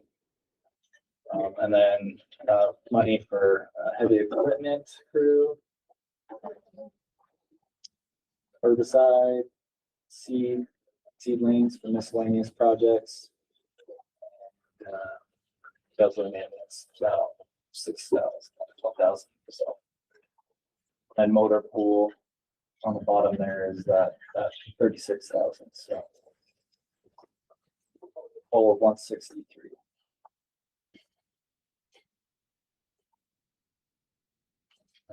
This is a bunch of pictures on I'll look through those. It takes too long to go through them, but just highlighting, we've done a lot of work, not only through this project, but through WRI and other Habitat Council projects on our WMAs. We really try to make them a showcase for land management. Is the goal. Any questions? Question. Ready to go home? You said your budget was 163 on your PowerPoint presentation. I just know it's different than the database number. It's 163. Just take a look at that, make sure that it's what you need it to be. Yeah. Whatever David said on it should be right. All right.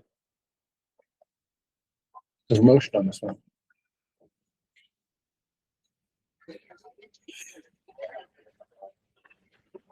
I move to approve.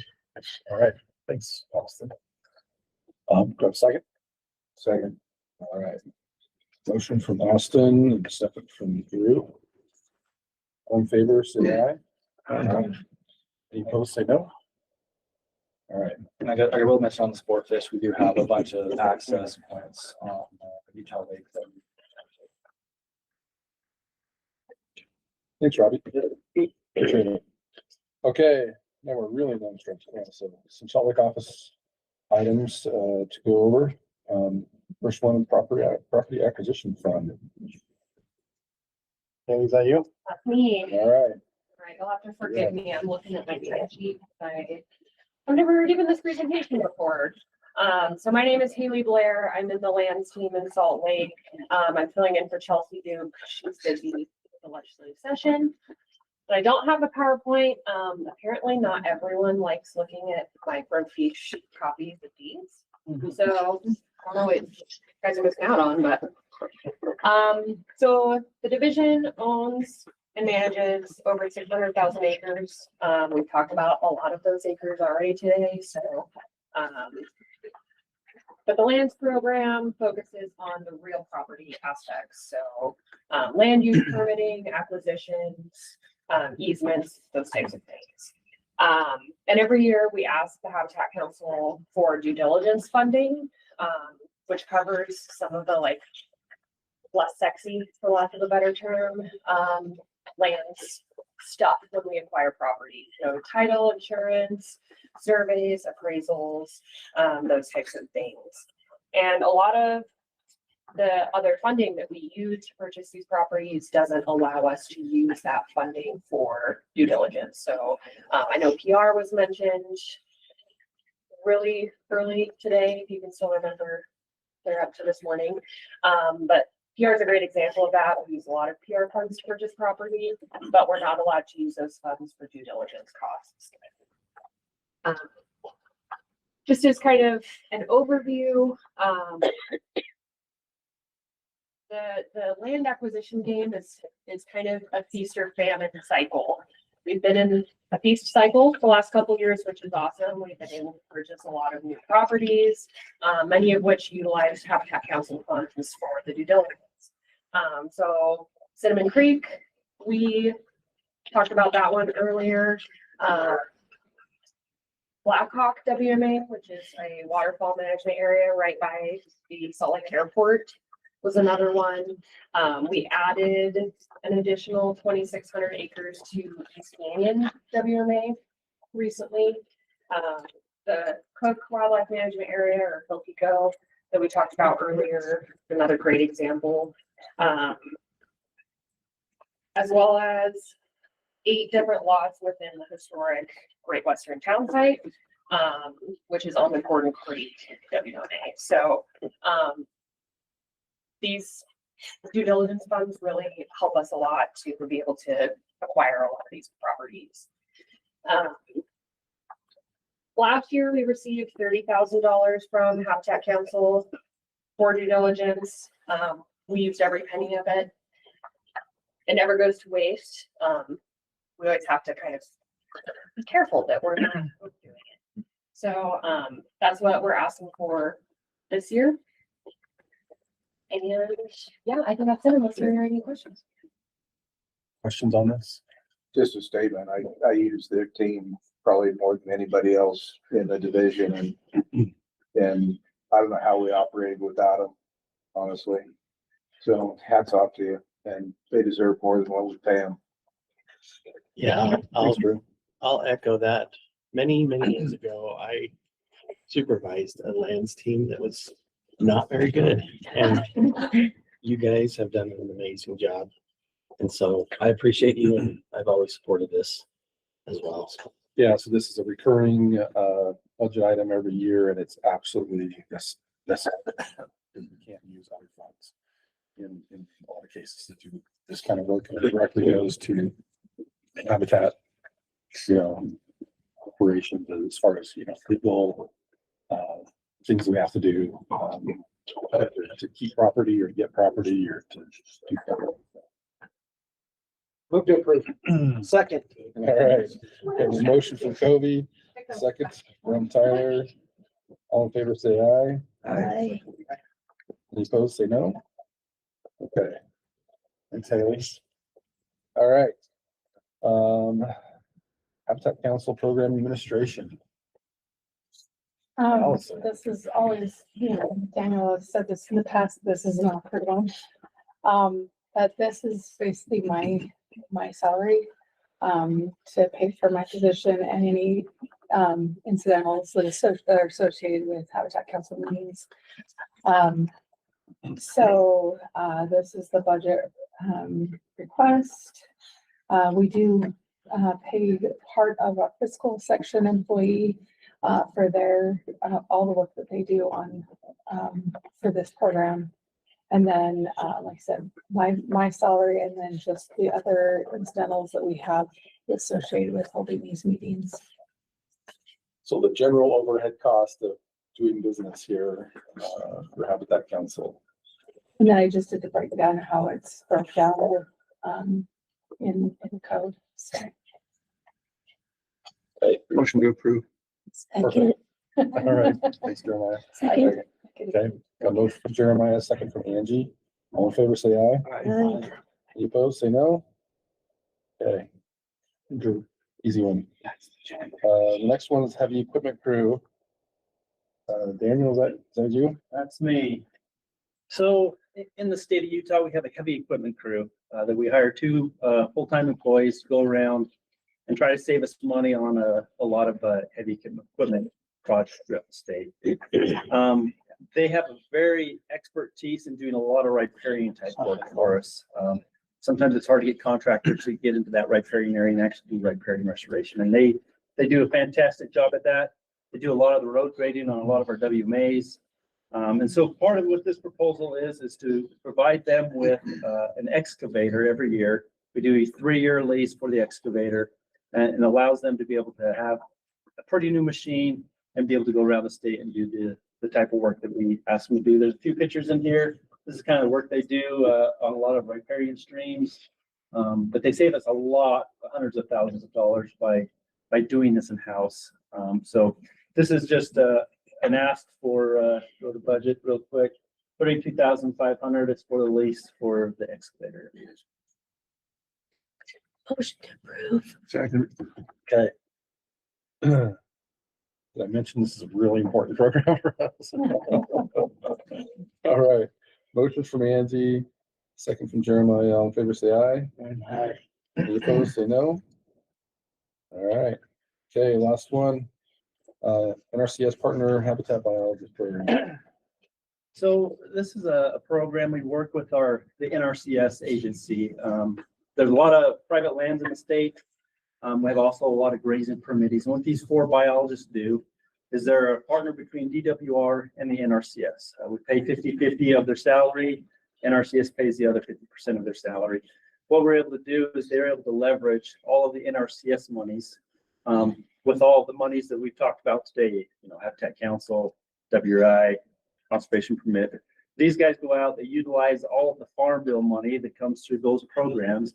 They're able to put them on private lands, but also on public lands. And the way they do that is they either work with the landowner in order to do that, or they work with the grazing permittee on public lands. And it's a great way to do a lot of cross-boundary work with private lands throughout the state. So what we're asking for here is a split between, here's a picture she's been going through. They do a training session every year where they get together and go out and look at different projects. And that's kind of what she's highlighting in the pictures. But we have 4 of them, one in the southeast region in Price, one in Cedar City, one in Provo, and then we have one that goes between southern and central region in Judd County. But this is a breakdown for their positions, our cost. We split it between Habitat Council and then the Division of Wildlife uses some of our own restricted money as well for those positions. So they asked for Habitat Council $60,100. I think it's important to note on this too, they leverage hundreds of thousands of dollars for projects. Millions of dollars for projects. So the positions pay for themselves. Time and time again. Okay, we have a motion on this? Motion. All right, thanks, Angie. Do I have a second? Second from Jeremiah. See, I got this name down. Yeah, no doubt. All in favor, say aye. Aye. Any opposed, say no. All right. Well, that concludes our first day of Habitat Council for this year. What did we decide was our next meeting? February 5th, and location to be determined. Eccles. At Eccles. Okay. We'll get a calendar invite out to everybody. If you haven't done it already, but we'll get that on your, we'll get all of those meetings on your, send you a calendar invite for all of them. And then including the location so that we're very clear on that. So yeah, and that next meeting will be at the Eccles Wildlife Education Center, which is up in Davis County, northern end of Farmington Bay. For you newer folks that may or may not be familiar with that area. It's a great venue, but anyway, thanks Lisa for coordinating lunch and all the snacks, and Daniel, Allison, Melissa, appreciate all your help. Thanks to regional staff for being here, and thank you all for being part of this council. And so the afternoon kind of gets long, but yeah, that's it for today, and we'll see you on February 5th at the Eccles at 9 a.m. What's that? Motion to adjourn. Motion to adjourn. Motion to adjourn. Second. Okay, done. Let's go. That's not undebatable, so you don't even have to vote. Yeah. Okay, thanks, everybody.